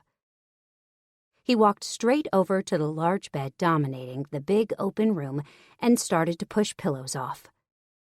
Thankful for the change in subject he'd inadvertently offered me, I pounced on it. "What are you doing?" I asked as I watched him tug the comforter down on the bed. It landed on the floor in a large heap, and I frowned. "I read online that hotels don't wash their comforters, and ever since I've yanked them off and only slept with the sheets." I blinked in surprise. "Why would they not wash the comforter?" I grimaced, thinking about how revolting it would be if that were true. "That's disgusting." He nodded his head and started to rip the corner of the sheet off the bed. "It is," he agreed as he bent over to peer at the mattress itself. "Now what are you doing?" I pushed. "Looking for a bedbug infestation," he mentioned almost casually. "It looks good to me." "What?" I cried. "Bugs?" His lips twitched. "I wasn't saying there would actually be any here, but it's also something I always check for, just in case," he admitted sheepishly. "Another superstition?" I asked casually, walking to my suitcase and pulling it carefully out of the closet. The moment I moved mine, I saw his, and my mouth twitched. I couldn't figure out how I'd missed it. It was bright freaking red. But it was smaller than mine, and it had been directly behind mine, so that likely accounted for why it was overlooked. Once I had it next to the counter, I dumped it over on its side and squatted down to open it. The move made the towel ride up, exposing my pussy to the floor, but I ignored it, instead looking for a bra to contain my massive double Ds. I wish they had squats for boobs. The moment I found my bra, I stood up and let the towel drop, completely unaware that I had an audience that was avidly watching my every move. Once my bra, a prettier one than the normal ones since I knew I'd be seeing Hancock this weekend, was hooked, I pulled the cups up over my breasts and then worked my hands into the straps and situated it. Then resituated it since my breasts were so unruly. Then again, this bra was notorious for pushing my cleavage up instead of actually doing anything to contain it. There was a rule about bras for bustier ladies. A bra couldn't be pretty and be comfortable. That was just the cold, hard truth. It sucked, but we ladies learned to live with it. After deciding that the bra was just going to have to do since I hadn't packed any more, I grabbed a black lace pair of underwear, bent slightly over the bed with my hand touching the top to steady myself, and lifted a leg. And that's when I heard the groan. I froze and dropped my leg, turning slightly to where I'd heard the groan originate from, and blinked when I saw Hancock sitting on what looked to be a dressing chair directly behind me. He was staring at my ass like he wanted to devour it, and I made a grab for the towel. "Don't," he ordered harshly, then lightened his tone. "Please don't." I froze with my hand around the towel, and knew that I had a decision to make. I could either continue to be self-conscious around him, or let it happen naturally. He'd made no bones about the fact that he liked my body. He liked that I was on the thicker side. Hell, if the erection that was tenting the towel, which might I add was wrapped fairly tightly around his waist since it was pinned with the way he was sitting, was anything to go by, then he quite obviously liked what he saw. And I knew that I was going to give me to him. All of me. The good and the bad. I was going to be me. I wasn't going to be a fraction of me like I was with Langston. I was going to let him see that I enjoyed food. I was going to let him see that when I came home from work, my bra came off because wearing bras sucked. I was going to show him everything and hope that he was there when the dust settled around me. Once the decision was made, I dropped the towel and then turned to sit on the bed directly in front of him. His mouth was relaxed, but his eyes were dancing with happiness. "You made a good decision, Half-Pint," he informed me. "I'm glad." I could feel the flush taking over my face. "Want to play a game?" he asked casually. My head tilted to the side, and I stared at him. "What kind of game?" I finally worked up the courage to ask. The smile that overtook his face was as close to a leer as I would say one could get. "One that ends in your orgasm and mine," he promptly replied. "So, what do you say?" "What does this game entail?" I pushed as if his erection hadn't jumped in anticipation, and his pebbled nipples weren't affecting me at all. "It entails you doing what I say, when I say it, and you get rewarded," he explained teasingly. Before, I hadn't doubted that Hancock was an alpha male. But now, well, now I knew he was. He was an alpha in the bedroom, and out. There was no doubting it now. The fact must have been a turnoff for anyone else. Generally, I made it a rule to stay away from the bossy men, since I had enough of bossy men growing up. I liked to do my own thing, and I enjoyed it. Being bossed around wasn't my idea of a good time, and if someone tried, I'd let them know really quick that it wasn't for me. But when Hancock did it, I lost the ability to think. The actual rules didn't matter. If he wanted me to do it, I'd do it, and all he had to do was ask. Or tell. If he said jump, I'd ask how high. "Okay," I said without hesitation. What's in it for me? The teasing didn't have the desired effect. The moment I agreed, he was out of his chair and pushing me backwards onto the bed, his large hand between my legs. In a matter of seconds, he was playing with my clit, swirling it around with his thumb while his fingers probed my wetness, which was embarrassing. We'd been out of the shower a whole 5 minutes, and my readiness for him was more than evident. Something he found himself liking. Immensely. His mouth came down on mine as the first finger penetrated my depths, not stopping until he was at the webbing of his fingers.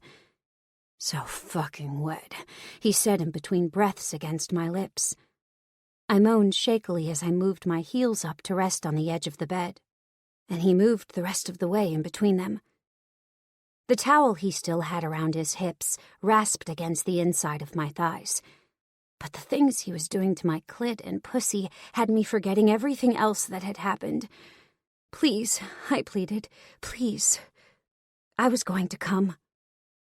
He'd only thrust one strong finger into my pussy and had played with my clit for less than 30 seconds, and I was already right there. The moment I realized I was close, I came. Just giving it the awareness that it needed was enough to draw a scream from my lungs as another orgasm, my second in under 30 minutes, overtook me. My pussy rippled around his long finger, and being the expert he was, he stopped the movement on my clit, knowing on instinct that I would be too sensitive for his continued ministrations. It was only after I caught my breath that he spoke his next words. "That's what's in it for you," he growled against my lips. "So, are you ready to play?" God, yes, I was ready to play. All freaking night long if he wanted me to. Yes. Was there any other answer that I could give at this point? The sane answer was, hell no. Hancock. "Come to the balcony with me," I ordered, holding out my hand for her, "and lose the bra." She looked down at the bra, then looked at my hand. Taking it, I helped her stand and let it go as she deftly unhooked the bra that she'd just put on. The moment her breasts were free again, my hard cock became harder. God, she was magnificent. Her porcelain white skin was milky and smooth. Then there were her pretty pink nipples. Though they were on the larger side, I found them to be freaking perfect. I couldn't wait to see how much of those pretty nipples I could fit into my mouth. And God, her pussy was addictive. Waiting for her to look into my eyes, I brought up the finger that had only moments before been inside of her and sucked the juices off in one long lick. Her eyes widened, and that beautiful blush that she'd had all night came back out to play. "You're crazy," she whispered. I grinned, letting her know I took no offense to that title, and held out my hand once again. "Come here," I ordered. She easily put her hand inside mine, and I walked with her to the balcony doors. Once we were standing directly in front of them, I reached to the side and hit the lights, plunging the room into darkness. "I had some wine brought out here for you," I told her. "What about you?" she asked casually. "No wine for me, not before tomorrow's game," I admitted. Though I likely wouldn't have had any with her anyway. I was more of a beer guy than a wine guy. Sway hummed in understanding and pushed the large glass sliding door open. It rolled almost silently as she pushed, and then I followed her outside, my feet just as bare and quiet as hers as we made our way across the tiled balcony. "This place is amazing," Sway gasped as she took in the view of the river down below. It was. Every time we came to this city, I stayed in this hotel just because of the view. The team had stayed here when I was a rookie, and then they'd changed venues the next couple of times. The coaches forced the entire team to stay in the same place, and that was fine, if they were staying in a place I wanted to stay. Lucky for me, they picked the good venue in this particular city, so I didn't have to act like I stayed at one hotel when I really stayed at another. "Are we on the top floor?" she asked absently as she looked over the balcony. The sight she made my breath catch, and I had to resist the urge to walk up behind her, bend my knees, and sink inside of her. Though she'd probably enjoy it, and I knew for sure I would enjoy it, I chose to have a conversation with her first before I took her again. We needed to be on the same page before we went any further. "We're 2 floors below the top," I told her. "The top floors are penthouses that the owners live in." "Ah," she nodded her head in understanding. "I'd live here too if I could. This place puts mine to shame." "Your place isn't that bad," I noted. She smiled at me over her shoulder. "It used to be my grandmother's," she explained, turning around. My breath hitched in my throat at her beauty.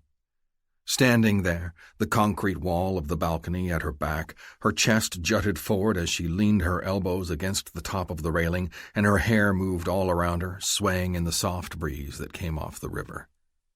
I could barely make out her creamy white breasts, and everything else was cast in shadows as the darkness surrounded us. "I bought my house from my old man." I shifted in my seat, glad that I still had my towel. "He reminded me of my grandfather. If my cock was out in the open and free to do what it wanted, then it'd likely have her attention focused on it. Instead, her eyes were on my face, but had it been uncovered, she wouldn't have been able to stop herself from looking." "I didn't buy mine," she grimaced. "My grandmother is renting it out to me until she decides what she wants to do with it. She had a fall a few weeks ago, and she and my family decided that it was in her best interest to be under supervision while she recovered." My brows rose. "She's in there for good," she answered my silent question. "She thinks it's only temporary, but it's not. She broke her hip, but a retirement home that can manage her meds and keep an eye on her at this point is best, and even she knows it. She was having trouble before she was injured. I'd offered to help, but I traveled too much with the team, as does my brother, but with his team. Though she'd never admit that she's in need of help. This way, she saves face." I nodded in understanding, then picked up the bottle of wine that was sitting next to the chair and tugged the cork out of the top. I'd opened it while Sway had been in the shower and had set this all up, intending to woo her into bending to my will, but she'd willingly taken me into her body without even the slightest bit of cajoling. Not that I would complain about that. The woman could do no wrong in my eyes. "What are you thinking so hard about over there?" she interrupted my thoughts. I poured her a glass of wine and reached across the small space that separated us. "Thinking about how perfect you are." "You don't know me well enough to say I'm perfect yet," she informed me. "I'm about as far away from perfect as one can get." I shrugged. "You'll have to prove that to me over time, I suppose," I amended. "Right now, with you standing here like that in front of me, you look pretty damn perfect to me." A small ghost of a smile graced her lips before she took a sip of the wine. "This is good." She looked at the glass. "What kind is it?" I held up the bottle. "Got it at the grocery store. $14. I have no fucking clue about wine. I picked one up that I saw a few other ladies get," I explained. She started to laugh. I like how you think. Normally, I drink from the box, she admitted, as if she was letting me in on a secret. I patted the outdoor couch seat behind me, and she pushed off the wall, her breasts bouncing with the movement, and started toward me. I watched the sway of her breasts, and I nearly groaned when she bent down and put her hand into the seat before planting that delectable ass on the cushion beside me. She wasn't touching me, but she was so close to me that I could feel the heat of her due to her closeness. She sat partially sideways, allowing her arm to rest on the back of the cushion we were sitting on. I'd also thought ahead, placing a couple of towels on the couch so nothing belonging to our bodies was actually touching the seats. Which was good, seeing as we would both be naked on it very, very soon if our breathing was anything to go by. I can't believe you play well in weather like this. It's like being back home, only about 10 degrees hotter, she murmured. Arizona has more of a dry heat than we do. Where we have a humid heat, they have just heat. More of it, yes, but not completely worse than what we suffer through. At least I can breathe, I told her. Sometimes at home, when I have the mask on, it feels like I can't get a complete breath when it comes to the humidity. She took one last sip of her wine and leaned over me, placing the drink on the very edge of the table. Although likely innocent, my entire body went on alert the moment the tip of her nipple brushed against my chest. My whole body felt like a lightning bolt shot through it, and I nearly lost my composure and dragged her from her position to bury my face between her breasts. Somehow, though, I managed to sit completely still, allowing her to return to her seat without making an ass of myself. I have a confession, she blurted, her face turning down and away from mine. My lips kicked up. Though I couldn't see the blush, I knew it was there. She had me intrigued. What did she have to confess that she was embarrassed about? What's that? I questioned, turning in the seat so my back was against the arm of the couch. My leg pulled up to rest against the couch cushions, which inevitably made my cock jut forward, tenting the towel. Not that she could see that my cock was now pointing directly at her. It was too dark.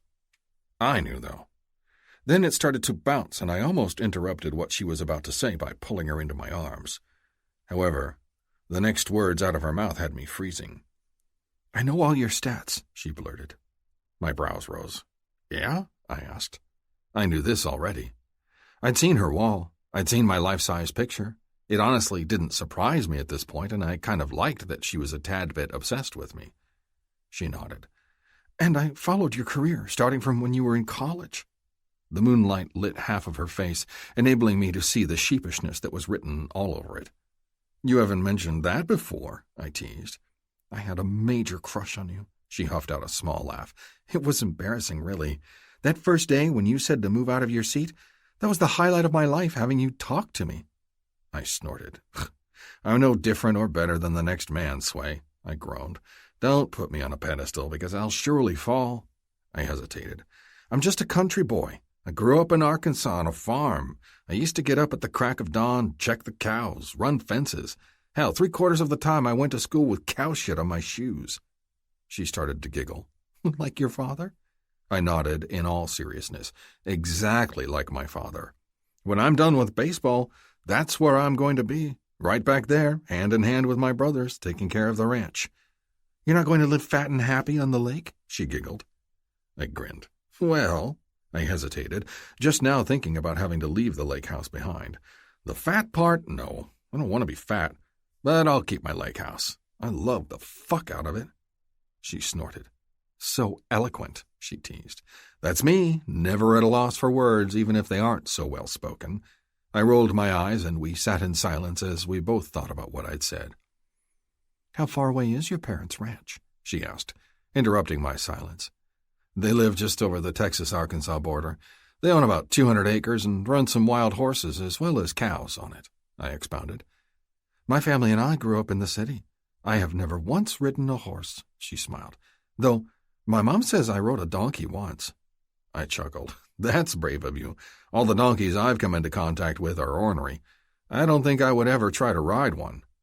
It was once at a fair, she explained, her hand dropping down to the seat between us, only inches from my still hard cock.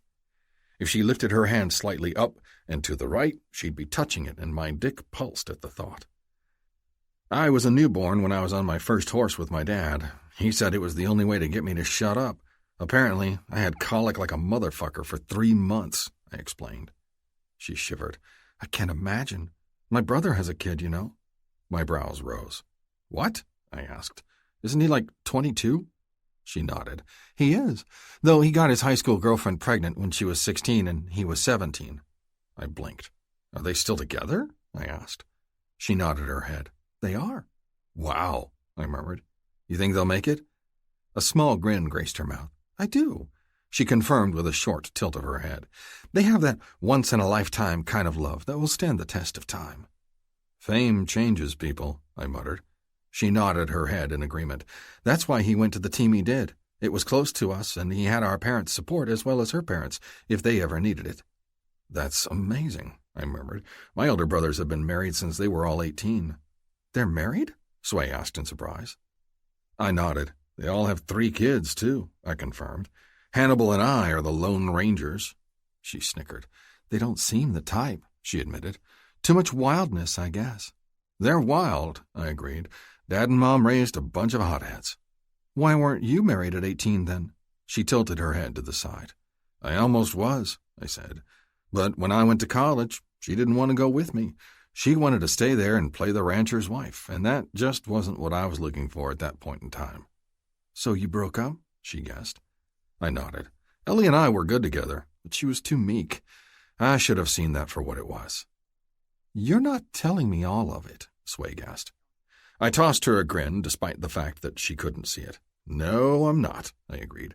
But I don't want you to think badly of my brother before you've had the chance to meet him. Okay, Sway hesitated. Tell me. I sighed. When I left, Hannibal— I still can't get over his name, Sway interjected. I nodded. She waved me on to finish, even though I knew she wanted to say something else about it, which was a fairly normal reaction to Han's name. Now it worked since he was a special operations badass. Then, when we were in school, everyone teased him relentlessly. Though that was the name of the game in school, you were made fun of for just about anything, names included. Hannibal had about 3 weeks before he went into the Air Force after I left, and in that time they got close. You mean they did it? Sway demanded, sounding offended on my behalf. I started to chuckle. Down, Tiger, I soothed, patting her bared thigh. I can't help it, she grumbled. I don't think it's right, especially after only a couple of weeks since you split. You have to understand, I murmured. In high school, Hannibal, Ellie, and I were a package deal. Where I went, they went. We were the 3 musketeers, and we did everything together. That's still not right. She crossed her arms over her chest. No, maybe not, I agreed. But I didn't do anything with Ellie, thankfully. She was never really mine. I hesitated. I never made her mine. Do you understand? You never made her yours, she nodded her head. Meaning you never fucked her. I nodded in agreement. Right. I'm not proud of how I acted when I was younger, and maybe that's why I acted the way I did, because I knew she wasn't mine. And your brother somehow did before he left, and then felt obligated to marry her? Sway guessed. I grinned. My brother felt like shit, and still does. However, they're not married, I pointed out. So don't make him feel like it when you meet him. He's a sensitive soul, once you get past the crusty exterior. Are your brother and Ellie still together? Sway asked. I shook my head. They aren't. I grimaced. After he left, he never came back. I think they still talk, but she wants to have the whole marriage, 5.7 kids, and matching male and female golden retrievers. That's never been his dream. They tried to give it a go, but the first time he wasn't able to talk for 6 weeks, she called it off. 5.7 kids? She grinned, then shook her head, catching my teasing despite the tense conversation. I couldn't even imagine. If you were in the military, I might seriously be rethinking our relationship right now. The idea of anyone I care about putting their life on the line on a daily basis scares the absolute crap out of me. She lifted her hand that was resting between us up, and that's when she touched my cock, halting all conversation. I hissed when she came into contact with it, but I managed to hold on to my composure. Barely. At least until she latched onto it with her hot little hand, rendering me unable to think clearly. The next thing I knew, I had a lap full of willing woman, and I didn't have one single thing to complain about. You want to know something? She breathed, her mouth only millimeters away from mine. What? I growled, leaning forward a fraction of an inch until our lips were just barely touching. She didn't kiss me, and I didn't kiss her. Instead, I waited to see what she had to say, and she didn't disappoint. "I'd wait for you forever," she whispered. "If you left, I'd be here, right where you left me, waiting for you to come back, even if it killed me to do that." A smile kicked up the corner of my lips. "Is that right?" I teased, latching onto her hips and pushing her down as I ground my hips up. She gasped when the hard column of my cock came into contact with her pussy. Even covered with a thick towel, it knew exactly where it wanted to go. "Take this off," she tugged on the towel. She stood up when I couldn't budge it between us, and I momentarily lost my train of thought when her pussy came to within a few inches of my face. "Oh, God," she inhaled, trying to insert some space between us while I was wrapping my arms around her. My hands at the backs of her thighs wouldn't let her. My first reaction to being so close to her was to inhale her scent. My nose traced down her abdomen, inhaling lightly.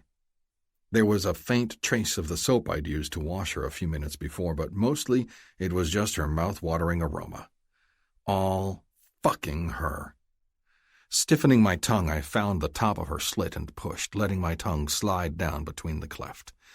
"Sweet baby Jesus," she whispered, her hands in my hair tightened to the point of pain. I couldn't reach much with the way she was standing, thighs slightly apart, but I could reach her clit.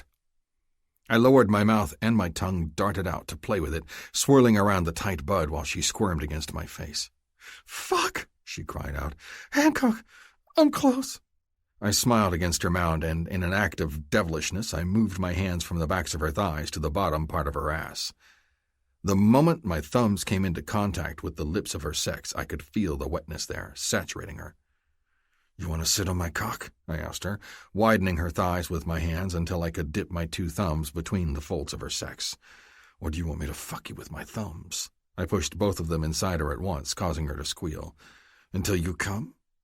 She was panting, her hips bucking as she tried to find her release. I wouldn't let it come, though. Not yet. She had to answer me first. I returned to playing with her clit. I grinned when she didn't answer, though I knew that it was likely that she couldn't, not with the way I was filling her pussy as well as sucking on her clit. "Sway?" I asked, pinching her clit between my teeth lightly before letting it go completely. "What do you want?" "Your cock," she breathed. "I want your cock." The smile that graced my lips was nothing short of triumphant. "Then take it. Climb on and fuck me, Sway," I ground out, yanking my towel away. The moment the word fuck left my mouth, she placed a knee on either side of my legs and began lowering herself onto me. I worked quickly to line my dick up to her entrance, and the moment she felt where she needed it, she took me inside. Not fast, at least not at first. Slow. So slow that I thought she was literally trying to kill me. What was it about this woman that had me acting like a horny teenager again? I hadn't wanted to come like this since I was 15 and had lost my virginity. I've had control over my cock and orgasms for years, but the moment she had me fully seated inside of her, I was ready to come. That wasn't me. I wasn't acting like me. So, ask me if I cared, because there was only one answer to that. I didn't. Not one single bit. "Fuck me, Sway," I urged her, lifting her hips. "Fuck me hard and fast." She looked a little hesitant, maybe a little nervous, but when my hands went to her breasts, something seemed to click inside of her. I held on to her breasts as she worked to take us both there. The round globes of perfectly succulent flesh bounced in my hands as she hurriedly fucked me. My head fell forward, and I brought Sway's tight nipple to my mouth, pulling the turgid tip between my lips, biting, licking, and flicking as I did, which only served to push her even faster. I closed my eyes at some point as I started to hope that I could hold out long enough for her to come, and when I felt her lean forward, pressing both of her breasts into my face as she hugged my neck tightly, I realized that she was just as close, if not closer, than I was myself. The moment she had purchase on my neck, she started to slam herself down, using her arms around my neck to steady herself. "Oh, God," her voice quivered in my ear. "Fuck, yes." I started to come. My cock swelled, and my release left me in a rush, filling her insides in warm, wet pulses.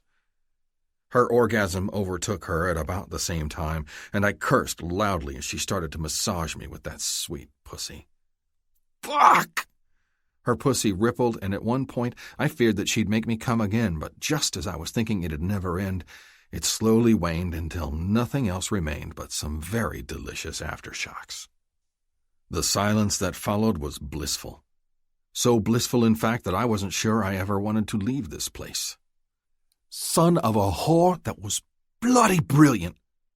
We both froze and looked over our shoulders, but there was nothing there that we could make out through the darkness.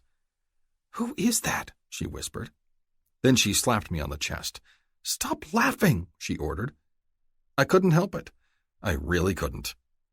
There was literally nothing that could be done at this point but to laugh. "I can't believe you made us do this outside. How much do you think you could hear?" she whispered. "All of it," came the British accent once again. I winced. "This is about as private as the room we were just in," I whispered to her. "There's nothing you can do on this porch that anyone can see. Look at the walls. They're enclosed and separated by about 1.5 feet of concrete." She shook her head. "Let's go inside. Maybe order some dinner." She stood, leaving me feeling bereft. Then a thought occurred to me. "Shit!" I exploded. "We have to go!" Sway's confusion was evident on her face, and I was quick to explain. "I promised one of the rookies on the other team that I'd have dinner with him. We're supposed to be there in like 20 minutes. Sway followed me, and without a word, she got dressed and had dinner with us. And as I watched her that night and during the next day, I realized that I was falling in love with this woman. Hard and fast. It was a feeling that hit me like that fastball straight to my throat. I couldn't breathe, and I wasn't sure I would ever be the same again. Chapter 15. This year I will drink more wine and wear less pants. Sway's New Year's resolution. Hancock. I jogged up to the stadium's side entrance that the players used and yanked the door open, practically falling inside the moment I felt the cool air. "Motherfucker, it's hotter than a cow's balls outside," I gasped, leaning against the first wall I came to. "That was eloquent," Gentry drawled, arriving just after me. "Fuck you," I grumbled. "Why the fuck do I run with you anyway?" "Because you don't want to be fat like your brothers," Gentry shot back, reminding me exactly why I ran with him. Well, all brothers but one. I didn't want to be fat like my brothers, or my dad. Not that they were fat, per se, but they did have beer bellies, and I knew for a fact I would have one if I stopped working out and forcing myself to eat healthily. I had a weak spot for beer and fried chicken. I was a Southern boy, born and raised. I liked my food fried, my beer cold, and my ladies soft. Like Sway. Gentry threw his arm out and caught me side-armed in the shoulder. "Let's go," he ordered. "Now, we have to go see your cute little—" We both stopped when we heard the anguished scream, then started running. Reese, the third baseman, came running out of the room like his ass was on fire. "What the fuck, man?" I asked, stopping him before he could get too far. "Something happened to George's kid. I think he died," Reese explained quickly, his face a mask of worry. "He's pulling his goddamn hair out. I think we need to call 911, but I don't have a phone." I slammed Reese on the arm with the side of my fist. He was a good man, but he didn't know how to handle emotions. He was like a fucking blank wall. Getting the man to crack a goddamn smile was like pulling teeth. I wasn't sure he even comprehended half the jokes that were said, mostly because he had to be a fucking robot not to laugh at one of them. And for him to think that George needed an ambulance was telling. George, or Furious George, was the 6'6" powerhouse who was the biggest man on the team. He played center field and was damn excellent at what he did. His hitting average was almost unheard of, and he was an all-around great baseball player. Furious George, though, had a problem. His temper, even on the best of days, wasn't so great. In fact, he'd lose it over just about anything if it rubbed him wrong. "Gentry," I pointed to Reese, "go get the truck." Gentry nodded and darted off, sprinting as if he hadn't just run 4 miles with me. I headed into the locker room, freezing at seeing a man as big and full of life as George was on his knees, crying. For real, tears were streaming down the big man's cheeks like they were never going to end. "George," I said roughly. "George, tell me what's wrong." He didn't answer at first. In fact, I had to repeat myself 3 more times before I finally got anything out of him. And what I heard was enough to gut me forever. "My boy," he cried. "He was in an accident, and they don't expect him to live." "Which hospital?" I barked, trying to break through to him. George's back stiffened and he turned his face up to mine. And that's when I saw the pure devastation there. The anguish was apparent, but he seemed to shelve some of it, compartmentalize it until he had his head on straight enough to function. "They flew him to Dallas. Children's," he answered, his voice breaking halfway through. "Let's go," I ordered, snapping my fingers at him. The ride to Children's wasn't very comfortable. The entire time George kept his eyes straight ahead, staring blankly at the road in front of us. I'd had to pee for at least the last hour of our drive from having downed 2 bottles of water right before the incident, but I wasn't stopping. Not until we got to the hospital. "He was hit by a drunk driver," George muttered into the quiet cab. My heart fell. I didn't dare reply. I didn't want him going apeshit in the truck with me. I also didn't want him to talk if he didn't want to. What I wouldn't do for Gentry to be here right now. I'd intended for him to come. Gentry was the smooth talker, the man that could get anyone to talk. But George had taken one look at him and told him to go away. Gentry had looked at me for guidance, and I'd shook my head, telling him without words not to bother. Which led us to now. 2 hours into our silent trip. "He was riding his bike with my ex-wife at the park, and the fucker lost control of his vehicle at the stop sign. Instead of turning right, where there was a ditch, he turned left, right into my kid, who only learned how to pedal the wheels of his bike last week." Tears burned my eyes. The devastation in George's voice was killing me. I wanted to offer him words, but he knew just as well as I did that they would be empty. I didn't know if his kid would be all right. I didn't know if George was ever going to see him again. So again, I kept silent. If anything, I could give him the knowledge that I was present. I was there for him if and when he needed me. My phone started to vibrate against my leg, interrupting my thoughts as I drove. My phone had rung no less than 15 times since I'd gotten into the car with George. I let it go to voicemail. Again. 3 of the calls I knew were Sway. 2 of them I knew were my mom.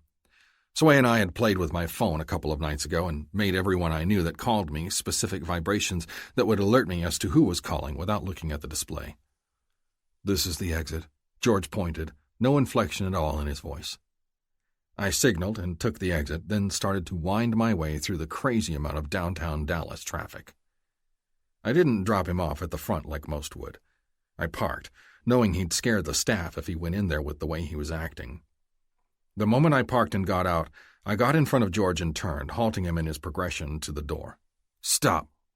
George was 3 inches taller than me, and although it didn't seem like much on paper, when you were looking up into the eyes of a 6'6" man who was bound and determined to bowl you over, it was quite intimidating. "Look at me," I ordered. George looked at me, his hands clenched into fists. "Take a deep breath." He took a deep breath. "Right now, your son and your ex-wife don't need to see the crazy," I ordered. "Your boy needs his dad and your ex-wife needs her baby's father. Don't go in there flipping out on the first person you see. Okay?" I knew George. I spent the last 6 years of my life playing with him. He didn't get the name Furious George for no reason. I also knew for a fact that he was still very much in love with his ex-wife, and although I didn't know the circumstances of their parting, I knew they both still spent quite a bit of time together. She came to his games. He went to her softball games, although they weren't professional ball games. They literally spent time together like husband and wife, minus the actual husband and wife designation. "Thank you," he said, and without another word he walked around me and started into the hospital. I made it to the receptionist first, making sure that George wouldn't get a chance to bark at anyone if I could help it. "Micah Hoffman," I said to the man. "He was brought in by AirMed about 2 hours ago by my count." The man's face widened as he looked at me and George. I knew what was coming, and I shook my head minutely at the man. This wasn't the time to be recognized, and luckily the man caught on and turned back to the computer. "He's in surgery. That's on floor 2. Use the bank of elevators right there, press number 2, and when the doors open, turn to the right, and the waiting room will be directly on your left," he instructed. I nodded. "Thank you." We followed the man's directions, and the moment we showed in the waiting room, George's ex-wife, barreled toward him. "Georgie!" she wailed, throwing herself at him. George's arms surrounded her, pulling her in so closely that there was no space at all between them. They both buried their faces into each other's necks and started to cry. I backed away to give the two of them privacy, stopping at the end of the hall where there were no rooms or doors. Once I was far enough away, I pulled out my phone, ignored the missed calls, and immediately called Gentry. "I got him here," I said the moment he picked up. "Good," Gentry exhaled. "Any news?" "No," I shook my head. "When we got here, the guy at the front desk said he was in surgery." Gentry exhaled. "It's awful." It was. "I've had calls from Sway and your mom. You might want to call them back," Gentry continued. "They didn't tell me why they called, but they both know that you had to take George to Dallas." I nodded. "Thanks. I'll call them back now." The moment we hung up, I scrolled to Sway's name and tapped it. It rang twice before she answered. "Is he okay?" she begged the moment she answered. "I don't know," I admitted. "He's still in surgery."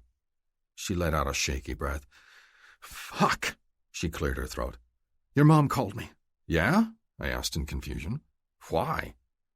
I could feel her hesitation, and my stomach started to sour. "Something happened." "What happened?" I pushed. "Something overseas. Your dad got a call. They think your brother was hurt on a mission," she said quietly. My stomach dropped for a second time that day and stayed somewhere around my knees. "I'll call you back." The moment I hung up, I called my mother. "What's going on?" I asked the moment she picked up. My mother started crying. "Mom!" I barked, not liking the hesitation. "Your brother, he was hurt over there, they said," she moaned between crying jags. "Give me the phone, woman," my dad's barking command broke in. I took a deep breath and waited. My dad wasn't the most eloquent man in the world, but I knew he'd get all the information across without having to hear my mother crying her eyes out. "Your brother and his team were on a mission when they were ambushed. 3 of his teammates are dead. 2 were captured and 1 was injured. That's the one they think is your brother." "They think?" I pushed. "Corvallis couldn't give us much more than that," Dad explained. Corvallis was a family friend and the leader of the team of misfits. When Corvallis left the Air Force, he lured my brother away too, helping him join the world of black ops, and together they formed a covert organization that even I didn't know that much about. My dad and Corvallis had served together, and that bond was still as tight now as it was 30 years ago, though somewhat strained when Corvallis didn't give us all the information we wanted when we wanted it. Corvallis had promised to keep an eye out on Hannibal, and he'd done so, giving us updates even though we didn't sometimes like those updates. Like now. "Where's he at?" I croaked. "Germany, for now," Dad said. "Gonna head out later tonight." I rubbed my sternum, suddenly feeling so much turmoil roiling around in my chest that I didn't know what to do. "The All-Star break is coming up next week. I'm going to play tonight's game and tomorrow's." I cleared my throat. "Then I'll have a few days to come." "That's perfectly reasonable, son," Dad agreed. "I believe they might even transfer him again before then, so it'd be good to wait a few days to come out so we know where he's headed next." I looked blankly at the long hallway, not seeing anything in particular. "Love you, Pop." "Love you too, son. Be good." The familiar saying made a small smile kick up the corner of my mouth, but just as quickly, it fell. Dad used to say that to Hannibal and I, but he really was talking more to Hannibal than me.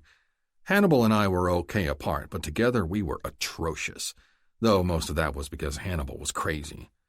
Not crazy, but crazy as in he would do anything crazy. "You better be okay, fucker," I whispered a quiet prayer. "You better be okay." I walked into the dugout 2 minutes before game time. I'd missed the national anthem. I'd missed the opening pitch that I normally caught. I also almost missed my kiss from Sway, though that was something I collected on despite the fact that the whole entire world was probably watching us. At this point in the day, I was tired of everything. I was literally on the verge of a mental breakdown, and I needed my woman. "You okay?" she asked once the kiss ended. She ran her hand over my hair, then smoothed her soft fingers over my beard. "No," I told her truthfully. "I'm about as far from okay as a man can get right now." She closed her eyes and then opened them. "He'll be okay." He would. That I knew. The question was whether he would be the same. "Ready to play ball, boys?" Coach Siggy bawled. He looked at me specifically, and I nodded. "Ready?" We weren't ready. We sucked it up. Bad. Gentry hit 3 players. I missed the goddamned ball more often than I caught it. Reese was fucking up and making errors right along with us, and we didn't get a single hit the entire game. Good game, the other team's first baseman said as he collected the bat that was laying on the ground next to my feet. I looked over at him, sweat dripping down my face and into my eyes. Yeah, I lied. He slapped me on the back. How's the kid?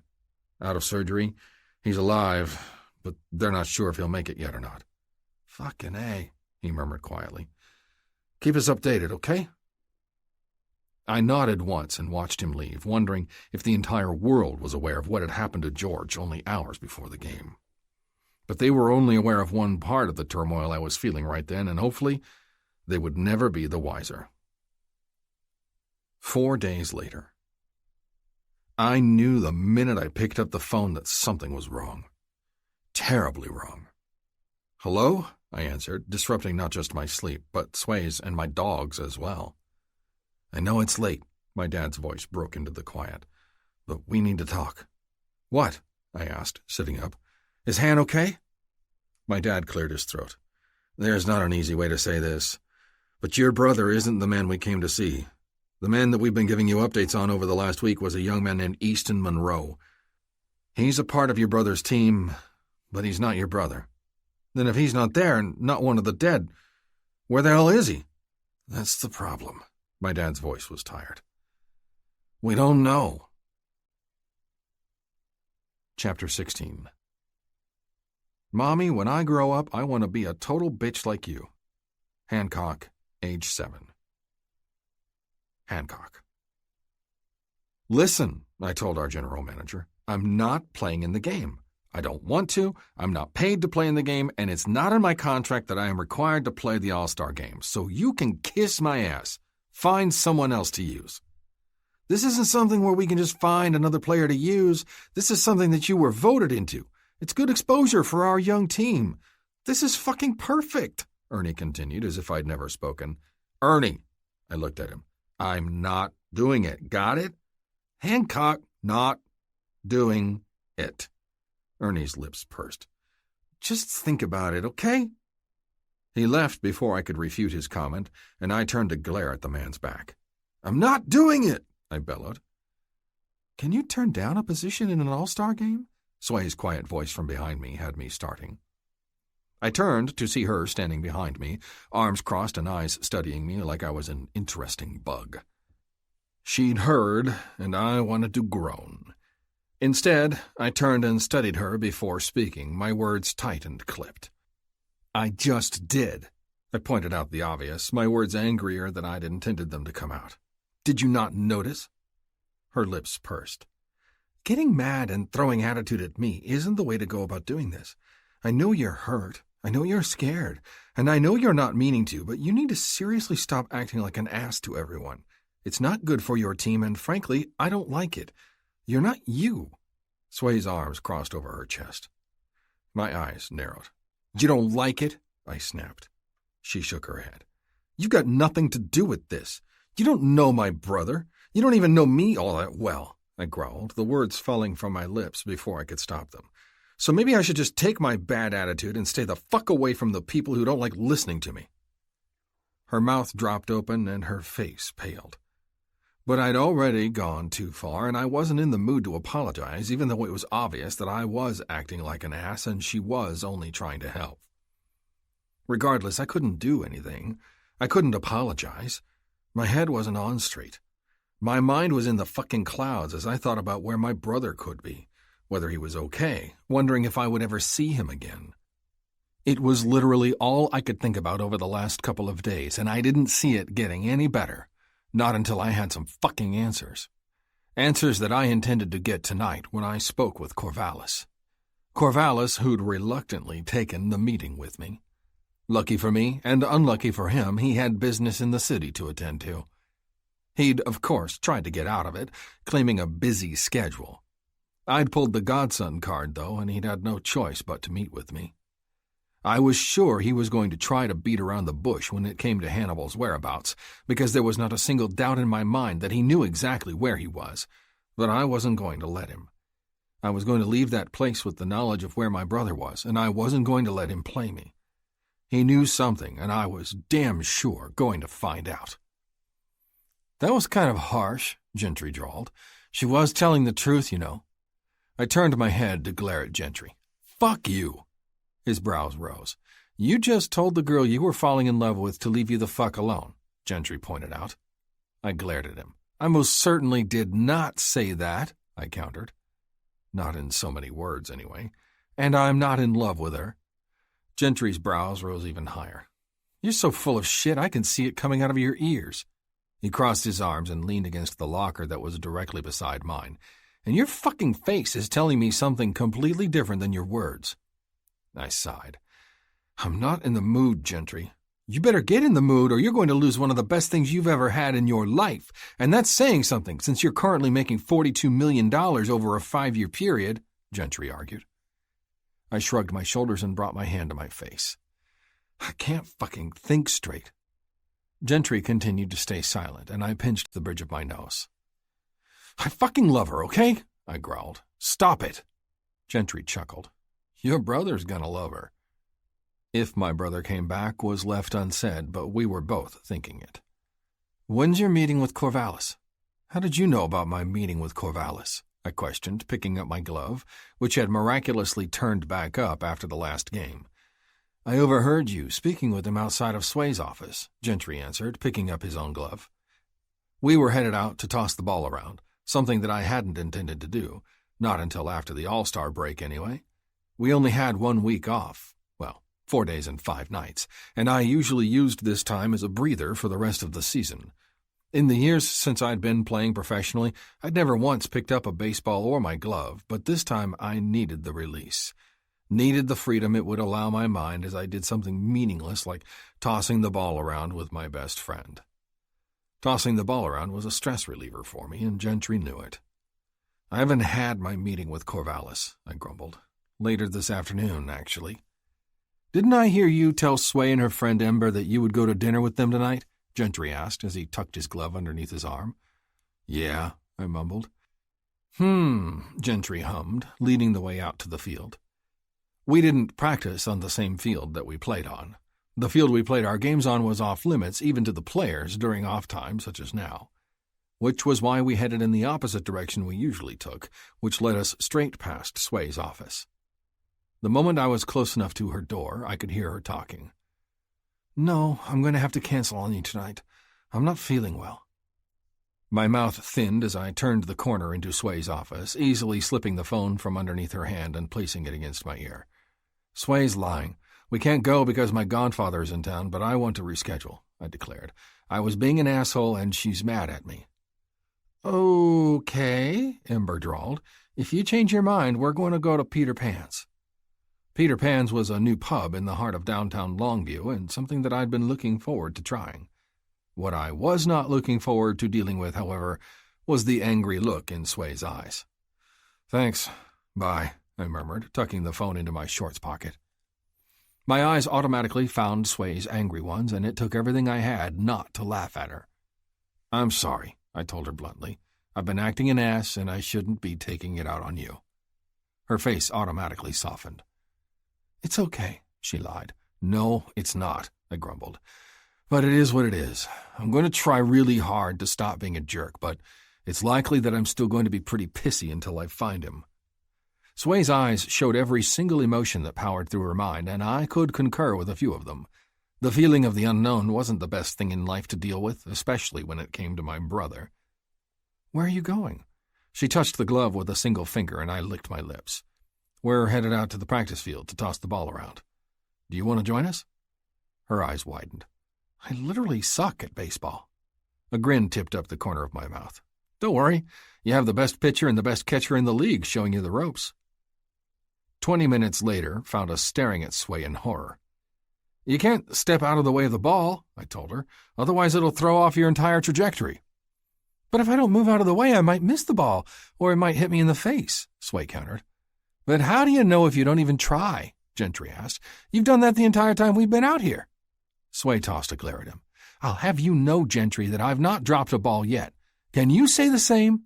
I choked on the water I was drinking and stopped long enough to let a bellow of laughter out. That was because Mr. Hansy over there shoved his hands down your pants right in front of me, Gentry challenged. How do you expect me to catch a ball when he's busy feeling you up? Sway's eye twitched. He wasn't doing anything in my pants, Sway said. He was fixing my belt. Gentry's brow rose. Yeah, he rumbled, and he needed to stick his hands down not just your pants, but into your underwear to do it? Sway sighed. Shut up, Sway grumbled, her face going beet red as she did. I grinned at their back and forth. What time do you have to leave? Gentry changed the subject, turning to me. It's already 4. When are you meeting Corvallis? Corvallis? Sway asked in surprise. Your godfather? I shot Gentry a glare. He's going to hopefully give me some information about Hannibal, I told her evasively. Sway stared at me. You're meeting him before we go out to dinner, she stated. I nodded my head. Yeah. I looked at the watch on my wrist. He's supposed to come here, though. She murmured. Do you mind if I sit in on this meeting? I'd like to meet him.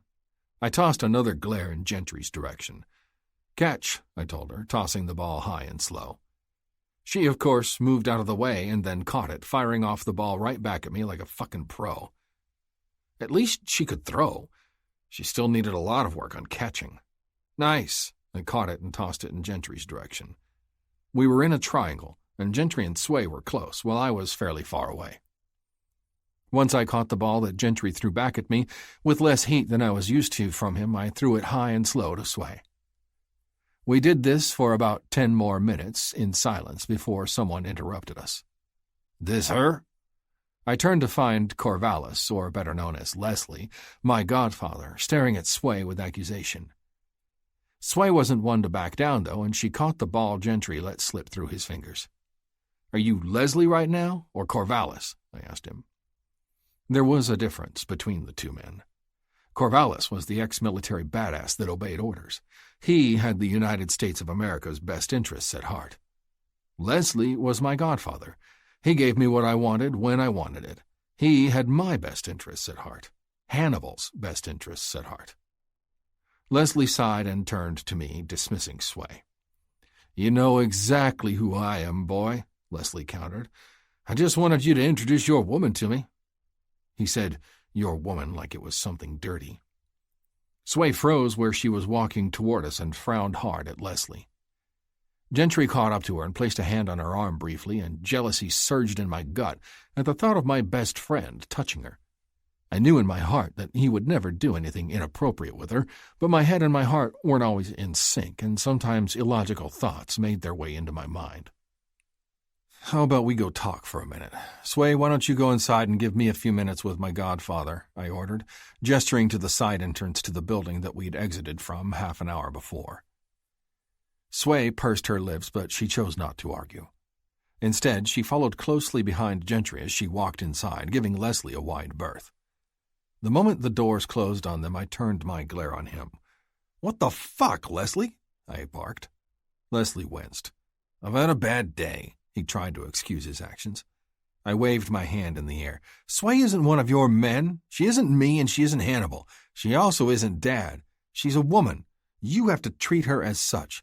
She's delicate and doesn't know that you're a dickhead at heart, I snapped. Leslie's mouth twitched. She's cute, he observed. She was cute. Exceptionally so. I also knew she'd be sexy as hell in a gown at the end of the season awards banquet that I planned to take her to in a few months. I also couldn't wait to peel that dress off her supple body and devour her afterwards. I realize that sometimes you can't help it, but how about you start off on the right foot here? She's it, I informed him bluntly. She's it? He looked startled. I nodded. She is, I confirmed. You've known her, what, 12 days? He asked sarcastically. A few months, actually, I admitted, which, you know, because I told you about her the moment I met her that first day. Leslie's mouth tightened and then released as he allowed himself to smile. I've been going back and forth all day with people that'll have my ass if I talk to you, and I'm not in the best headspace. But I'm willing to check my suspicions and make nice if you'd like to introduce us this time. Leslie uncrossed his arms. You'll tell me what's going on? I hoped. He sighed. Yeah. Relief washed through me. Thank you. Chapter 17. Nothing inspires the words "fuck off" like someone telling me I need to watch my language. Things you probably shouldn't say to an umpire. Sway. I pulled out my secret stash of Oreos and dipped them into my Dr. Pepper. When I was nervous, I ate. It was a bad habit that I was never able to kick, and I was making it even worse by adding Dr. Pepper to the mix and dunking my cookies in it. It was a super weird thing that I started doing when I was in high school, and it had been something I continued to do when I got stressed out to this day. Usually I managed to use milk to dunk my cookies in. Dr. Pepper had been out of necessity one day, and I'd found out that it was almost 10 times better than milk, and I had to force myself not to do it since I knew it was a fattening habit that I definitely didn't need. "Wow, you're actually here," Sinclair said snottily, bringing my attention away from my cookie dunking to the door where he stood looking at me with a curl of his lips. "Yes, I'm here," I said, dropping the cookie into the trash can beside my desk so he wouldn't see what I was doing in my drink. "Can I help you with something?" It wouldn't do to have someone know my secret shame. Sinclair's face pinched. "Absolutely not," he replied jovially. "Just surprised me to see you where you belong for once." I clenched my teeth. "In that case, if you don't mind, would you close my door on your way out?" I gritted my teeth when his eyes lit with humor. "I met someone yesterday, and we bonded over our mutual dislike of you," he continued as if I hadn't asked him to leave. "Is that right?" I asked, leaning back in my desk chair, my Dixie cup full of Dr. Pepper in my hand. "And who might that be?" His eyes lit with an inner light that set me on edge. "We didn't know that we hated the same person, you see. We were just discussing our reasoning for being in a bar at the same time." He smiled. "It was funny because we both said your name at the same time. It was like fate." "And why, might I ask, was my ex drinking at a bar?" I guessed that he was who he was speaking of, seeing as I was pretty sure nobody actively hated me but him. "And what have I done to you to warrant you discussing me like that with a practical stranger?" I honestly didn't care why he was drinking, or why Langston was drinking for that matter. In fact, it didn't bother me one bit that I pissed people off. What did bother me, though, was that I hadn't done anything to either one of them to be pissed off at me for in the first place. I was genuinely a nice person. It wasn't often that I pissed anyone off, let alone these two men. Add in the fact that I'd instantly drawn the ire of a man who obviously meant a lot to Hancock, and I wasn't in a good place. "Well, I went to management again and mentioned your obvious love affair with a player, and they didn't do a damn thing about it. Again." "Again?" I tested the word, finding an instant dislike for it. "You've gone to them before over this?" "It specifically says in the contract that you're not to fraternize with fellow staff or players." My mouth tightened. I'd read that part of my contract, of course, but at the time it hadn't occurred to me that I'd fall in love with a player. Who knew Hancock Peters would even give me the time of day? "Piss off the star player of the team," came an amused voice. "And you lose him. He has 30 other teams in the league that would kill to have him, and he has the money to break his contract. Do you really think they'll be stupid enough to listen to your useless quibbling instead of letting their star player have what he so obviously wants?" Sinclair stiffened and turned. And that's when I saw Hancock staring at Sinclair like he was about to murder him. His godfather, Leslie Corvallis, was standing beside him, staring at Sinclair like he was a bug that he was about to step on with his dirty, steel-toed boot. I stood up, bringing my handful of cookies and my Dr. Pepper with me. "Hancock! Mr. Corvallis! Hi!" Hancock's lips twitched, and he turned his angry gaze to me. His eyes took in my disheveled, harried expression, the cup in my hand, and the cookies clenched in the other, and then clenched his jaw once more. "I suggest you leave and don't come back for a while," Hancock murmured quietly. "And if I ever find out that you've harassed Sway again, you'll be gone. Understand?" Sinclair left without another word, leaving me with two obviously pissed-off men. "What is his malfunction?" Hancock growled. "The real question is why the hell is Langston complaining about me at a bar?" I questioned. "I haven't done anything to him. In fact, he was the one to break up with me. I haven't seen him since the day you were sick with strep and at my house." Hancock sighed. "I can hire someone to find out why he's acting the way he is." Hancock shrugged. "Or," I held up my finger, "I can just ask my mother." "Your mother?" I nodded. "My mother." "Why would your mother know anything about Langston and why he's drinking at a bar?" Hancock wondered, his eyes going to Leslie, who looked just as confused as me. "Because they go to church together." I rolled my eyes. "And I'll ask her tomorrow. Tonight is for catching up." I smiled. "So, where are we going to eat?" I made my way into Hancock's bedroom, leaving the men to their discussion that I knew they were wanting to have without me there. Neither man had been rude about it, nor had they flat out asked me to leave.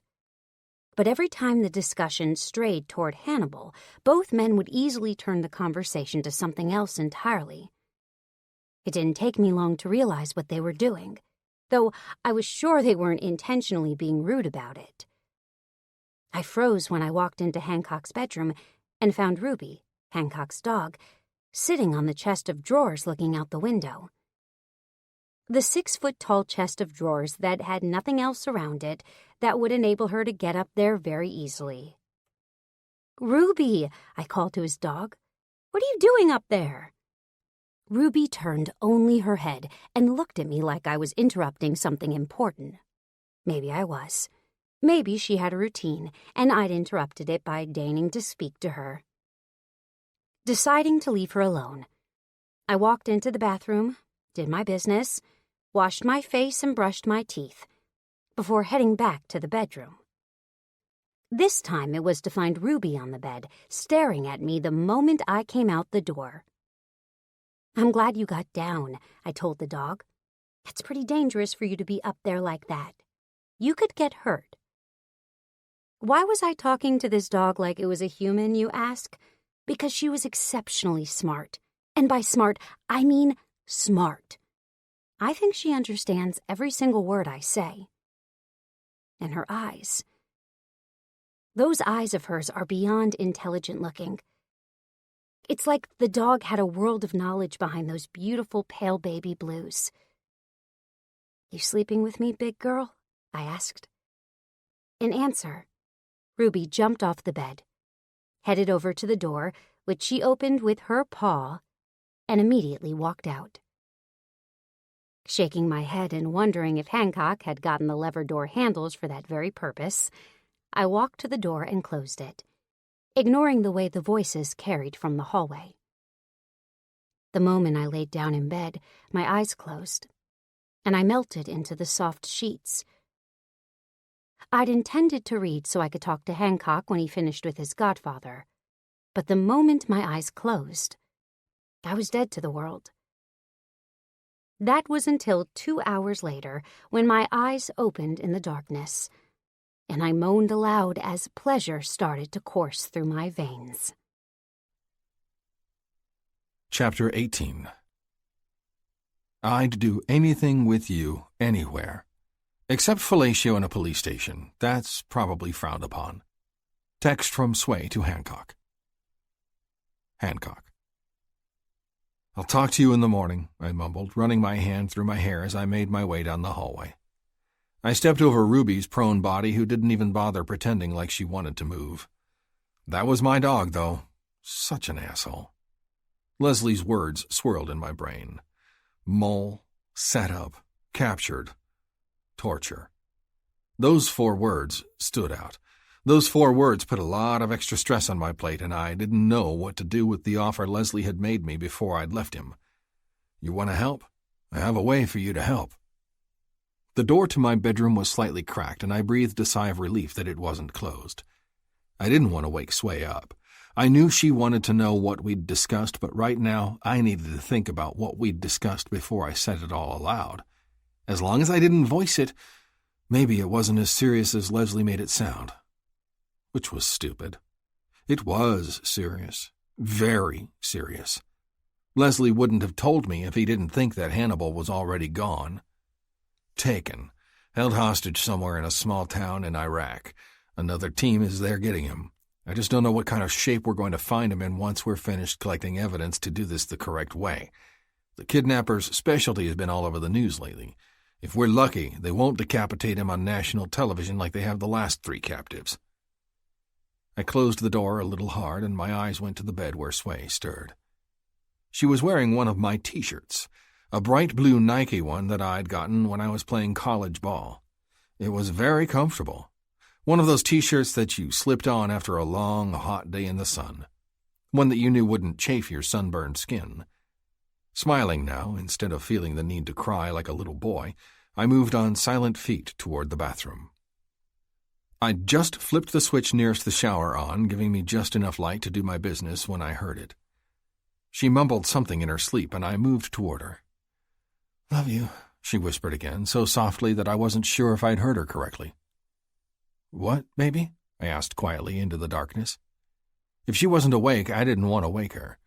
But those words I thought I heard were lifesavers. They sent a jolt of pleasure through my body, and I wanted to hear her say them again. "Love you, Hancock," she repeated just as softly as before. She wasn't awake.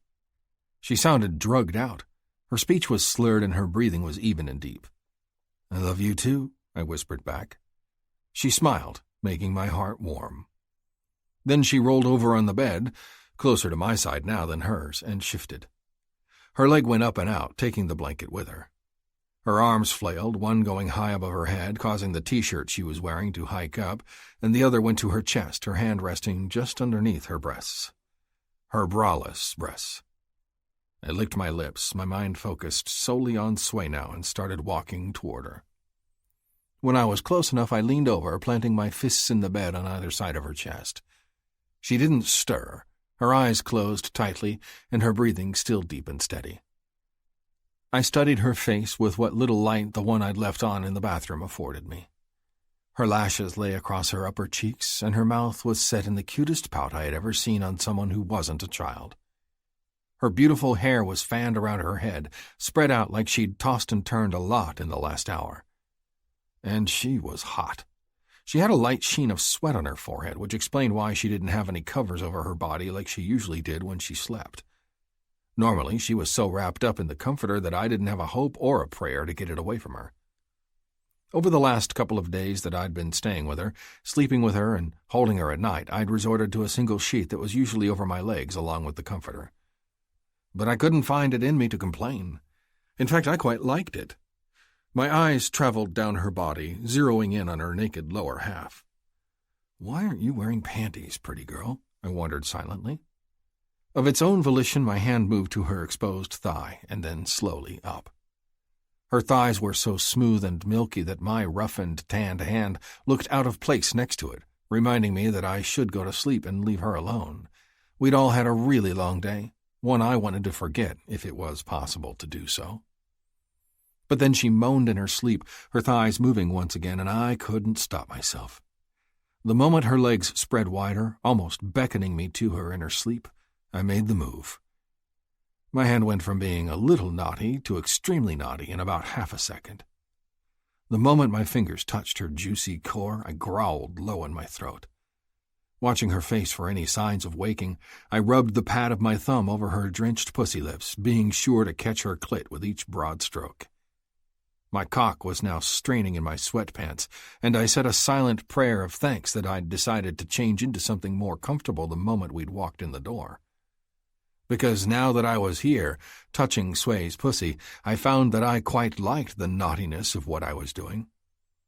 If she'd been awake, she'd be participating. Not that that would be a bad thing, but right then I liked that I could do what I wanted to her without her reactions battering at my control. She moaned in her sleep, legs opening even wider.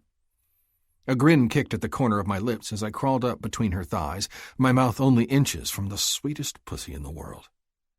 "Sway?" I voiced, the words whispering against the lips of her sex. She didn't answer, and I moved forward, my cock pressing into the bed, and gave her one single lick from clit to anus. She shivered but still didn't wake.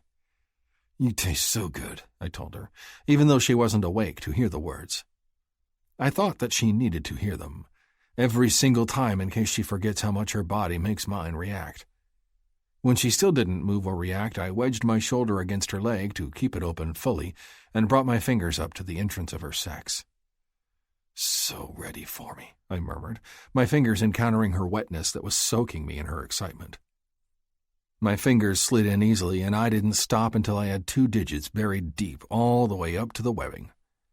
That got a reaction out of her, and she gasped. I knew it wouldn't be long before she woke.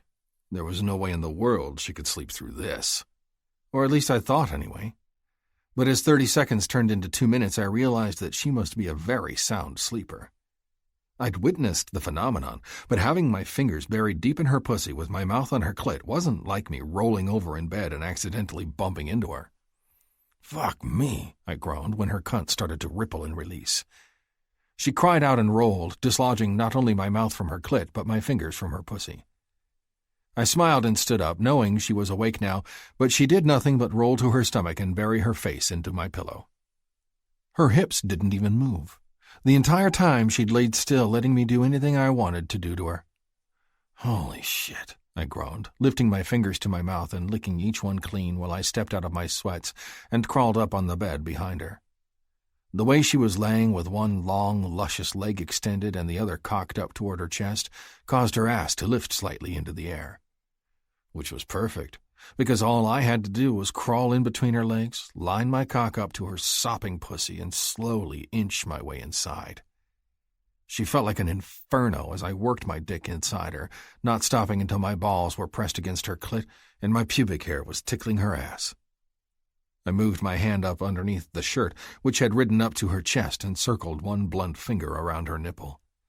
She hissed and tried to move, but the only thing she was able to do was push back on my cock, which shoved me impossibly deeper inside of her, pulling the breath from my chest. My free hand went to her hip to steady both of us while my other fingers continued to play with her nipple. It wasn't long before it was a diamond-hard peak, and I longed to pull the tight butt into my mouth while I fucked her hard and fast. But in order not to wake her up, I moved my hips slowly, gliding in and out of her, oh so gently. It felt divine. I'd never felt anything like it in all my years of sexual experience. But then again, nothing I'd experienced with Sway, sexual or non-sexual, was like any of my other relationships. She felt hotter around my cock, which was likely due to the fact that I'd never taken another woman bare before. Her pussy was tighter. Her reactions to my mouth, fingers, and cock were more intense. Sway was perfect. Everything I did to her she liked, and everything she did to me I adored. All of my feelings for her were frightening. If she ever left me, she'd fucking break me, and I had a feeling that she knew it. She moved again underneath me, and I froze in my ministrations to see what she wanted to do.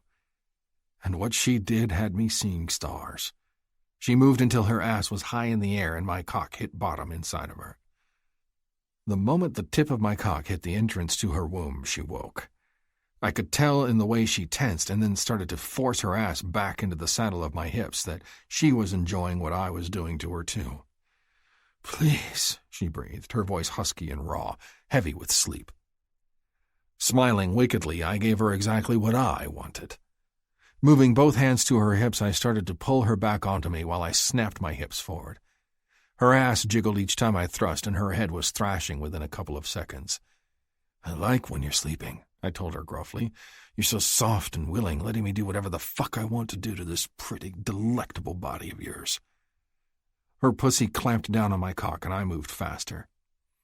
Our skin was slapping loudly in the quiet room, and my balls swung up to tap her clit each time I thrust forward. "God, yes," she mewled. "Fuck me harder." I fucked her harder, so hard that I winced at the sting as our flesh met. That didn't stop me, though. Didn't even slow me down. Her hands went up to the headboard to hold her steady so I didn't fuck her into the wall, and I continued to thrust like I would die if I didn't get us both where we needed to be. A place she hit first, with me following closely at her heels. I didn't know why today was different.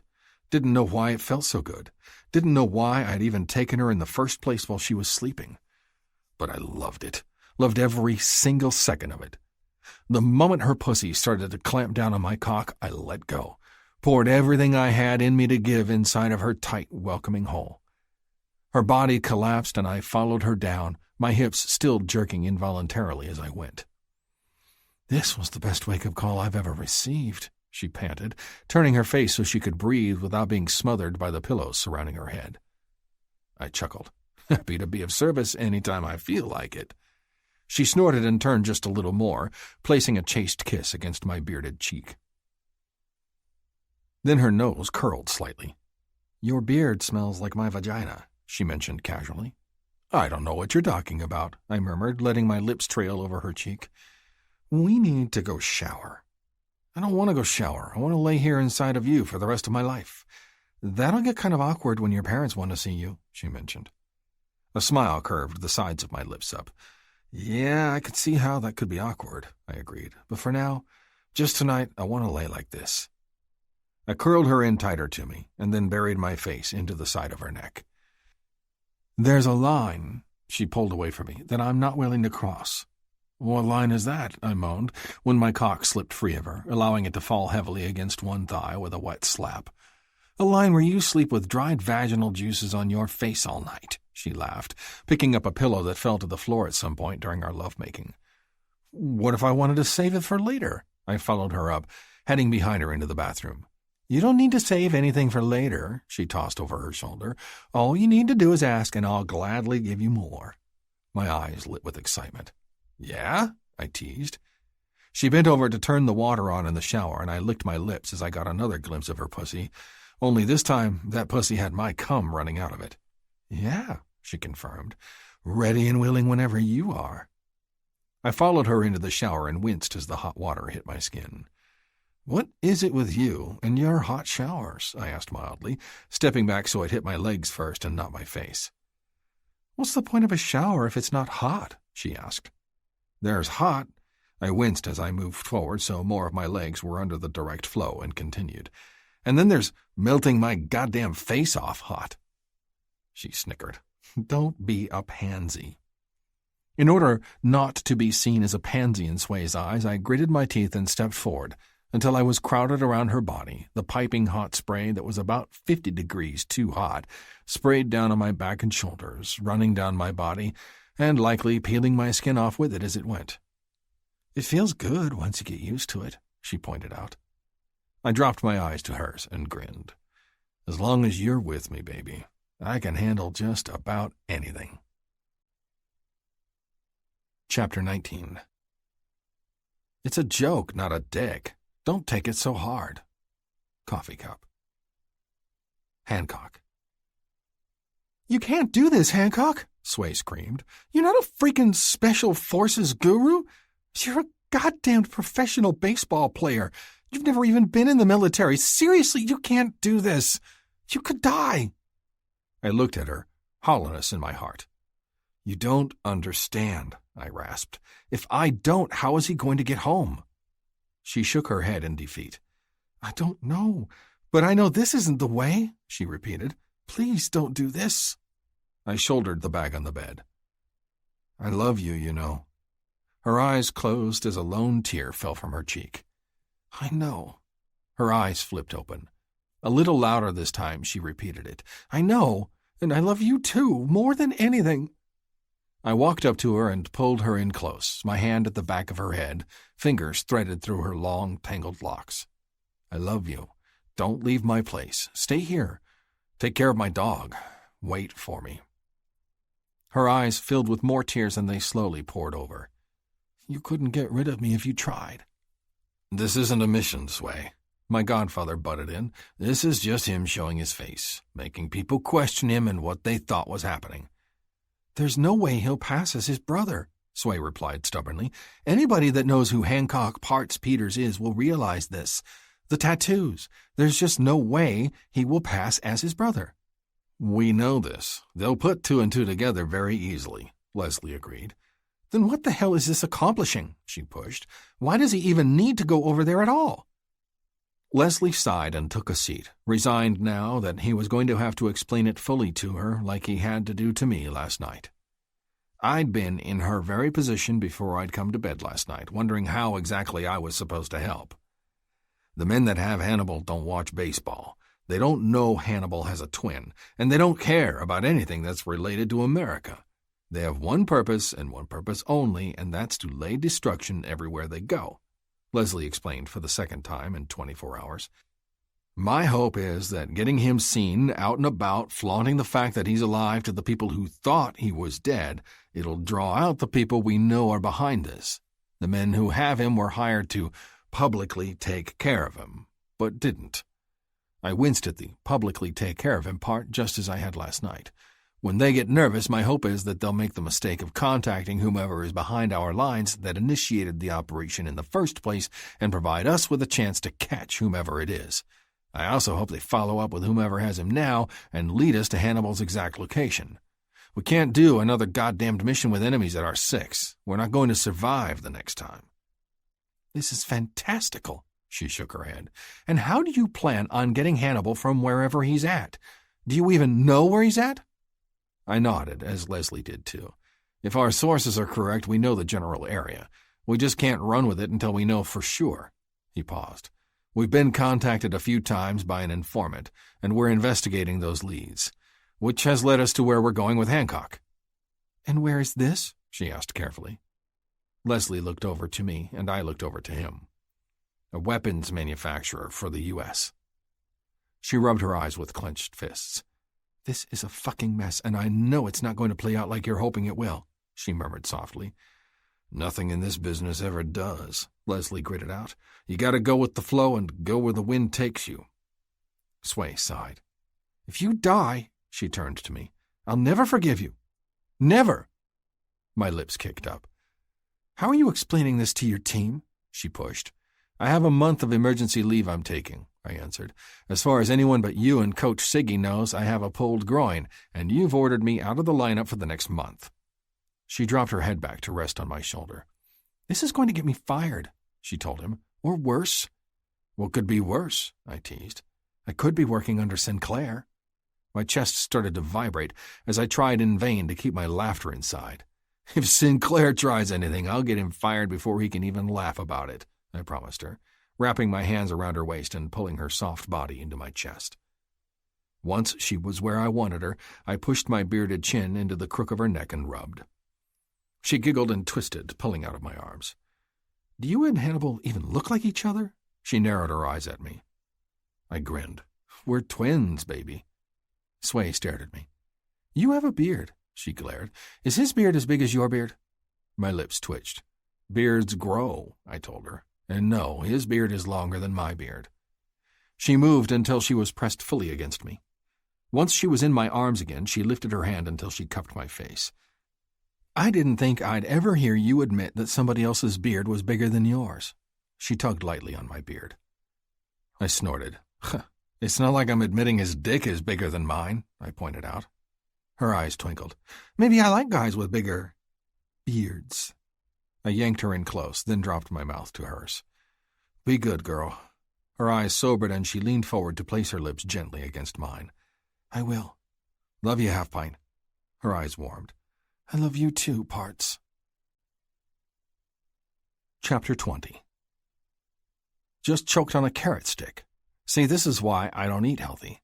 Cupcakes don't try to kill me while eating them. Email from Sway to Hancock.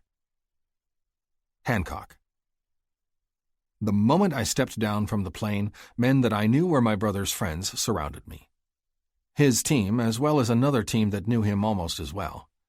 Some of them I recognized, some of them I didn't. Fucking uncanny, one of them said. I turned to survey that man. He was on the shorter side, well, at least compared to my 6'3" height, and sporting a scar on his face that made him look like he had a permanent scowl. What is? I questioned him. The resemblance. He gestured at my face. Look exactly like him. We're identical twins, I pointed out. The man's face kicked up into his version of a grin, which admittedly wasn't much of a grin due to the scar, and offered his hand to me. Tim Teague, Hancock Peters. I offered him the same. It's nice to meet you. he said. I nodded. Those men at my back, from left to right, are Park, Crassus, Jimmy, and Tucker. He pointed at the 4 men directly behind him. We're glad you're here. I breathed out a sigh of relief. I hope I can help. Your face has already helped, he told me. Now we just got to get you out of those civilian clothes. I looked down at my jeans and T-shirt, and then up at the tan cargo pants and brown shirt that the rest of them were wearing, and nodded. Okay. We began walking, and I started looking around while I raised one arm to wipe the sweat already pouring down my face. It didn't escape my knowledge that I was being watched. It was decided that I'd come into this specific airport because it was the same one that my brother had been taken from on his way back home. The airport was also in an area overrun by infidels who thought it was their job to scare every person who tried to come through their turf. Don't worry about them. The one who was introduced as Tucker threw his arm around my shoulder. It's good that they're seeing you here. Gotta give them a good show, though. I elbowed Tucker off my shoulders. That's what I was told, I muttered, but you have some body odor that's really rank, and I'd rather not have it that close to my face. Tucker laughed, loud and deep. You remind me of him, he sobered. That was something your brother would say. I shrugged. I just hope I can help and we can get him out, I murmured. And I only have 2 weeks to accomplish this, according to Leslie. Who? Tucker asked, opening the door to a Jeep that looked like it had seen better days. I slid inside, sandwiched in by Tucker and Crassus, and said, Leslie Corvallis. Corvallis's name is Leslie? That was from Park, who was driving. Yes, I confirmed. Has been for the last 57 years, too. Crassus snorted. He's gone 9.5 years without telling us that little tidbit. He said we didn't need to know. His lips twisted into a maniacal smile. I can't wait to tell him I know. Maybe I'll just use it as I address him next time. And maybe he'll knock that stupid smile off your face, Jimmy muttered as he looked out the window. I found my first smile since I got off the plane. Yeah, that's Leslie for you, I had confirmed, though Hannibal's known it all this time. Why didn't you just ask him? Hannibal was sworn to secrecy, said he would run the risk of losing his balls if he told us. I muttered. That sounds like it'd be enough of a reason for him not to tell. And what is he going to do to you when he finds out you told us? Tucker asked, looking over at me. Not a damn thing if he wants to keep his season tickets. The group chuckled all around me, and I turned my head to stare out the window. It was like I was in a different world. There was absolutely nothing but sand. Sand for as far as the eye could see. Usually, we would have to worry about IEDs, but we had the road swept before we came, and it's clean. We're free to drive right up to our base, Tucker commented when he saw me looking. Do you have any clue where Hannibal is yet? I ignored the way the word IED tore through me, making my hair stand on end. I hated that my brother was over there doing that. I was proud as hell of him for doing it, but I didn't understand why he was doing it. Why did he feel the need to be here? He had enough money, and even if he didn't, he could go back to the farm and be a stubborn ass like my other brothers as they worked off the land. Land that they had no clue I'd bought out from under them, which was going to go over like a bag of snakes shoved up their asses. We're still fairly firm on the weapons manufacturer, Tucker murmured, looking out the window himself this time. Why is it such a big deal for him to be there, other than him being a fucking American? I asked. Isn't this guy from America? Yes, Tim chimed in from the front seat. If he's authorized to be there. This isn't the embassy. This is a private residence. The compound has its own security detail that are there 24/7. The owner also isn't in on this in any way. Then why do you think my brother is there? I pushed. Because all our sources are saying he is. He cleared his throat. And until we're proven otherwise, that's where we're going to keep our eyes trained. I sensed the subject was closed. I also sensed that if I pushed it, he not only wasn't going to answer, but would also likely get a little ticked off. And I didn't want to piss the guy off.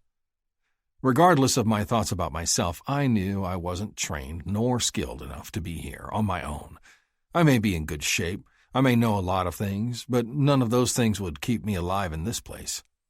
Sure, I'd give it a good run, but this was a foreign country. This place was completely and utterly new to me, and I was at the mercy of these men. You know, I was really looking forward to watching you play ball tonight, Park said for the first time. I wanted to see how you played against the girl's brother. A smile turned up the corner of my mouth. I'd have blown his ass out of the water and kissed his sister while he watched. I grinned and turned to stare at the man. How do you know about her? Everyone knows about her, Crassus pointed out. The whole freaking world watches y'all, sees y'all, loves y'all. That made my heart happy, despite knowing that the world knew about me. I hated being in the public spotlight. ESPN has this new Sway in Parts watch that they air during the newscast before the sports recap for the day, Tucker added in. I shook my head. That's crazy, I mumbled. How did I not know that? Probably because I was too busy fucking my woman to watch a report on SportsCenter about us. They asked Sway's brother his opinion on y'all dating, and he said that he had no problem with the hookup, that you seemed like a good guy, and that you were her favorite player since you showed up in the majors. He said that it was only a matter of time, Tucker continued. That was news to me. Not that Sway had a weird sort of obsession with me, but that her brother approved. We're here, Park said as he pulled up in front of an old apartment building that looked to be about 800 years old. But it was nicer than all of the other buildings surrounding it, so I guessed that was something. Home sweet home, Tucker grunted as he pushed through the door to what I guessed was the apartment the men were using as their headquarters for the mission. A very small apartment that looked like it hadn't been cleaned in weeks. See, I wasn't the cleanest of people, but at least I knew how to throw away a fucking empty beer bottle. These men, though, seemed to be decorating the room with their empties. Don't look so disgusted, Tucker grinned. You'll get used to it, rich boy. I laughed. This has nothing to do with my being rich, as you put it, and everything to do with the fact that there's Cheeto dust all over the couch and the armrest where you're sitting. I pointed to the offending materials. Will you look at that? Tucker said as he took a seat in the cheese dust. Game's on. My eyes flew to the TV. How do you get this? I asked. He pointed to a large antenna that was on the balcony, and I hummed in understanding. State-of-the-art stuff, thanks to your goddaddy, Tim grunted as he walked to the fridge that was only about 10 paces behind the couch, cracked the door, and came out with a beer in his fist. That's nice of him, I guess, I murmured, taking a seat in a recliner that looked like something most people would be throwing out. He's like that, though. I looked around. So, what do we do now? Tucker picked up a remote and hit the red button, and another TV came on next to the game. One that was showing about 20 different camera angles on a gated house. Now we wait. It took 1 week, 3 days, and 8 hours of constantly watching the TV, parading myself around in town and expressing my general annoyance at the situation before something finally happened. I'd missed 7 games, 6 of which my team had lost, and I was beyond irritated. A, because I was missing the games and I hated that we were losing them, and B, because the catcher who'd taken my place while I was injured was now trying to take Sway as well. I'd watched her time after time go out on the field when the stupid little fucker acted like he was hurt. I was now contemplating his death. I also realized that this kid was a little asshole who needed to be put in his place. That's for damn sure. He was cocky, he was a shitty batter, and he was going to be getting his ass kicked the moment I got back. I wanted to go home. The rage inside my chest each time I saw Sway get flirted with by that little cocksucker was enough to cause me heart palpitations. I wanted my brother home. I wanted to take a hot goddamn shower that lasted longer than 30 seconds. I wanted a fucking cheeseburger. And most of all, I wanted Sway. The good thing was that later that night, everything in our entire fucking plan seemed to work out perfectly. Mostly. Chapter 21. I vow to still grab your butt, even when you're old and wrinkly. Hancock's wedding vows. Sway. Why would I want to throw the first pitch? I asked in confusion. That's a big thing. I'm a nobody.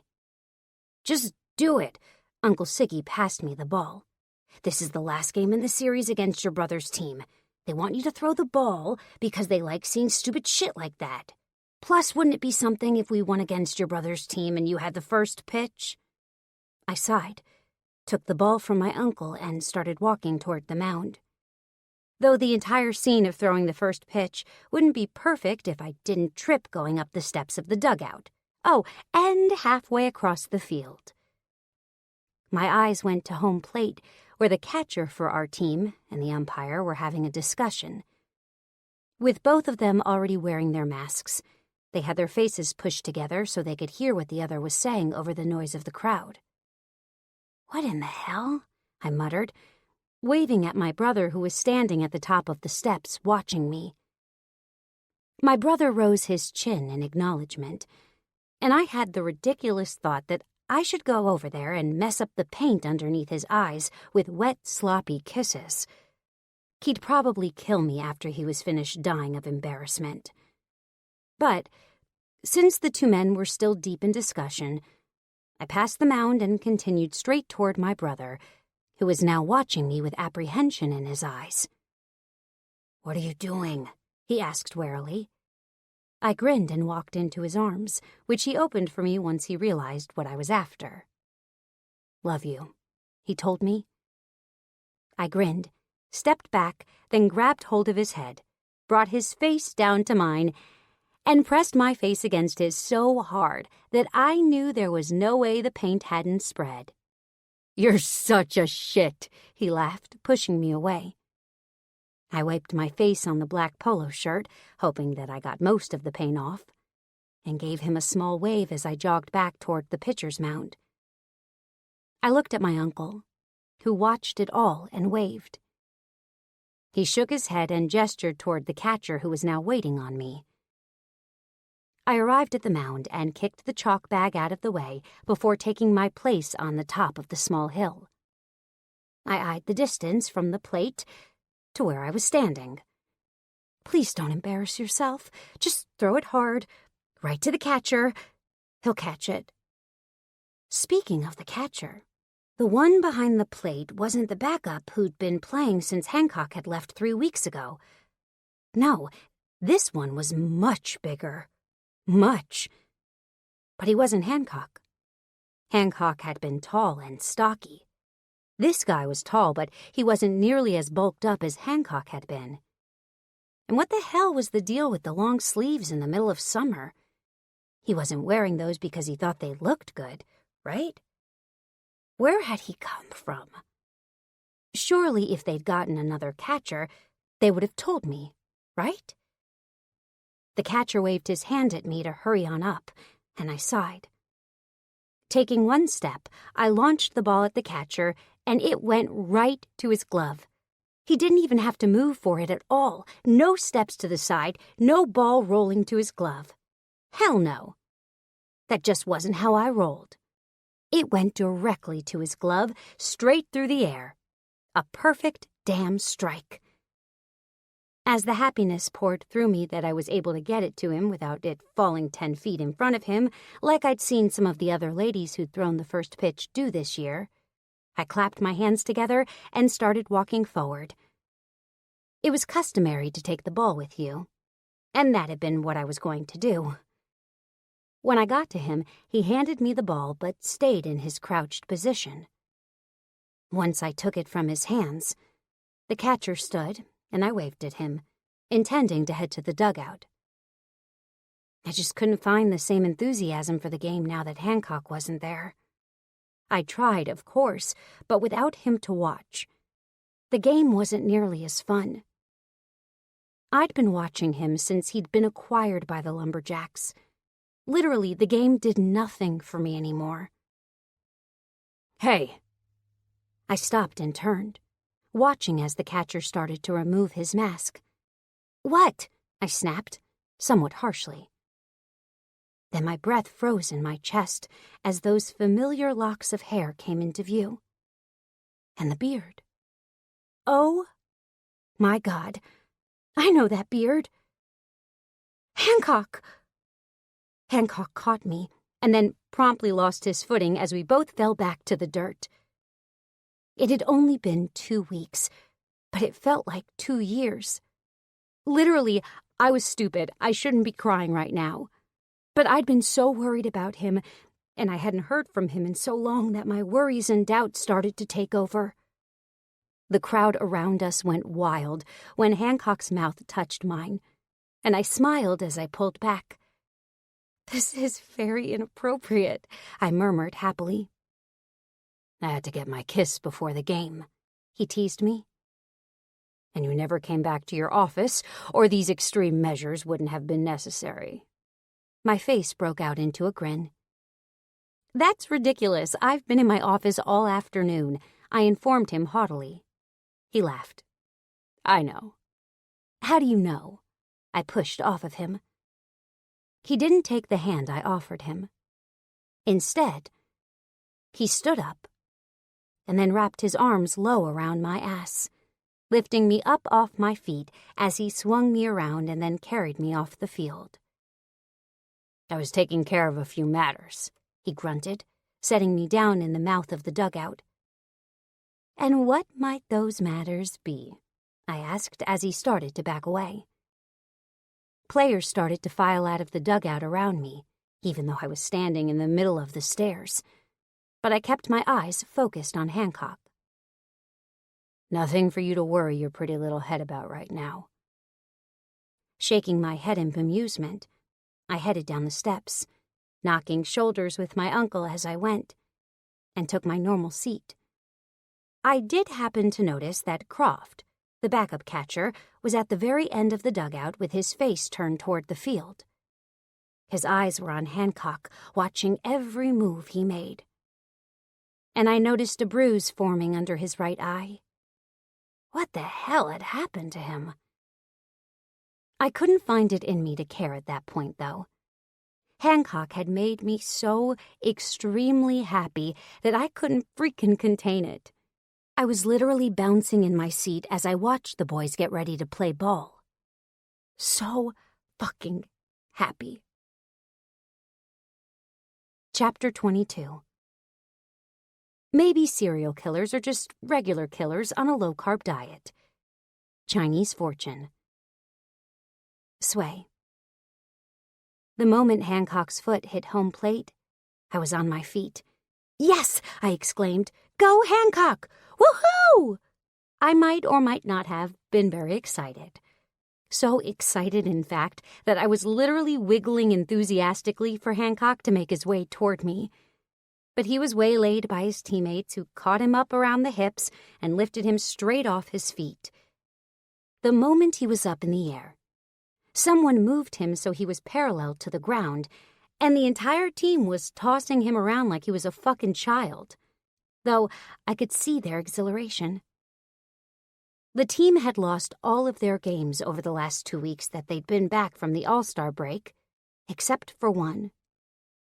And the minute Hancock shows back up, they not only win, but they knocked 5 home runs out of the park. One was even a grand slam, 2 of which were hits by Hancock himself. The team, from what I could tell, didn't appear to be mad at him. All except Croft, that was. Croft was pissed that as soon as he started playing, the team started losing, which he made a point of complaining to me about each time they lost, and he had to come to me for an ice bath, for sore muscles that I damn well knew weren't all that sore. I'd passed him off to Sinclair, and I'd seen their heads bobbing back and forth as they spoke softly to each other. I knew there was something going on between them, just like there was right now. The 2 of them were huddled together, talking quietly to each other, instead of Croft participating in the team celebration that was happening on the field. Not that I could blame him. I would have been upset too if the star player came back and immediately put me out of the job. So yes, I could sympathize. But I didn't get the reason for his hostility in the first place. And having Sinclair in the mix was downright troubling. "Sway," Siggy called. I turned to find him staring at me in confusion. "What?" I asked. "Game's over. You ready to go?" he asked. I turned to look, and was surprised to find that no one was on the field anymore, except for Hancock, who was talking to reporters. "Yes," I nodded my head. "What?" I stopped when I noticed my brother come up behind the reporter who was interviewing Hancock, a blond male in his 40s, and making the thrusting hip gesture as he brought his fingers, in the shape of a V, to his lips and flicked his tongue out. Hancock's head tilted, and he tried for all he was worth to continue with the interview, but it didn't take long before he burst out laughing, which Siggy and I did as well. "That boy can get anyone to laugh," Siggy chuckled. You going over there? I nodded. Yeah, I confirmed. I think Mom and Dad are in the stands over on the visitor's side. I might go talk to them while I wait for the interview that I know is about to happen between my brother and Hancock. Are you going to dinner with us? Negative, Siggy denied. I'm tired, and your brother gives me a headache. I snorted. Teller gives everyone a headache, I pointed out. That doesn't stop us from going out to dinner with him, though. Yeah, well, I've been battling a headache for 2 weeks now. I'm hoping it'll stop tonight, he grumbled, picking up his bag and heading for the locker room. I didn't stop him. I knew he was on edge. Everyone was. Hancock leaving, warranted or not, had thrown everyone. It'd take some time for everything to go back to the way it was. Shaking my head clear of thoughts about how it felt to have Hancock gone, I took the steps to the field and crossed it, making my way over to my parents, who were still seated and watching my brother and Hancock, who were just to the right of where they were sitting. Giving them a wide berth so I wouldn't interrupt them on national television, I moved to the padded wall that was separating the stands from the field and clasped my dad's hand. Hey, Daddy, I called. How are you doing? Dad's eyes filled with love as he stared at me. I'm doing good, baby, but I'm not sure whether I should be happy that my team won or sad that your brother lost, he laughed. I giggled. That was true. I didn't know what to say or do either. On one hand, I was sad that my brother lost, but on the other, I was excited that my team won. It was a lose-lose situation. Did you figure out where you wanted to go eat? Dad asked. I shook my head. I was thinking that sushi place, but I'm not sure if everyone likes it like I do. I like sushi, Hancock called, interrupting his interview to tell us that little tidbit. But I don't like sushi from that one place, so avoid that, please, Teller followed up. Shaking my head, I returned my eyes back to my mom. We're going to have to next sushi, I informed them. I noticed. Mom smiled. There's that new place across the border. It's on the border, dear, and that place just opened. They'll be busy as hell, Dad interrupted. Mom sighed. I just don't understand why you don't like Mexican food. It's the best food in the world. Mom started in with her usual argument, which caused my father to follow up with his usual argument.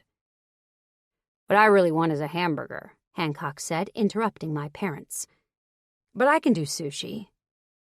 Hancock's arm went around my hips where I was leaning against the padded wall, and he pulled me in tight while his eyes went to my parents. Nice to meet you. He offered my father his hand. Dad took it, considering the man in front of him, while my mother continued her argument about the pros and cons of her favorite cuisine. Nice to meet you too, Dad replied, dropping his hand. Mexican food has queso and tortilla chips and beans. Oh, and sizzling fajita meat. We're not doing sushi, I said firmly. You just said you liked sushi on national television. Every fan in Longview will now be patrolling all the sushi places in the area looking for you. We can do hamburgers. Hancock frowned. I didn't say we were going to a sushi place. No, I nodded. But why else would you say you like sushi in the middle of an interview? The sweetness in my voice was enough to cause Hancock's eyes to narrow. Wow, he teased. That tongue of yours has gotten sharp over the last 2 weeks. My mouth kicked up in a smile. I thought you liked my... He pressed one large palm over my mouth and glared at me. Your parents, whom I'm trying to impress, are right here. Enough of that, he whispered into my ear. But he hadn't said it softly enough. Oh, you've already impressed us, my mom smiled. Those home runs, those were works of art. Hey, what am I, chopped liver? Teller patted his chest. I threw myself in Teller's direction and started peppering his face with kisses. What's wrong, Deli Belly? I squeezed his neck as hard as I could. Is somebody a sore loser? My brother let this happen for all of 5 seconds before he slipped away. "Must you always embarrass me?" he whined, replacing his hat to the correct angle and glaring at me while he did it. "Yes," I said. "It's my job as an older sister," I informed him. "You know this." "Yeah." He brushed off some invisible lint. "But I'm a professional now. This isn't me playing Little League anymore." My eyes gleamed. I could always make it worse. His eyes widened. "Don't you dare." "Food, children," my dad groaned. "Can we just go get food? It's already 9 o'clock and I'm literally wasting away over here." "You had 3 hot dogs and 2 beers during the game," I pointed out. "I watched you." My dad shrugged. "That doesn't mean that I'm not still hungry," he grumbled. "Do you mind if I bring a couple of friends?" Hancock asked my parents. "Absolutely not. Bring as many friends as you want," my mother and father said at the same time. "And call us Jester and Melanie." Hancock's lip twitched. "I can do that. Can y'all give me 30 minutes to get ready?" "I need that too. Gotta get my shit packed up and I can meet y'all in the lot," Teller confirmed. "Nobody cares about you," I told Teller. "And in fact, nobody invited you." Teller shrugged. "Wait for me, Mom." I rolled my eyes as I grabbed Hancock's hand. He was watching us bicker back and forth like we were an amusing reality TV show that he was being sucked into. "Come on." I pulled his arm, "or we're going to be late." "Why would we be late?" he asked as we made our way down the tunnel that led to the offices, as well as the locker room.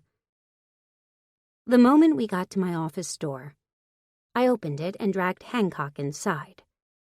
Hancock's face was amused as I slammed the door and closed the blinds. But that look quickly fell away as he watched me strip my pants down my hips. "I delegated," I informed him. "Everyone's taking care of their players. Now it's time to take care of mine." His eyes widened even further. Then something seemed to snap, and he started to strip his pants down his legs, all the while still trying to hold his hat and glove. Once he realized he wasn't going to get it undone without dropping it, everything went to the floor. I kicked my pants off and then started on my shirt. It was when I was struggling to get to my bra that Hancock lifted me directly underneath my ass and pinned me to the wall. "Hancock," I cried out, "put me down before you break your back." He didn't bother replying as he buried his face against my breasts. "I've missed you," he whispered fervently. "Me or my breasts," I gasped as he sucked one peaked nipple into his mouth. "Your breasts." He didn't even bother to lie. That was the type of man Hancock was. "But what about me?" I gasped as his hard cock pressed up against my pussy. "Did you miss anything more than my breasts?" He ground his cock into my clit, and I closed my eyes in reaction. "I missed a lot of things," he said around my nipple. "For instance," he let one hand drop until it was at his cock, which he aimed at my pussy. "I've missed this tight, hot thing right here." He pushed inside of me, allowing the arm wrapped around my waist to loosen so gravity could do the work. And it did. Well. I sank slowly on his cock and gasped when he bottomed out inside of me. "I've missed holding you in my arms." He kissed my lips. "I've missed listening to you talk in your sleep."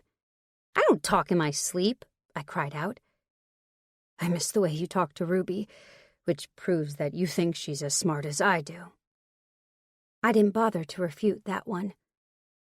I'd been doing nothing but talking to her for the last 2 weeks.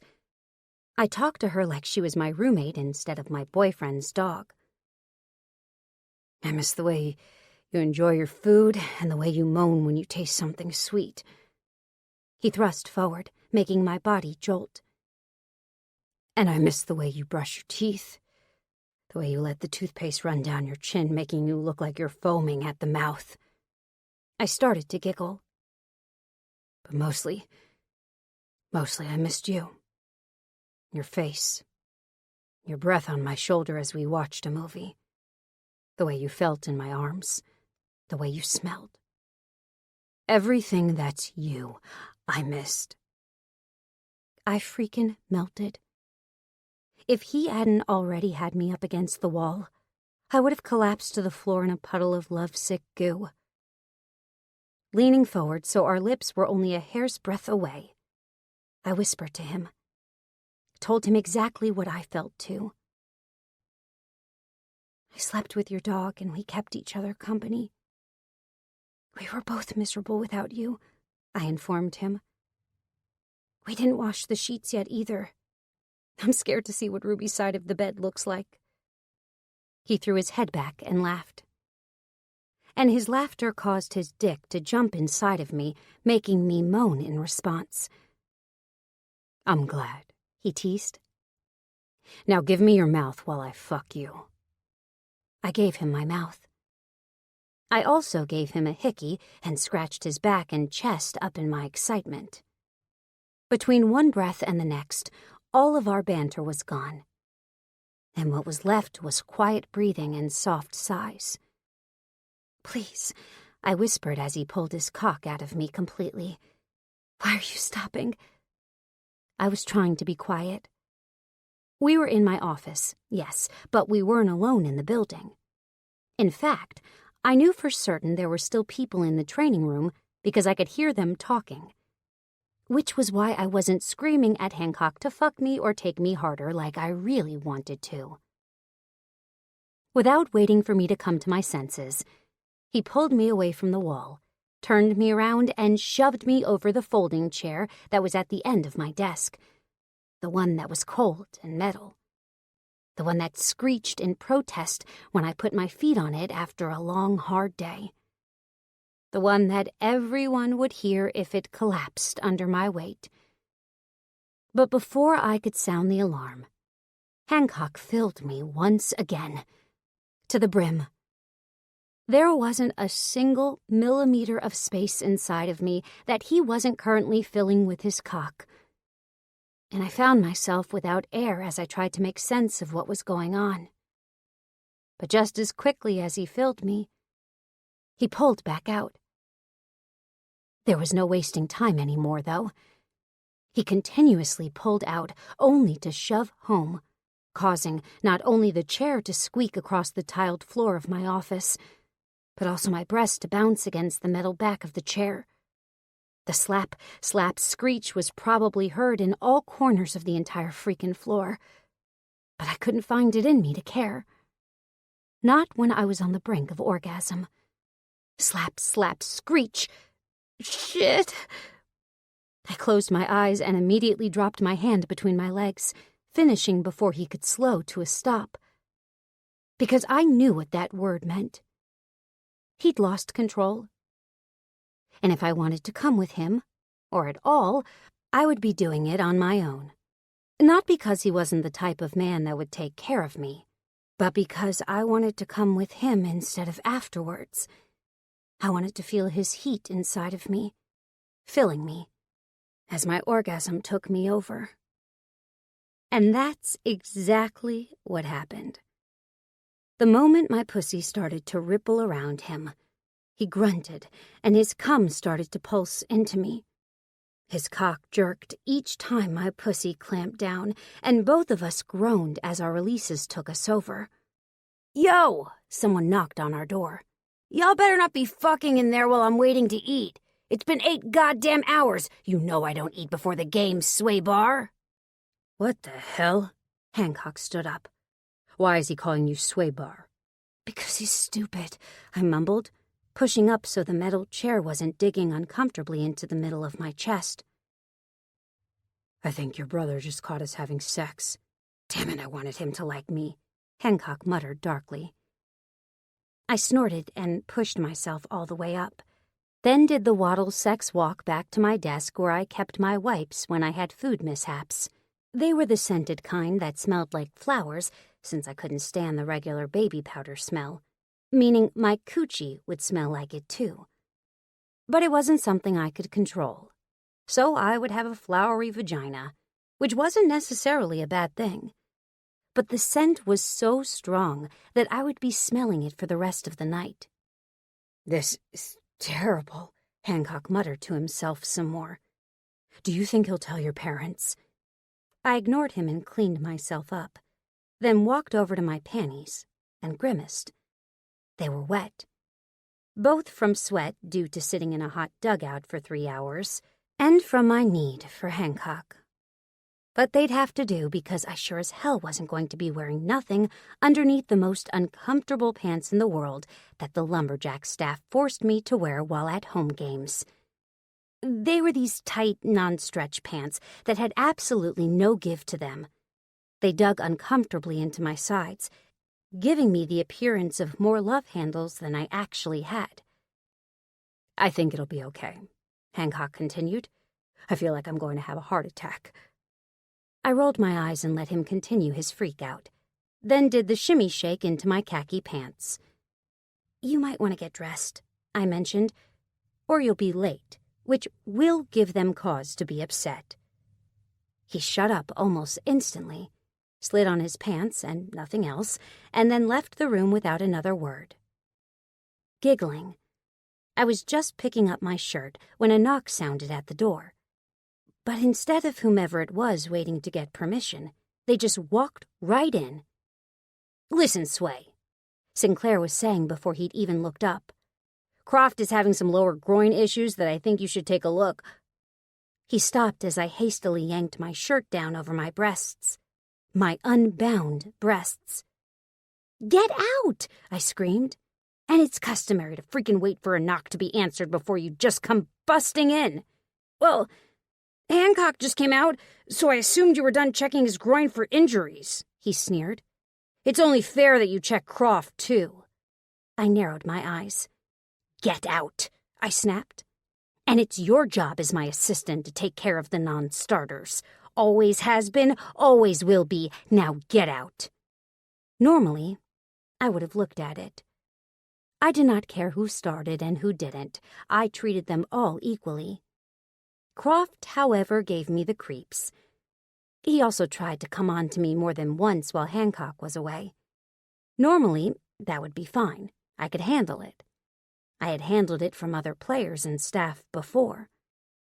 However, this time, Croft had seriously squigged me out.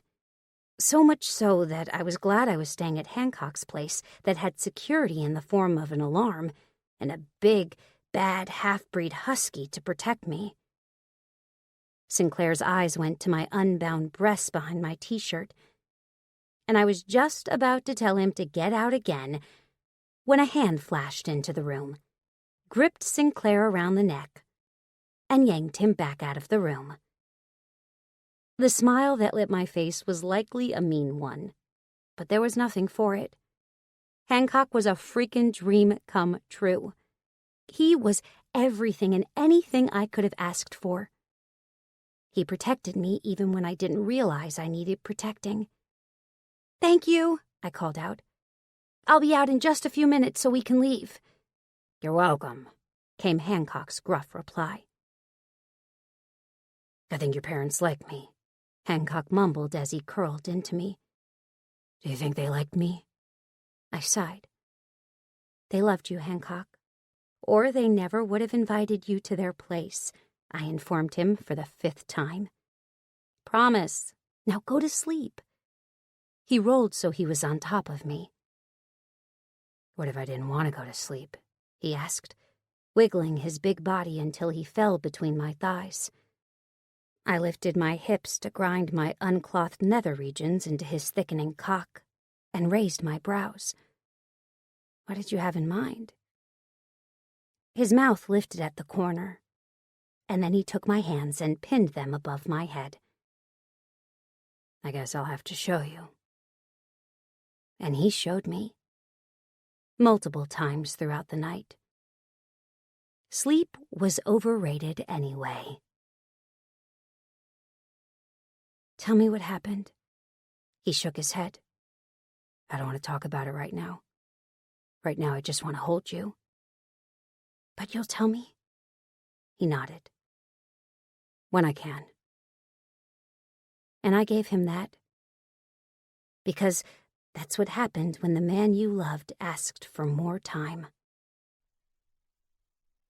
Chapter 23. Masturbation is a form of stress relief.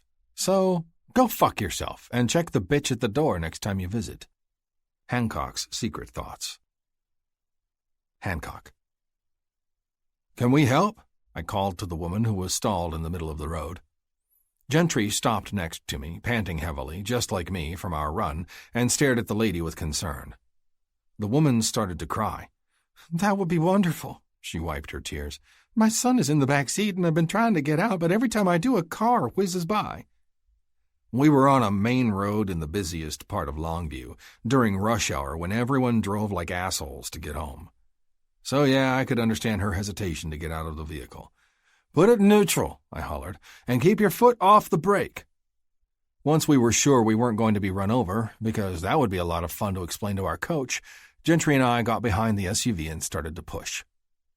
Gentry cursed, and I looked over at him to see him shaking out his left hand while he pushed with his shoulder and right hand. What? I asked, straining. The SUV started to roll slowly forward, but eventually started to gain speed, giving us a small break, and I grunted. Jesus, it feels like there are bricks in this thing, Gentry grumbled, sweat pouring even more heavily down his face. I looked up in time to see the parking lot ahead, and I yelled out over the din of traffic. Turn the wheel! She turned the wheel, and we managed to push it the last few feet into the parking lot before it stopped completely. Damn, Gentry said, backing away. The woman hurried out of the SUV, and she ran to the back hatch where we were leaning heavily. Oh, God, she said the moment she was back there. Is your hand okay? My eyes immediately went to Gentry's hand, and I breathed a sigh of relief when I saw it wasn't his pitching hand. Yeah, fine, he grumbled, starting to press it to his shirt to stop the bleeding. Wait, she cried. I have some Band-Aids in the car. She hurried around the other side of the SUV and came back moments later with a little red pack in her hands.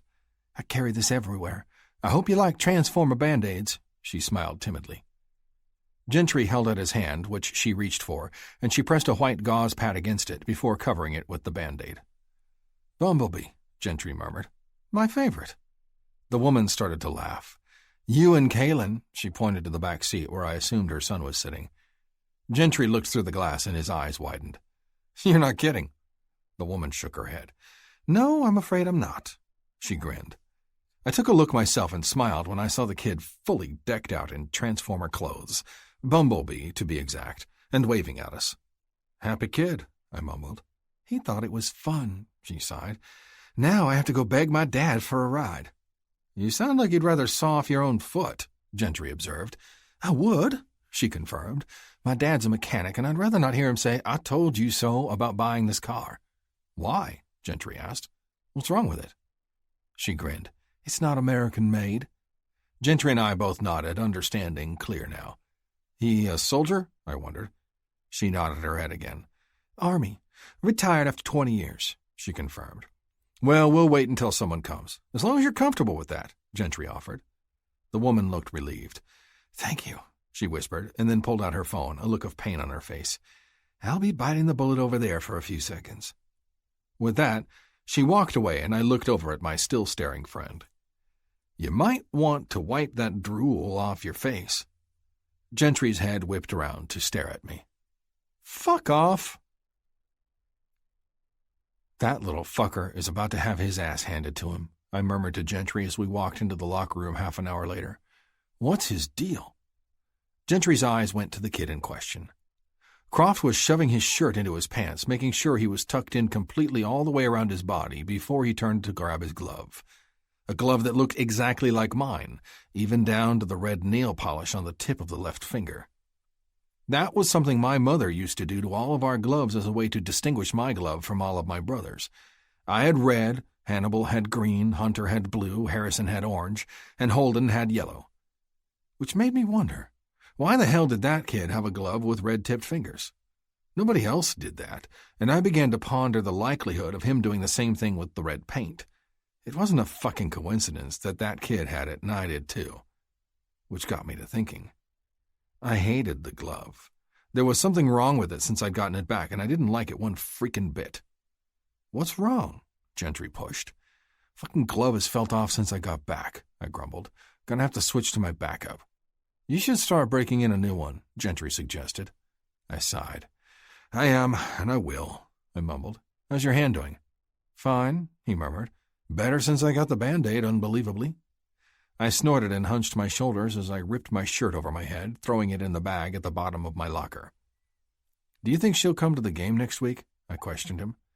He'd invited her to the game when he'd seen her face after she'd spoken with her dad, and her eyes had gone all round as she looked from me to Gentry. Yeah, Gentry nodded his head. I do believe that she will. Turning my smile away from him so he wouldn't see it, I bent down and grabbed a clean shirt just as I heard Reese clear his throat directly next to me. I turned only my head and raised a brow at him. Can I help you? You might want to head to the training room, he mentioned. Stop right outside the door. Brows furrowed, I did just that, leaving my clean T-shirt on the bench behind my locker as I weaved my way through the people milling about here and there as they trickled in from their workouts. At first, I wasn't too concerned. Reese looked fairly calm. Nothing could be too wrong with Sway if he was that calm, right? Wrong.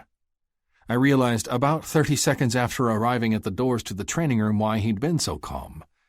He didn't want to say anything and risk taking the brunt of my anger, so he'd sent me here knowing I would hear. Look at her trying to lift that box of supplies. Seriously, how hard is it to lift 40 pounds? I had to sign a sheet saying that I could lift up to 60 pounds to even get signed on, another trainer I didn't know very well said. She's a fat ass, I heard Sinclair snap. Sway can't even do the most basic tasks. How is she still allowed to work here? Excuse me? She's my fat ass, I heard myself saying. Now get the fuck out. You won't be working here in an hour. You might want to go ahead and pack your stuff. Sway turned the moment she heard my voice, and then her eyes narrowed at what had come out of my mouth. But I had no time to soothe the hurt I saw in her face. Not when I was this fucking mad. You have no authority to get me fired, Sinclair snapped. Now, if you'll excuse me. Siggy! I bellowed. Siggy, who I'd seen in his office on my way to the training room, came barreling out of his office like he'd been shot from a cannon. What's wrong? He asked, jogging over toward me. Your assistant trainer just called my woman a fat ass. Sway gasped, as did everyone else in the room.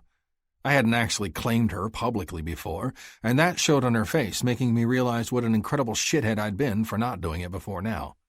Since when is she your woman? Gentry teased from behind me. Since a couple of weeks ago, I answered quickly. Now shut up and go get your hand looked at.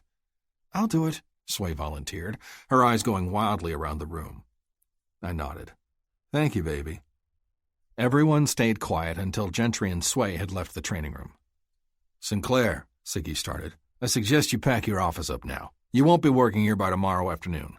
You can't fire me, Sinclair snapped. I can't, no, Siggy agreed, but I can suggest it to the people who can, and trust me, I will be doing that.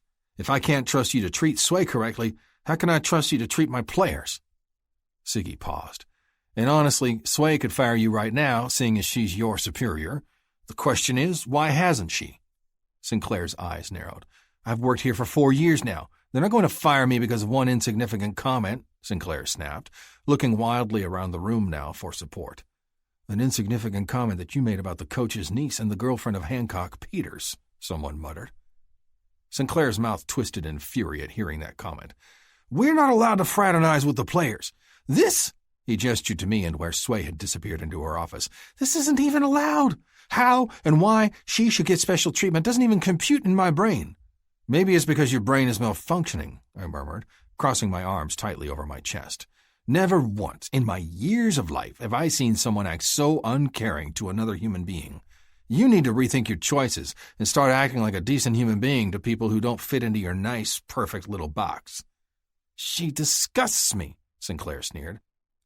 That woman is the most beautiful person in this whole entire world. She makes my heart skip beats when I look at her across my pillow in the morning. I cleared my throat. I'm lucky to have her as my girlfriend. I'm lucky to have her as my friend. And you would have been her friend as well had you treated her with the respect she deserves. Now you'll never know, and not because she wouldn't forgive you if you worked for that forgiveness, but because I won't let you near her again. You'll never get the chance to apologize, and I can't find it in me to care. His eyes settled on Croft, who was busy looking between me, Siggy, and Sinclair before starting the cycle completely over again. "Say something," Sinclair demanded of Croft. Croft's mouth opened and then closed. When nothing came forth, Sinclair's eyes narrowed. "You'll regret this," Sinclair promised. "You should be careful who you share your discrepancies with." With that, Sinclair left, not bothering to clean his office out. It was obvious that he thought he'd be back. If I had my way, though, he wouldn't. Not now and not ever. Siggy and I watched him go, as did about 5 other players, including Reese. "Thank you," I said to the man who told me about the situation in the first place. "I appreciate it." Reese shrugged. "You'd have done the same had the situation been reversed." "Now I have to go apologize for calling my woman names when I really didn't mean what came out."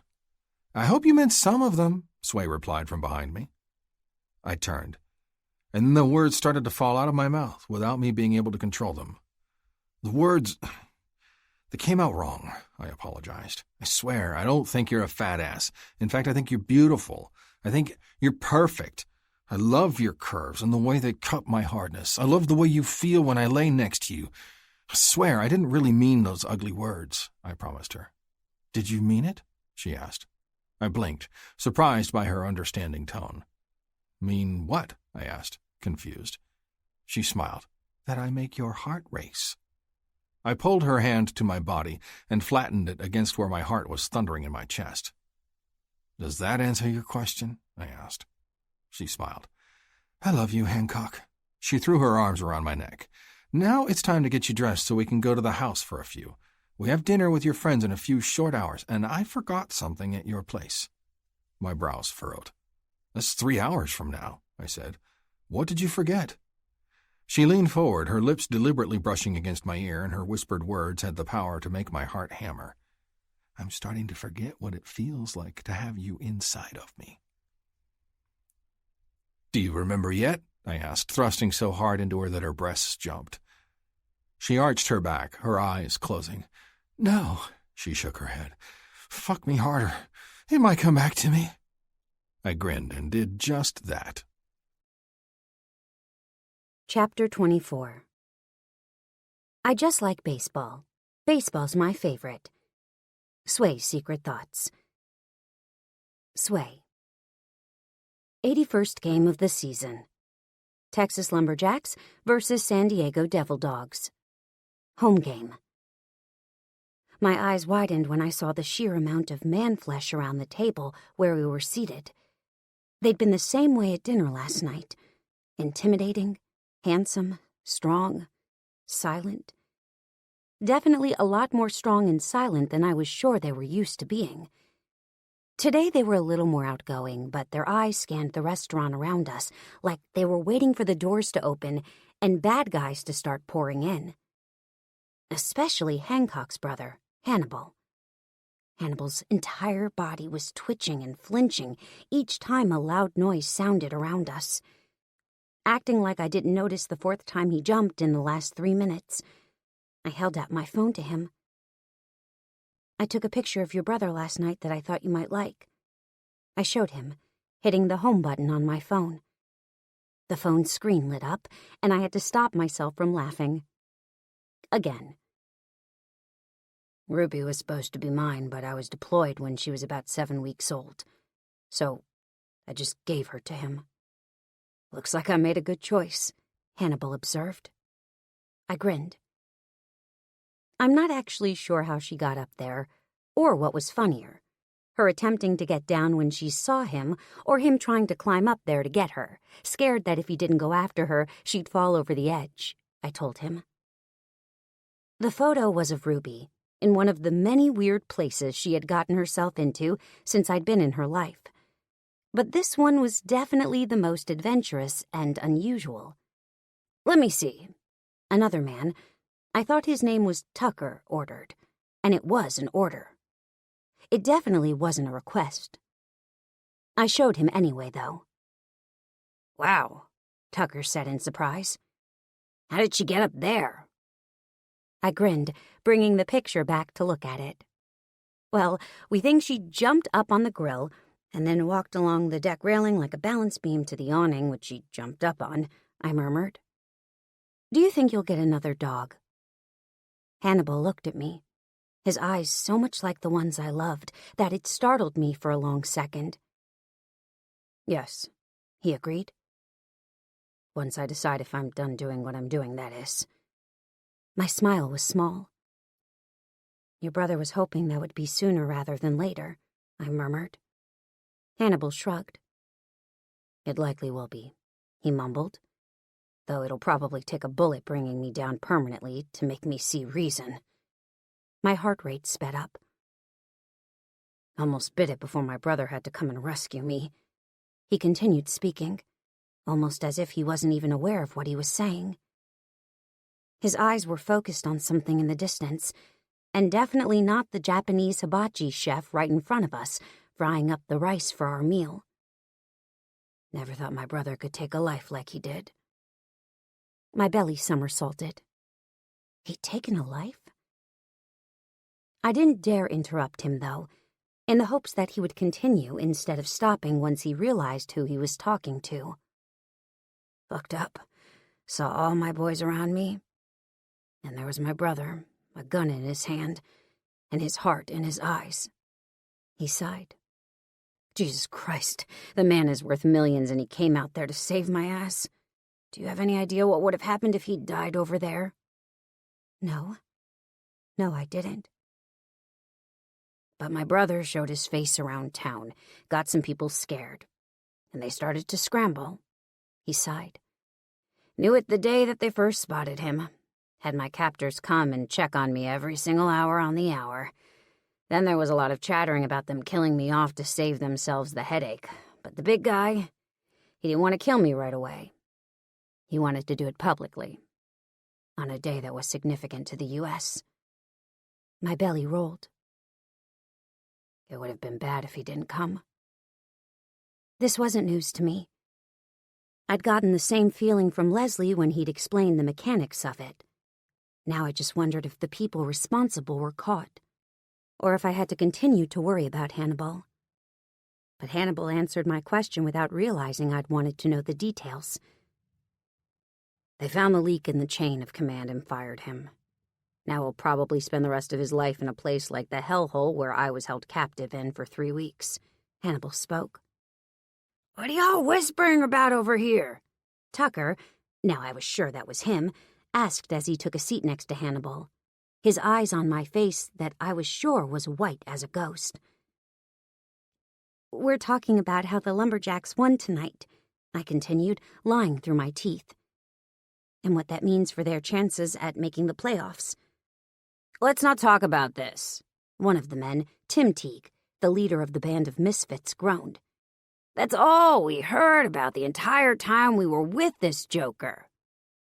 He pointed to a bashful-looking Hancock, who was staring at his hands like he was about to strangle Tim. The rest of the group laughed, as did Hannibal. "They hate it," Hannibal added. "I made them watch the games even though they couldn't stand watching the Lumberjacks. But since I forced them, they've become unwilling fans.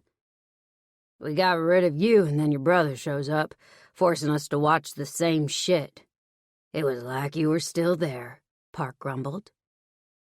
Instead of the blow-up I expected, it only caused relieved chuckles all the way around, and I wondered if this was some weird way that they relieved stress.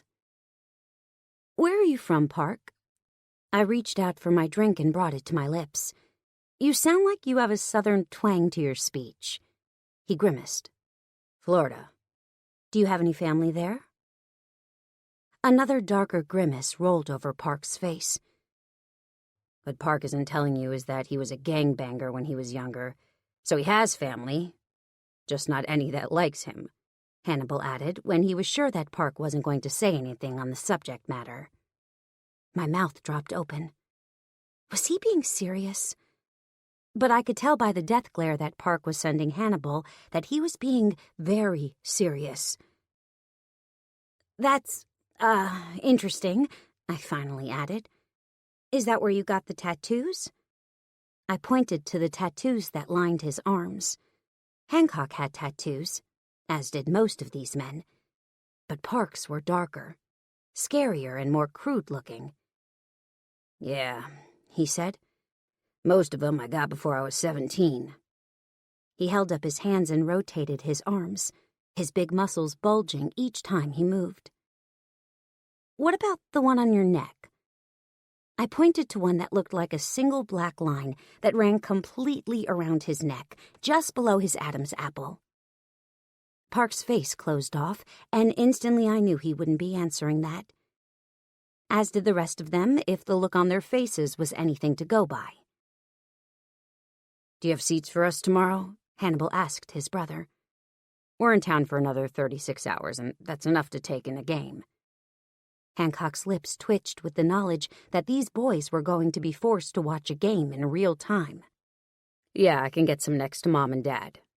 Hannibal grimaced. "I'm not getting out of seeing them, am I?" he asked. Hancock shook his head.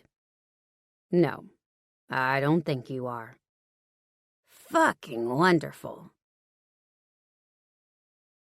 I'm late for a very important date," I chattered as I hurried to the door that would lead me into the stadium. Soren, the guard who was posted at the back entrance at every home game, waved at me and opened the door. "How are you, Miss Sway?" he asked politely. "I'm great, Soren. How are you?" I returned sweetly as I passed. "2 more weeks," he informed me. "That means I'm freaking great." I started to chuckle. Soren and his wife were having their first child together, and she'd been on bed rest since she was 17 weeks pregnant. Now, at 35 weeks, she only had 2 more weeks until she was allowed to move about. "That's wonderful news," I told him sincerely. "It'll be here before you know it, and you'll have your sleepless nights to deal with." He chuckled as he waved me on, and I started for the stairs. I looked down at the new Fitbit on my hand, the one Hancock had given to me the night before.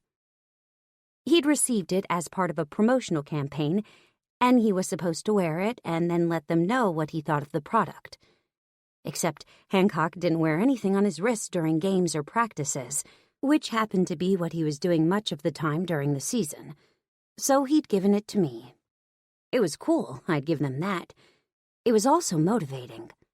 I hadn't realized how little I moved until this thing on my wrist told me, which I suppose was the whole purpose of this product in the first place. Normally, I would have taken the elevator to where I needed to go, but today I chose the stairs to boost today's step count hit, since yesterday's had been so pitifully lame. I just crested the first flight of stairs when I saw Sinclair coming down from the flight above me, a box in his hands and a scowl on his face. "Fucking bitch," Sinclair growled. "This is all your fault." At first, I thought he was talking to me, but it soon became apparent that he wasn't when he looked over his shoulder. "Not sure why you think it's my fault," Croft grumbled. "I paid you kindly for what you did." "Not kindly enough to lose this job. Do you realize how much I make a year?" he asked. $200K. That's twice the amount that you offered to pay me for doing your dirty work." "You did this to yourself. I paid you. I never told you to make friends with that bitch's ex-boyfriend or try to get her fired," Croft shot back. "That's all on you." "Well, you better find a way to get me another decent-paying job, or I'll let everyone know that you were the one stealing everybody's stuff," Sinclair snapped. "It wasn't stealing, I borrowed," Croft replied. "You stole the glove. You made a copy of the glove, but you still have the original." Sinclair stopped and dropped his box to the stairs. "You took Manny's bubblegum and Jessup's batting gloves." "You don't know what you're talking about." Croft narrowed his eyes. "I do know what I'm talking about." Sinclair crossed his arms over his chest. "And that'll get you kicked out of this place just as surely as calling that bitch a fat ass will." I went to the landing and tried the door handle, thankful that it wasn't locked. It led to the locker room level, which usually was locked. Luckily, not today, because without waiting for a reply, Sinclair picked his box up and tucked it under his arm. "I suggest you figure out whether having a professional baseball career is worth... You fucking bitch!" This time I knew he was talking to me. I knew it mostly because the moment I tried to go into the door, someone was coming out of it. forcing me to back up whether I wanted to or not. "Language," the big man, Furious George, replied. "Sorry, little lady. Do you need something in here?" I nodded my head and then blushed. I didn't normally go into the locker room if there was a possibility that they were getting dressed, if I could help it. Most of them walked around naked half the time, and if I could save myself the embarrassment of seeing men who weren't Hancock naked, I'd do it. "I was trying to see Hancock," I lied. "Is he in there?" Furious George's face went from me to the stairs above me where I suspected Sinclair and Croft were standing, glaring most likely. "How about you and me walk up there together?" he asked. "I wanted to get you to look at my wrist anyway. I had to play with a different bat yesterday because mine went missing, and now it's killing me." I wanted to scream at Croft, asking him if he'd stolen George's bat, too. But I managed to control that reaction. But just barely. I could tell when we passed Croft that he knew I was about to blab everything, which was why, in the next moment, he grabbed me by the hair as I moved by him and tried to throw me down the stairs. But suddenly, we weren't alone. George took Croft by the throat as I started to fall, or would have fallen had my man not caught me before I could go tumbling down the stairs. "Jesus fucking Christ," Hancock hissed, pulling me protectively into his arms and burying his face into my neck. "What the hell is wrong with that fucking kid?" George's hand tightened on the kid's throat, and Sinclair took in the look on both George and Hancock's faces and decided to cut his losses. Without another word, he left, leaving us alone with a purple-faced Croft who had a whole lot of questions to answer. His interrogation took about an hour as Siggy got into drill sergeant mode, something he'd picked up during his 8 years in the Army, and grilled Croft until he confessed to every single thing he'd stolen over the course of the season. Something I wasn't able to stay and witness since I had a whole baseball team to prepare for the upcoming game, and 2 assistants, who could only work under my direction since they weren't certified athletic trainers like I was. 45 minutes later, I was bending over to check my bag that I took with me to all the games, when I felt someone come up behind me. I knew it was Hancock without even looking up, not because I could smell him or feel him, but because he was just that big of a presence. It was like my body was tuned into his, and I knew it was him from the electrical charge I always felt when he was close. "You ready, big boy?" I asked him. He stilled my hips that I didn't even realize were swaying to the music playing softly on the phone in my pocket, and fitted his chest against my back. "I'm ready," he agreed. "Even more ready now that I have my glove back." "You have your glove back?" I whispered, straightening. "But I didn't even tell you that." "I heard everything that was said. I'd already come into the stairwell to meet you in the parking lot, but I froze when I heard Sinclair and Croft talking," he explained. "That's why I was late getting to you." I harumphed. "I can't believe that kid stole all those things." I shook my head in confusion. "From what I understand, he was a decent catcher at one time. He didn't need to steal y'all's shit to get any better." "My guess is that the kid just wanted to fit in. Maybe he wanted to commiserate with the players that lost something," he explained. "But we won't know for sure until Siggy gets done with him."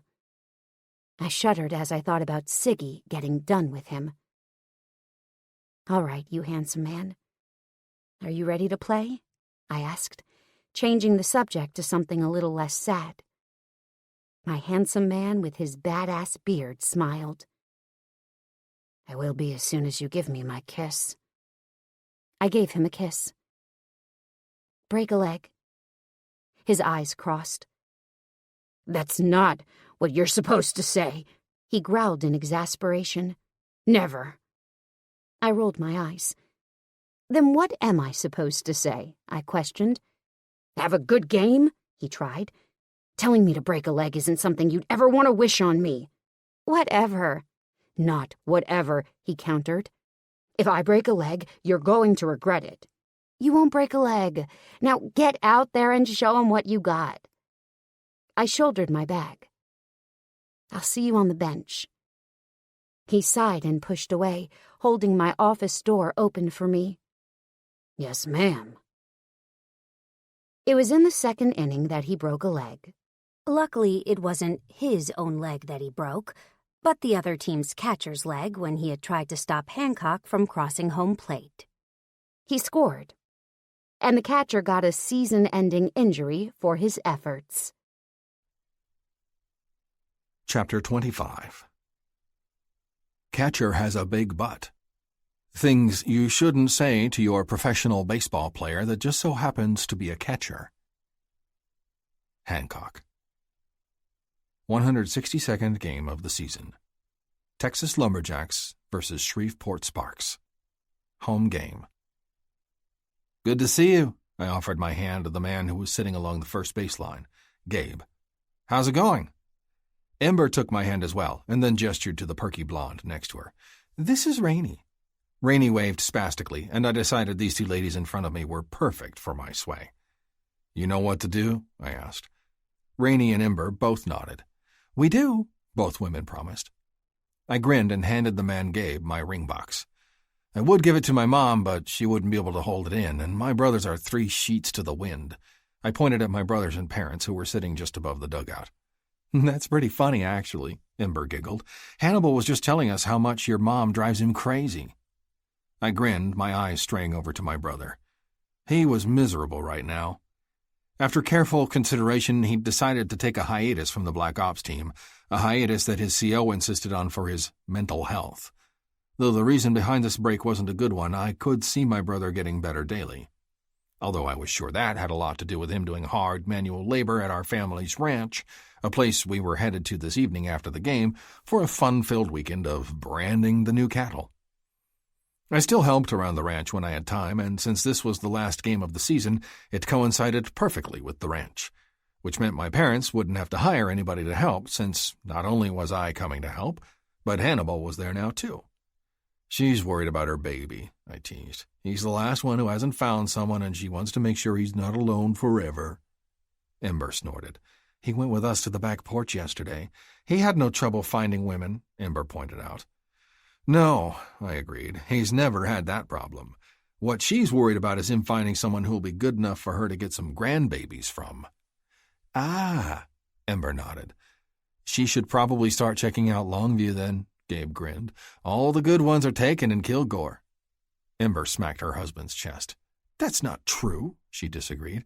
There's that girl at the supermarket, and our son's teacher. Gabe's eyes sparkled.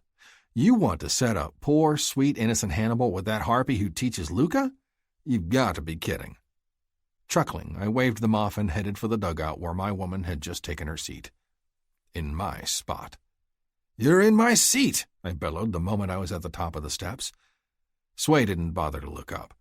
Imagine that, she mused. I sure am. Hooking her around the waist with one arm, I scooted her down and took my place directly beside her. You forgot to kiss me, I declared. She offered her lips but kept her eyes on the book that she was reading, one with a jacked guy in a kilt on the cover. Good book? I asked her, waiting for her to look into my eyes. Great book, she nodded. Are you going to kiss me or what? I gave her a kiss.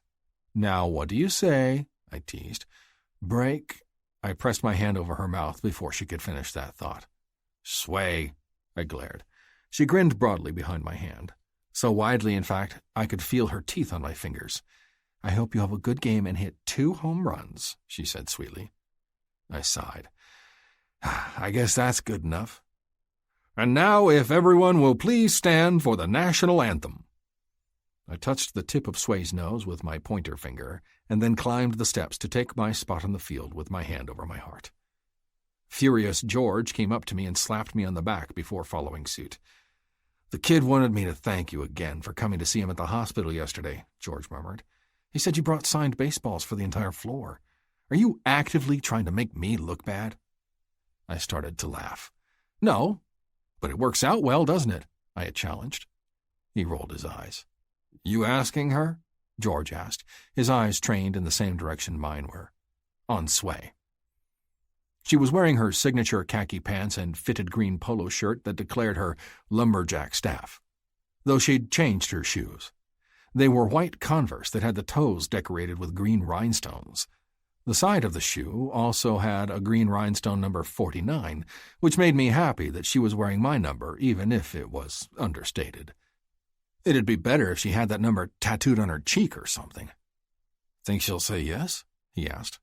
I nodded my head. "Yep." "So sure of yourself?" he asked. I nodded again. "Yep."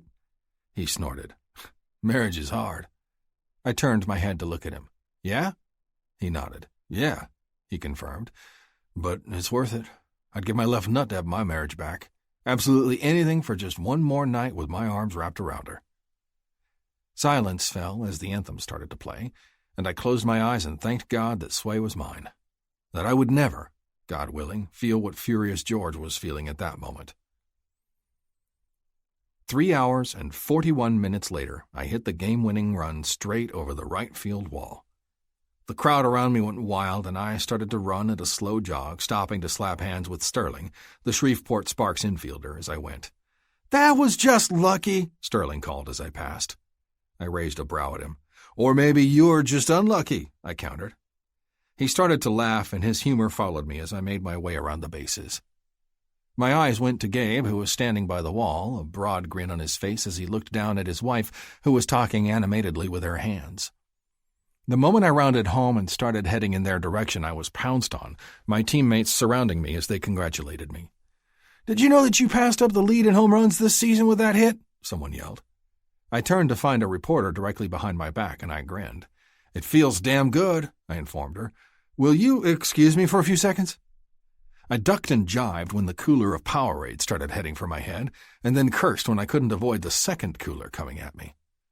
"God damn it, you fuckers!" I shouted as the red sports drink poured all over me, staining the white parts of my uniform instantly. The boys chuckled as I flicked my hands out at my side, and I sighed as I made my way to Gabe. Gabe was ready for me the moment I got there and passed me the velvet box without a word. I took it and turned, heading back in the direction of Sway, who was standing at the top of the dugout steps watching me with a small smile on her face. "That was a good game," she informed me, once I was close enough to hear her over the roaring of the crowd who were still there. I grinned. "Yep." "You only got one home run, though," she teased. "I am a little bit disappointed." I dropped down to one knee in front of her, and her eyes widened in alarm. "What are you doing?" she asked shrilly. I opened the box, and her eyes instantly filled with tears. "Sway, will you marry me?" Her mouth fell open, and then she threw herself at me. Before I could react, we both fell backwards into the grass, and the crowd around us went wild. "So is that a yes?" I asked between her kisses. She nodded and pushed up, using my stomach to steady herself, and I grunted as all the air left my body. "Of course it's a yes." She started to giggle. "You're going to regret this, you know." "How so?" I teased. She leaned down so her face was only inches from mine. "You're going to be on the front page of every single newspaper in the country," she promised. I pushed her up so she was still straddling my legs, but I was upright and lifted the velvet box from the grass where it had fallen. "I don't really care." Then I slid that ring on her finger where it would never, ever leave again. I looked up into those beautiful blue eyes, now filled to overflowing with tears, and said the words she probably never thought she'd hear. "You're the best superstition ever." Epilogue. Forgiveness is divine. Telling someone to fuck off is even better. Note to self. Hancock. "I can't do it." She shook her head frantically. "I can't fucking do it." "Come on, I'll go with you." She shook her head faster. "What's that?" I asked. She turned her head to look in the direction I was pointing, and I chose that moment to push her over the edge. The last look I got from her before she hit the water 20 feet below us was a look of betrayal and a promise for retribution. I followed right behind her, of course, and swam towards her the moment I got my head about me. "Don't talk to me, Hancock. I'm mad at you." She turned, viciously yanking down her goggles to cover her eyes. "I cannot believe you'd push the mother of your children off a cliff, on our belated honeymoon in Hawaii, of all places." I chuckled as I swam up to her back, wrapping my arms around her belly as I kicked my feet to keep us both above water. I wouldn't have pushed you if you'd have jumped, I teased. She sighed. I hate when you're right, she grumbled. Now let's swim down there and look at these stupid fish you want to look at. Then she disappeared into the clear depths, swimming toward the bottom as she turned her head left and right, taking in the underwater scenery. I tugged my goggles over my eyes and fit the respirator in my mouth and dove down, kicking my feet hard to get close to her. My eyes stayed on her ass as I swam, and by the time I'd gotten to her, my cock was hard as a rock. Which wasn't too surprising. She was in a freaking bathing suit that left very little to the imagination. She'd gained a little weight over our 5-year marriage, but not enough to make a huge difference in her body. She had stretch marks where before it was unblemished skin, and she had a little more of a pooch on her belly from our 2 kids growing inside of her, but other than that, she looked nearly identical to the day I met her. And I could not find a single thing wrong with that. Sway patted my arm, bringing my attention away from her ass and to the fish that she was frantically pointing to. I held my thumb up and she widened her eyes behind the goggles. The fish she was pointing at was a clownfish, the same fish that we saw on a daily basis back at our house thanks to our 3-year-old little girl who was in love with all things Nemo. She started to wiggle her arms as she shimmied in the water, and my eyes zeroed in straight for her breasts. The thin wisp of fabric that was barely containing them slipped, and her nipple popped out. She immediately fixed it, but it was enough. I had to have her. Right then. Reaching for her, I pulled her with me to a rock to steady us.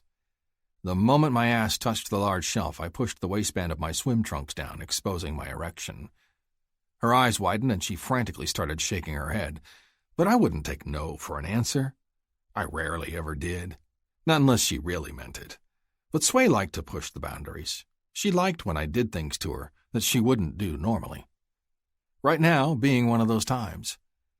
Pulling her towards me, I yanked her so her legs were on either side of my hips and moved her swimsuit bottoms to the side. The moment my cock found the entrance to her pussy, I thrust inside, groaning into my respirator. We'd never done this in water before. It was completely and utterly different than anything I'd ever felt before. And the moment I came, a few minutes later, taking Sway with me, I knew it wouldn't be our last time. Even if we had to do this in our bathtub at home, it was getting done again. It felt too good not to. 5 minutes later, she laughed breathlessly as we climbed our way out of the water. So is that what we're going to do now that you've retired? She teased, looking back over her shoulder at me. Of course, I teased, kicking my flippers off and bending down to pick them up. What else is there to do? She snorted and headed for our towel, and I winced when I saw that someone had set up nearly directly next to us. Grab the blanket and move it over here. I indicated a tree that was casting some shade on a grassy area of the beach. She picked up her phone, my phone, and the keys and carefully shook out the blanket before walking it all over to the tree. I threw my flippers on the ground next to the tree before taking the blanket from her and spreading it. She dropped her stuff and headed back over to where we had our picnic basket and picked it up to bring it back over. What did you pack for us? She asked. I took out 6 Lunchables and she started to laugh. What a great picnic, Hancock, she snickered. Without further ado, she grabbed one of the 3 pizza Lunchables, cheese only, and started building her lunch. Except she didn't eat them right, something I'd learned over the course of 5 years of marriage to her. She stacked them like a sandwich and then ate all 3 at the same time. It was weird, yes, but it was her. It was Sway. And I'd take Sway any way she came because she was that important to me. My eyes drifted to the water when a sudden movement caught my eye, and my eyes bulged when a man in his birthday suit started to walk to a blanket, the one that had been right beside ours. Spotting us, though, he veered off course and walked over, extending his hand to me. I didn't take it, mainly because his cock was wiggling only inches away from Sway's face. Hi, my name is Frank, the man introduced himself. After realizing I wasn't going to take his hand, he dropped it to his side. That didn't make his smile go away, though. Mine had, though. Do you mind, Frank, stepping away from my wife with your dick? I snapped. She's trying to eat, and she doesn't need your twig and berries waggling in her face while she does.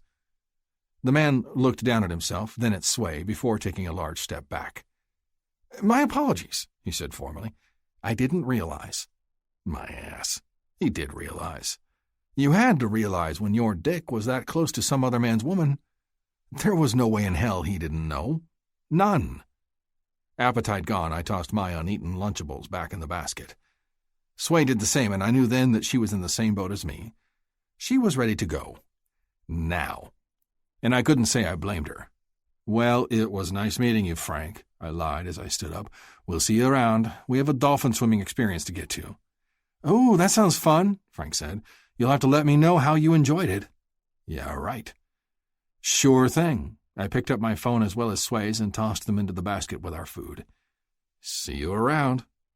I hoped not. "You too," Frank decreed with a wave. Sway and I were around the rock that had secluded the little cove from the rest of the beach before I held up a hand and said, "Let me go over and tell the guy where to get his scuba gear back." Sway nodded and waited while I handled it, slipping the guy $100 bill since I knew what he was about to encounter. "Did you tip him well?" Sway teased. $100. "It's not enough." She shivered in revulsion. "Did you see the size of his dick? I didn't know they came that big." I slapped her ass. "You're not supposed to notice anybody's dick but mine," I informed her. She snorted. "Yes, master." My eyes flared. "You can call me that later in bed, okay?" She sighed. "You're so predictable." "Are you going to call me master?" I asked, gathering Sway's hair in my fist as I urged her faster. She threw her head back, but not before she said what she had to say. "Why would I call you master when I'm the one doing all the work?" she asked. "Maybe you should be calling me master." She giggled at the look on my face, and I lifted my hips, meeting her thrust as she came down on top of my dick, causing her to gasp. "Jesus Christ," she whispered frantically. "I'm coming."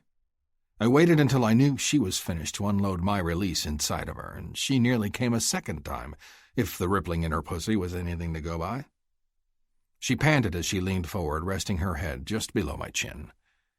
Her hand lifted to stroke my beard, and I sighed as our hearts slowed. "Are you going to get rid of this now that you are done playing?" she asked, stroking me. I loved my beard. Loved how it made Sway's skin redden when I was touching her with it. Loved how she stared at me, stroking it, like she was doing now. Most of all, though, I loved that she loved it. If she hated it, then I'd get rid of it. But Sway would never ask, and to be honest, I was sure she liked it more than I did. But before I could answer her question, a clapping filled the air. "Crikey, mate," someone said, interrupting my post-orgasm bliss. "I need a cigarette after that. Good on you, bloke." Sway stiffened and she immediately stood, my dick falling to my bare thigh as she rushed into the room. I followed her, coming to a stop in the bathroom doorway as she paced back and forth while waiting for the shower to warm. "What's wrong?" I teased. She tossed me a glare. "I'm fat, and some guy just watched my fat jiggle while I rode you," she said point blank. My brows rose. "You might have a few extra pounds now, but I love every new thing about you. Every extra inch, every extra stretch mark, every extra dimple, every extra pound." I started to run my lips down the length of her neck. "I just love you. Who the fuck cares about what anyone else thinks?" She sighed, but her head was lifted and her eyes were shining. "You know," she said, walking towards me, "you're a really great man." I grinned. "I know. And you're so humble." I winked. "Hard-working." She lifted her hand to my beard once again. "A good daddy." My heart swelled. "But most of all, you're the best husband a woman could ask for." Her mouth came to my cheek, my beard hair rubbing coarsely against her baby-soft skin. Then she ruined it all by opening her mouth, closing her lips around my beard hair, and then pulling. "Why do you insist on billy-goating me?" She burst out laughing. "'Cause I like the reaction I get out of you when I do it." I pulled her to me when she turned to step into the shower, wrapping both of my thick arms around her chest and middle. "You forgot to say you love me," I informed her. She looked at me over her shoulder. "Maybe. But I'll show you if you join me in the shower." "Promise?" I asked. She smiled. "Promise." This